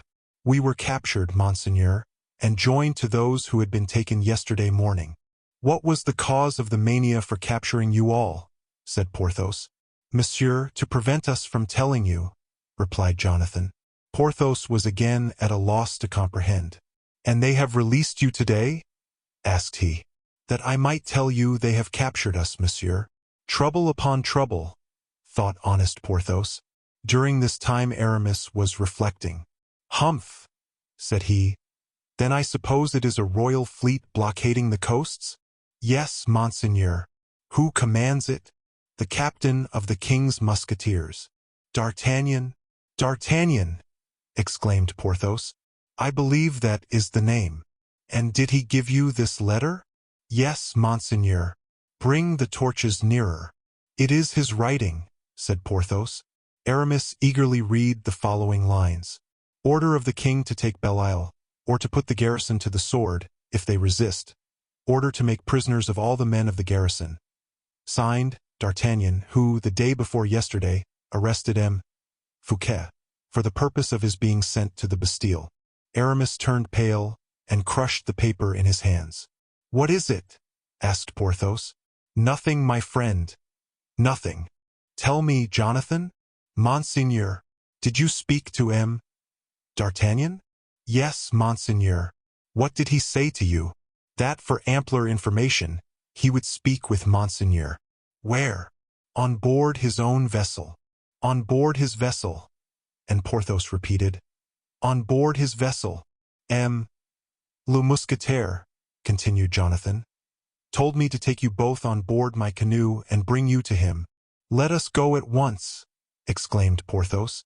"Dear D'Artagnan," but Aramis stopped him. "Are you mad?" cried he. "Who knows that it is not a snare?" "Of the other kings?" said Porthos mysteriously. "A snare, in fact. That's what it is, my friend." "Very possibly. What is to be done, then?" "If D'Artagnan sends for us." "Who assures you that D'Artagnan sends for us?" "Well, but his writing." "Writing is easily counterfeited. This looks counterfeited, unsteady." "You are always right. But, in the meantime, we know nothing." Aramis was silent. "It is true," said the good Porthos. "We do not want to know anything." "What shall I do?" asked Jonathan. "You will return on board this captain's vessel." "Yes, Monseigneur, and will tell him that we beg he will himself come into the island." "Ah, I comprehend," said Porthos. "Yes, Monseigneur," replied Jonathan. "But if the captain should refuse to come to Belle-Isle?" "If he refuses, as we have cannon, we will make use of them." "What, against D'Artagnan?" "If it is D'Artagnan, Porthos, he will come." "Go, Jonathan, go." "Ma foi, I no longer comprehend anything," murmured Porthos. "I will make you comprehend it all, my dear friend. The time for it has come. Sit down upon this gun-carriage, open your ears, and listen well to me." "Oh, pardieu, I will listen, no fear of that." "May I depart, monseigneur?" cried Jonathan. "Yes, begone and bring back an answer. Allow the canoe to pass. You men there." And the canoe pushed off to regain the fleet. Aramis took Porthos by the hand and commenced his explanations. Chapter 43. Explanations by Aramis. "What I have to say to you, friend Porthos, will probably surprise you, but it may prove instructive." "I like to be surprised," said Porthos in a kindly tone. "Do not spare me, therefore, I beg. I am hardened against emotions. Don't fear. Speak out." "It is difficult, Porthos, difficult. For, in truth, I warn you a second time, I have very strange things, very extraordinary things to tell you." "Oh, you speak so well, my friend, that I could listen to you for days together." "Speak, then, I beg. And stop, I have an idea. I will, to make your task more easy, I will, to assist you in telling me such things, question you. I shall be pleased at your doing so." "What are we going to fight for, Aramis?" "If you ask me many such questions as that, if you would render my task the easier by interrupting my revelations thus, Porthos, you will not help me at all. So far, on the contrary, that is the very Gordian knot. But, my friend, with a man like you, good, generous, and devoted, the confession must be bravely made. I have deceived you, my worthy friend. You have deceived me. Good heavens! Yes. Was it for my good, Aramis? I thought so, Porthos. I thought so sincerely, my friend." "Then," said the honest seigneur of Bracieux, "you have rendered me a service, and I thank you for it. For if you had not deceived me, I might have deceived myself." "In what, then, have you deceived me? Tell me." "In that I was serving the usurper against whom Louis XIV, at this moment, is directing his efforts." "The usurper," said Porthos, scratching his head. "That is, well, I do not quite clearly comprehend." "He is one of the two kings who are contending for the crown of France." "Very well. Then you were serving him who is not Louis XIV? You have hit the matter in one word. It follows that we are rebels, my poor friend." "The devil! The devil!" cried Porthos, much disappointed. "Oh, but, dear Porthos, be calm. We shall still find means of getting out of the affair, trust me." "It is not that which makes me uneasy," replied Porthos. "That which alone touches me is that ugly word rebels." "Ah, but, and so, according to this, the duchy that was promised me, it was the usurper that was to give it to you. And that is not the same thing, Aramis?" said Porthos majestically. "My friend, if it had only depended upon me, you should have become a prince." Porthos began to bite his nails in a melancholy way. "That is where you have been wrong," continued he, "in deceiving me, for that promised duchy I reckoned upon. Oh, I reckoned upon it seriously, knowing you to be a man of your word, Aramis." "Poor Porthos! Pardon me, I implore you." "So then," continued Porthos, without replying to the bishop's prayer, "so then, it seems, I have quite fallen out with Louis XIV? Oh, I will settle all that, my good friend. I will settle all that. I will take it on myself alone." "Aramis!" "No, no, Porthos, I conjure you, let me act. No false generosity. No inopportune devotedness. You knew nothing of my projects. You have done nothing of yourself. With me it is different. I alone am the author of this plot. I stood in need of my inseparable companion. I called upon you, and you came to me in remembrance of our ancient device, all for one, one for all. My crime is that I was an egotist." "Now, that is a word I like," said Porthos. "And seeing that you have acted entirely for yourself, it is impossible for me to blame you. It is natural." And upon this sublime reflection, Porthos pressed his friend's hand cordially. In presence of this ingenuous greatness of soul, Aramis felt his own littleness. It was the second time he had been compelled to bend before real superiority of heart, which is more imposing than brilliancy of mind. He replied by a mute and energetic pressure to the endearment of his friend. "Now," said Porthos, "that we have come to an explanation, now that I am perfectly aware of our situation with respect to Louis XIV, I think, my friend, It is time to make me comprehend the political intrigue of which we are the victims, for I plainly see there is a political intrigue at the bottom of all this. D'Artagnan, my good Porthos, D'Artagnan is coming, and will detail it to you in all its circumstances. But, excuse me, I am deeply grieved, I am bowed down with mental anguish, and I have need of all my presence of mind, all my powers of reflection, to extricate you from the false position in which I have so imprudently involved you. But nothing can be more clear, nothing more plain, than your position henceforth. The King Louis XIV has no longer now but one enemy. That enemy is myself alone. I have made you a prisoner, you have followed me. Today I liberate you, you fly back to your prince. You can perceive, Porthos, there is not one difficulty in all this. Do you think so? Said Porthos. I am quite sure of it. Then why, said the admirable good sense of Porthos, then why, if we are in such an easy position, why, my friend, do we prepare cannon, muskets, and engines of all sorts? It seems to me it would be much more simple to say to Captain D'Artagnan, my dear friend, we have been mistaken. That error is to be repaired. Open the door to us, let us pass through, and we will say goodbye. Ah, that, said Aramis, shaking his head. Why do you say that? Do you not approve of my plan, my friend? I see a difficulty in it. What is it? The hypothesis that D'Artagnan may come with orders which will oblige us to defend ourselves. What? Defend ourselves against D'Artagnan? Folly! Against the good D'Artagnan. Aramis once more replied by shaking his head. Porthos, at length said he, if I have had the matches lighted and the guns pointed, if I have had the signal of alarm sounded, if I have called every man to his post upon the ramparts, those good ramparts of Belle-Isle which you have so well fortified, it was not for nothing. Wait to judge. Or rather, no, do not wait. What can I do? If I knew, my friend, I would have told you. But there is one thing much more simple than defending ourselves. A boat and away for France, where, my dear friend, said Aramis, smiling with a strong shade of sadness, do not let us reason like children. Let us be men in council and in execution. But, hark! I hear a hail for landing at the port. Attention, Porthos, serious attention. It is D'Artagnan, no doubt, said Porthos, in a voice of thunder, approaching the parapet. Yes, it is I, replied the captain of the Musketeers, running lightly up the steps of the mole, and gaining rapidly the little esplanade on which his two friends waited for him. As soon as he came towards them, Porthos and Aramis observed an officer who followed D'Artagnan, treading apparently in his very steps. The captain stopped upon the stairs of the mole when halfway up. His companions imitated him. Make your men draw back, cried D'Artagnan to Porthos and Aramis. Let them retire out of hearing. This order, given by Porthos, was executed immediately.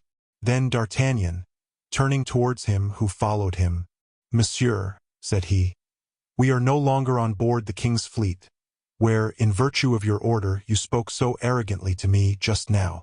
Monsieur, replied the officer, I did not speak arrogantly to you.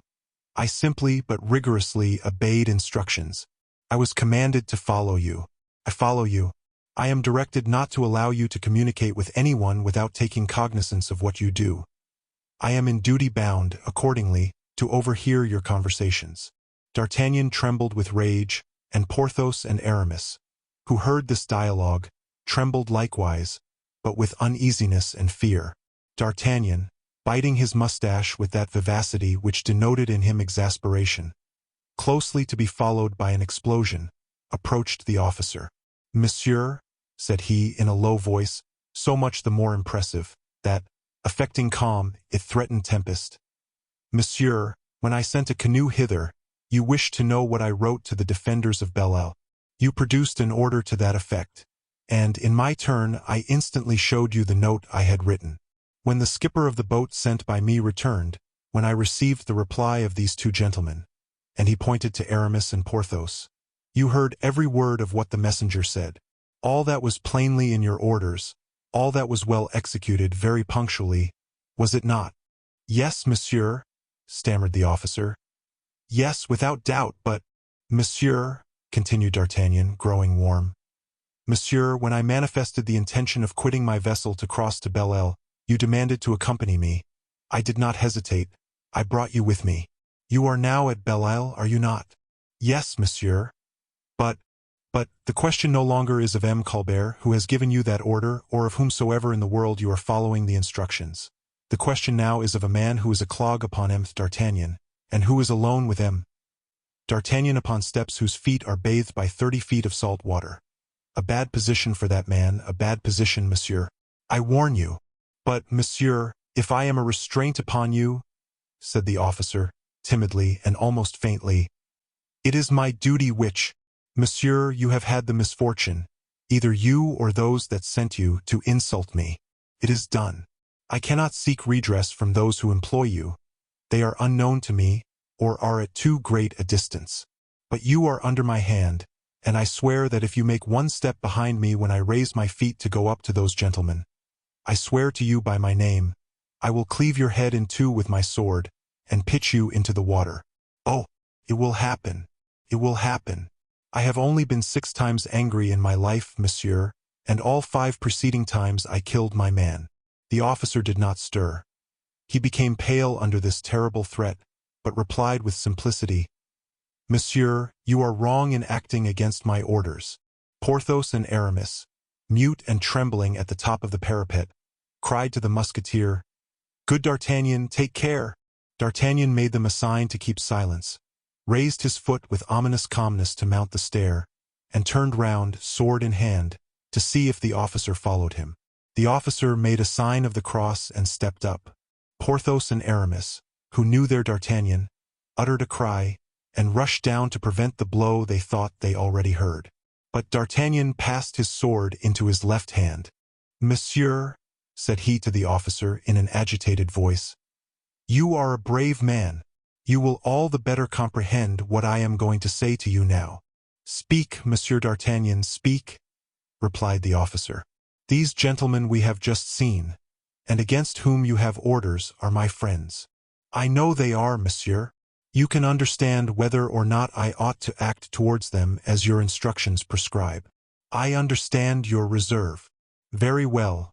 Permit me, then, to converse with them without a witness. Monsieur D'Artagnan, if I yield to your request, if I do that which you beg me, I break my word. But if I do not do it, I disoblige you. I prefer the one dilemma to the other. Converse with your friends, and do not despise me, monsieur, for doing this for your sake, whom I esteem and honor.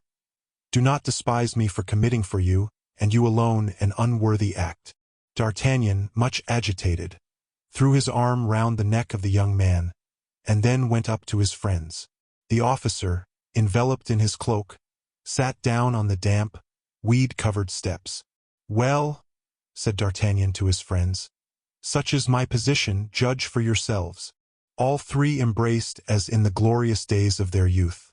What is the meaning of all these preparations? Said Porthos. You ought to have a suspicion of what they signify, said D'Artagnan. Not any, I assure you, my dear captain. For, in fact, I have done nothing, no more has Aramis, the worthy baron hastened to say. D'Artagnan darted a reproachful look at the prelate, which penetrated that hardened heart. Dear Porthos, cried the Bishop of Vannes, you see what is being done against you, said D'Artagnan. Interception of all boats coming to or going from Belle-Isle. Your means of transport seized. If you had endeavored to fly, you would have fallen into the hands of the cruisers that plow the sea in all directions, on the watch for you. The king wants you to be taken, and he will take you. D'Artagnan tore at his gray mustache. Aramis grew somber, Porthos angry. My idea was this, continued D'Artagnan, to make you both come on board, to keep you near me and restore you your liberty. But now, who can say, when I return to my ship, I may not find a superior, that I may not find secret orders which will take from me my command, and give it to another, who will dispose of me and you without hope of help. We must remain at Belle-Isle, said Aramis resolutely. And I assure you, for my part, I will not surrender easily. Porthos said nothing. D'Artagnan remarked the silence of his friend. I have another trial to make of this officer, of this brave fellow who accompanies me, and whose courageous resistance makes me very happy. For it denotes an honest man, who, though an enemy, is 1,000 times better than a complaisant coward. Let us try to learn from him what his instructions are, and what his orders permit or forbid. Let us try, said Aramis. D'Artagnan went to the parapet, leaned over towards the steps of the mole, and called the officer, who immediately came up. Monsieur, said D'Artagnan, after having exchanged the cordial courtesies natural between gentlemen who know and appreciate each other. Monsieur, if I wish to take away these gentlemen from here, what would you do? I should not oppose it, monsieur, but having direct explicit orders to put them under guard, I should detain them. Ah, said D'Artagnan. That's all over, said Aramis, gloomily. Porthos did not stir. But still take Porthos, said the Bishop of Vannes. He can prove to the king, and I will help him do so, and you too, Monsieur D'Artagnan, that he had nothing to do with this affair. Hum, said D'Artagnan. Will you come? Will you follow me, Porthos? The king is merciful. I want time for reflection, said Porthos. You will remain here, then? Until fresh orders, said Aramis with vivacity. Until we have an idea, resumed D'Artagnan. And I now believe that will not be long, for I have one already. Let us say adieu, then, said Aramis. But in truth, my good Porthos, you ought to go. No, said the latter laconically.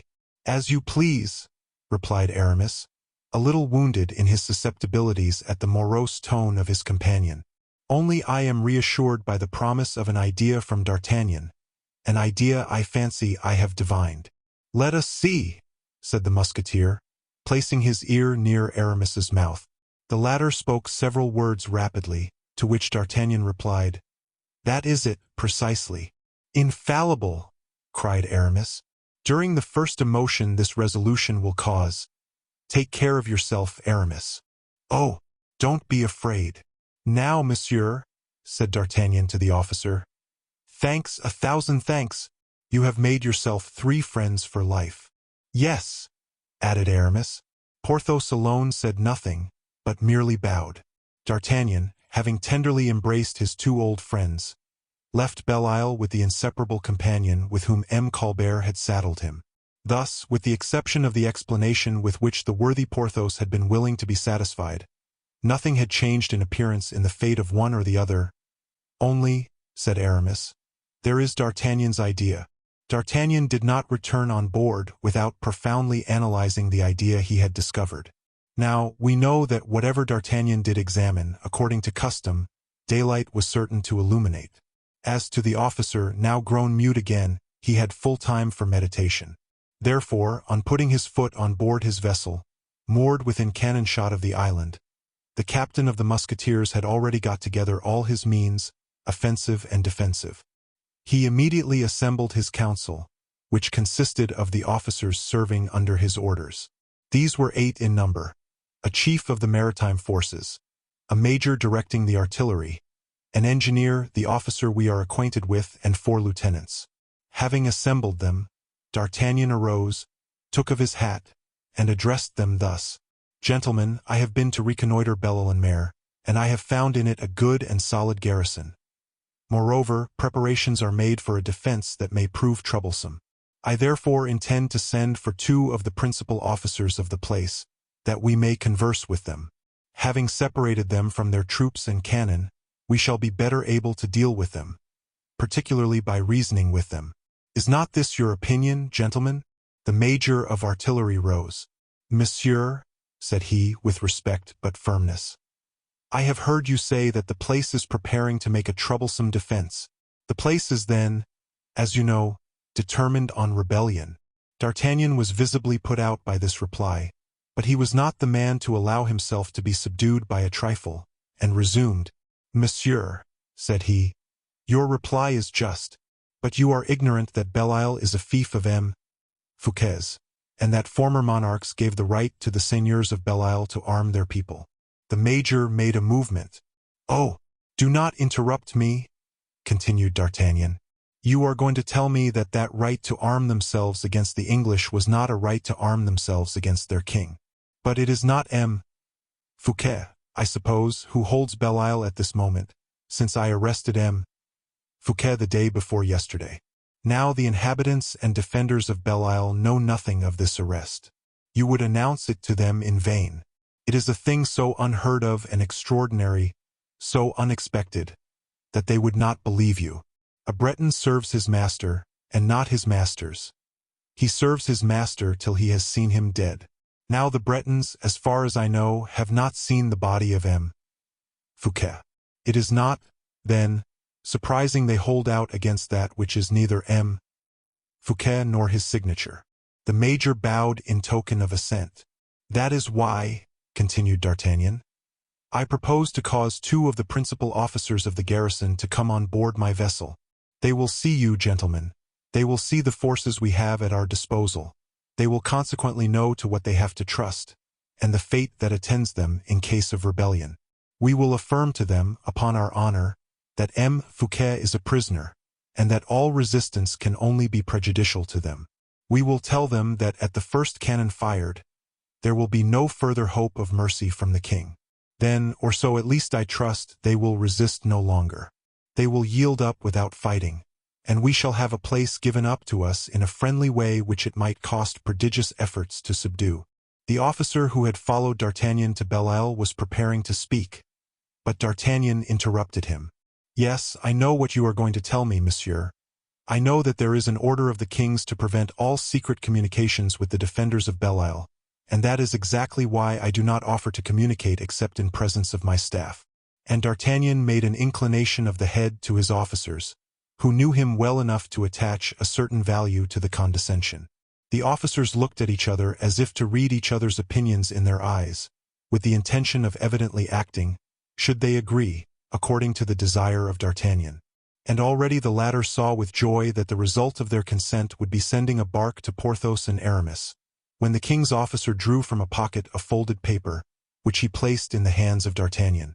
This paper bore upon its superscription the number 1. "What more?" murmured the surprised captain.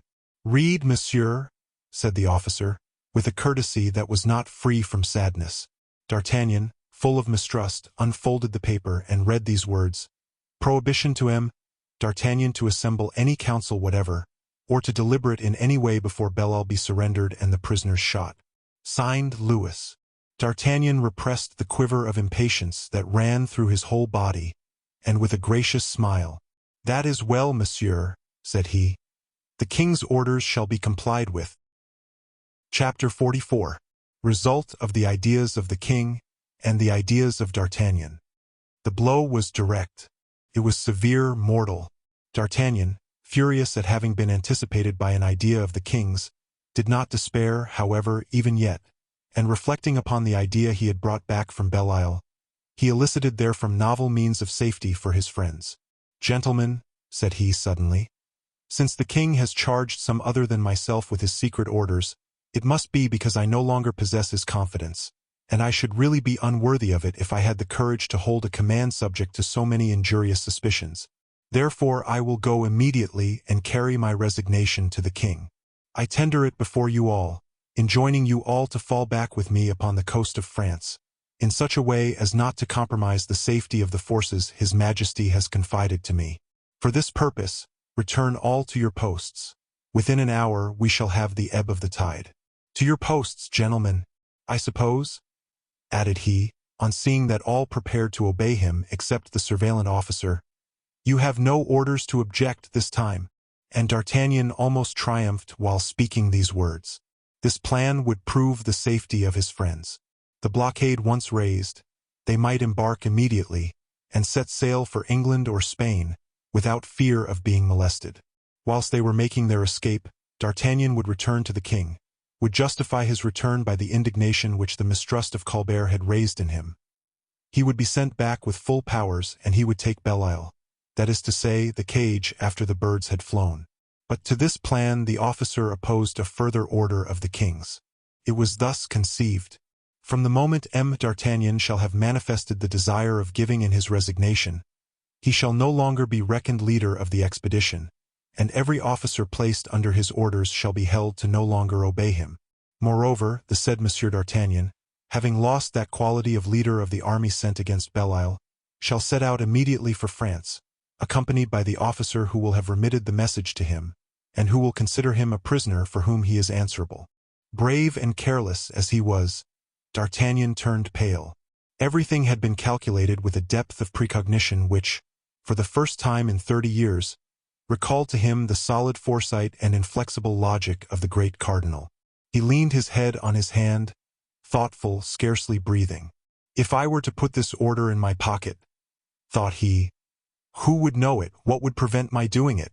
Before the king had had time to be informed, I should have saved those poor fellows yonder. Let us exercise some small audacity. My head is not one of those the executioner strikes off for disobedience. We will disobey.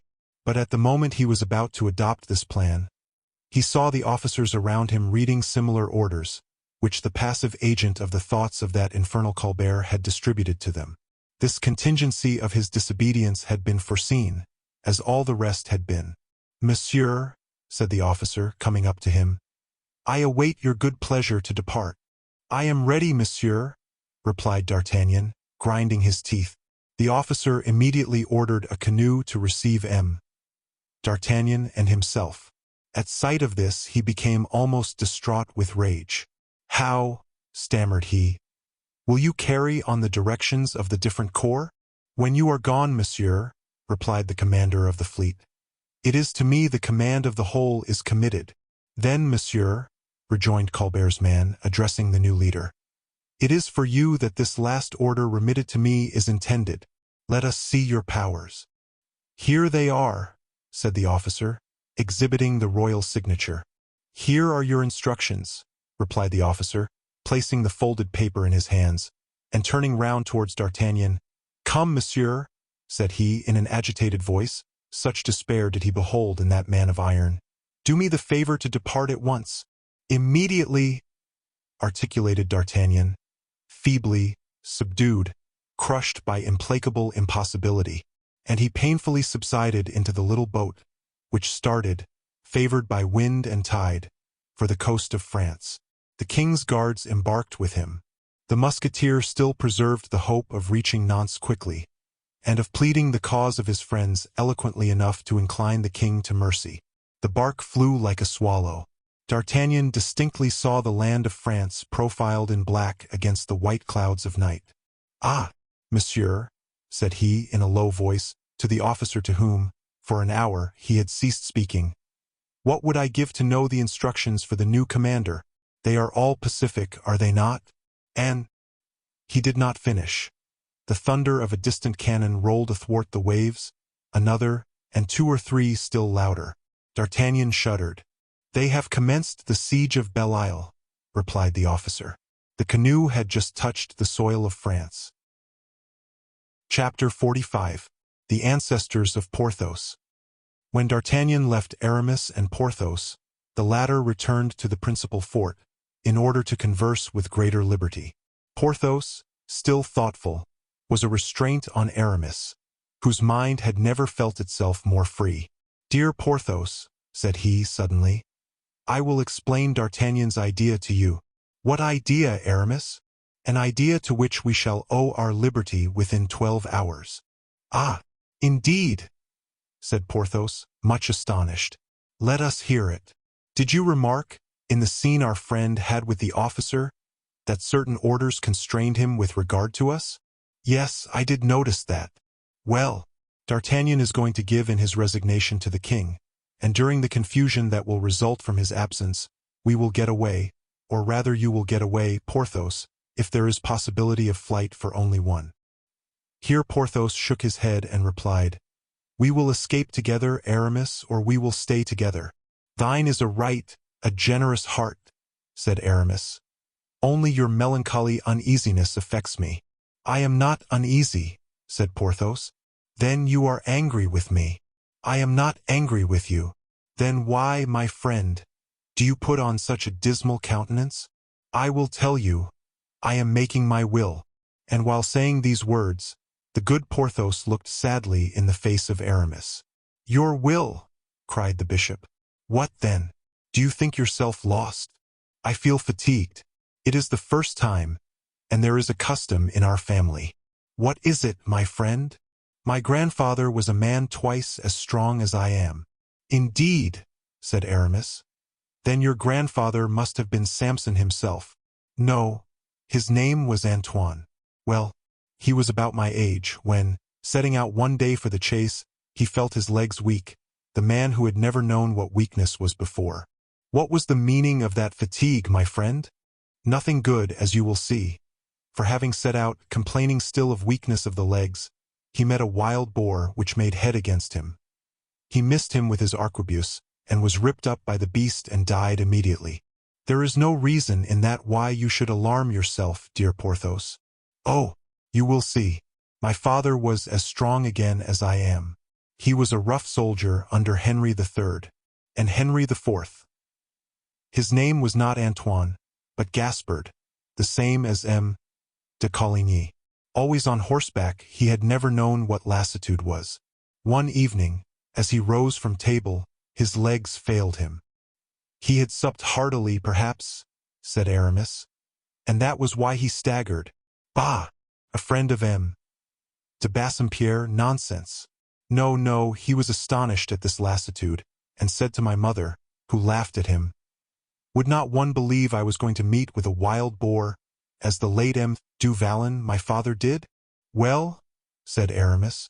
Well, having this weakness, my father insisted upon going down into the garden instead of going to bed. His foot slipped on the first stair, the staircase was steep. My father fell against a stone in which an iron hinge was fixed. The hinge gashed his temple, and he was stretched out dead upon the spot. Aramis raised his eyes to his friend. These are two extraordinary circumstances, said he. Let us not infer that there may succeed a third. It is not becoming in a man of your strength to be superstitious, my brave Porthos. Besides, when were your legs known to fail? Never have you stood so firm, so haughtily. Why, you could carry a house on your shoulders. At this moment, said Porthos, I feel myself pretty active, but at times I vacillate. I sink, and lately this phenomenon, as you say, has occurred 4 times. I will not say this frightens me, but it annoys me. Life is an agreeable thing. I have money. I have fine estates. I have horses that I love. I have also friends that I love. D'Artagnan, Athos, Raoul, and you. The admirable Porthos did not even take the trouble to dissimulate in the very presence of Aramis the rank he gave him in his friendship. Aramis pressed his hand. We will still live many years, said he, to preserve to the world such specimens of its rarest men. Trust yourself to me, my friend. We have no reply from D'Artagnan, that is a good sign. He must have given orders to get the vessels together and clear the seas. On my part, one have just issued directions that a bark should be rolled on rollers to the mouth of the great cavern of Loch Maria, which you know, where we have so often lain in wait for the foxes.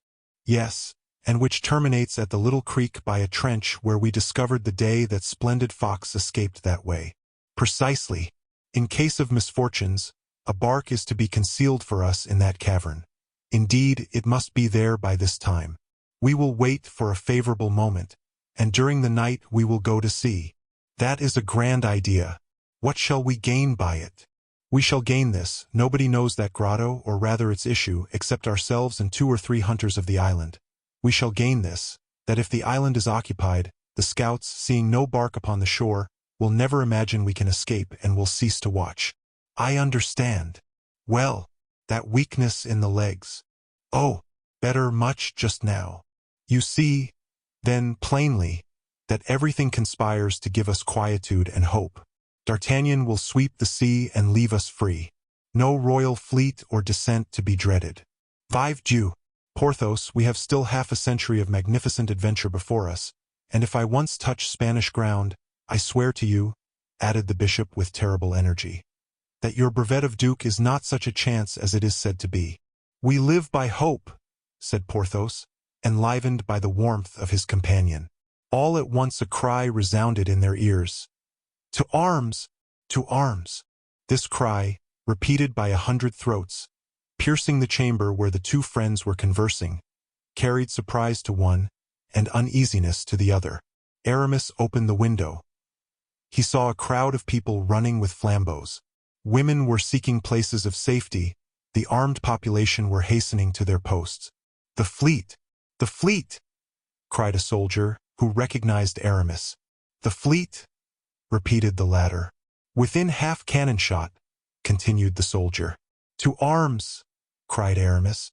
"To arms!" repeated Porthos, formidably. And both rushed forth towards the mole to place themselves within the shelter of the batteries. Boats, laden with soldiers, were seen approaching, and in 3 directions, for the purpose of landing at 3 points at once. "What must be done?" said an officer of the guard. "Stop them, and if they persist, fire," said Aramis. 5 minutes later, the cannonade commenced. These were the shots that D'Artagnan had heard as he landed in France. But the boats were too near the mole to allow the cannon to aim correctly. They landed, and the combat commenced hand to hand. "What's the matter, Porthos?" said Aramis to his friend. "Nothing, nothing. Only my legs. It is really incomprehensible. They will be better when we charge."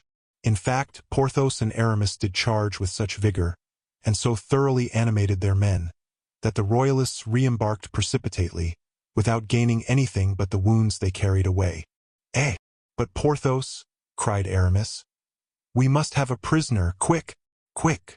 Porthos bent over the stair of the mole, and seized by the nape of the neck one of the officers of the royal army, who was waiting to embark till all his people should be in the boat. The arm of the giant lifted up his prey, which served him as a buckler, and he recovered himself without a shot being fired at him. "Here is a prisoner for you," said Porthos coolly to Aramis. "Well," cried the latter, laughing, "did you not calumniate your legs?" "It was not with my legs I captured him," said Porthos. "It was with my arms." Dear listener, we close the pages on another tale, a journey through words, imagination, and emotion, here at the Falls Audiobook, where stories flow like a river's current, carrying you to distant worlds and uncharted depths. We thank you for joining us. As always, we invite you to linger a little longer. Subscribe to our channel to discover more stories waiting to be heard, each a cascade of voices, ideas, and artistry. And remember, every great story begins with a single word. Perhaps the next one will begin with you.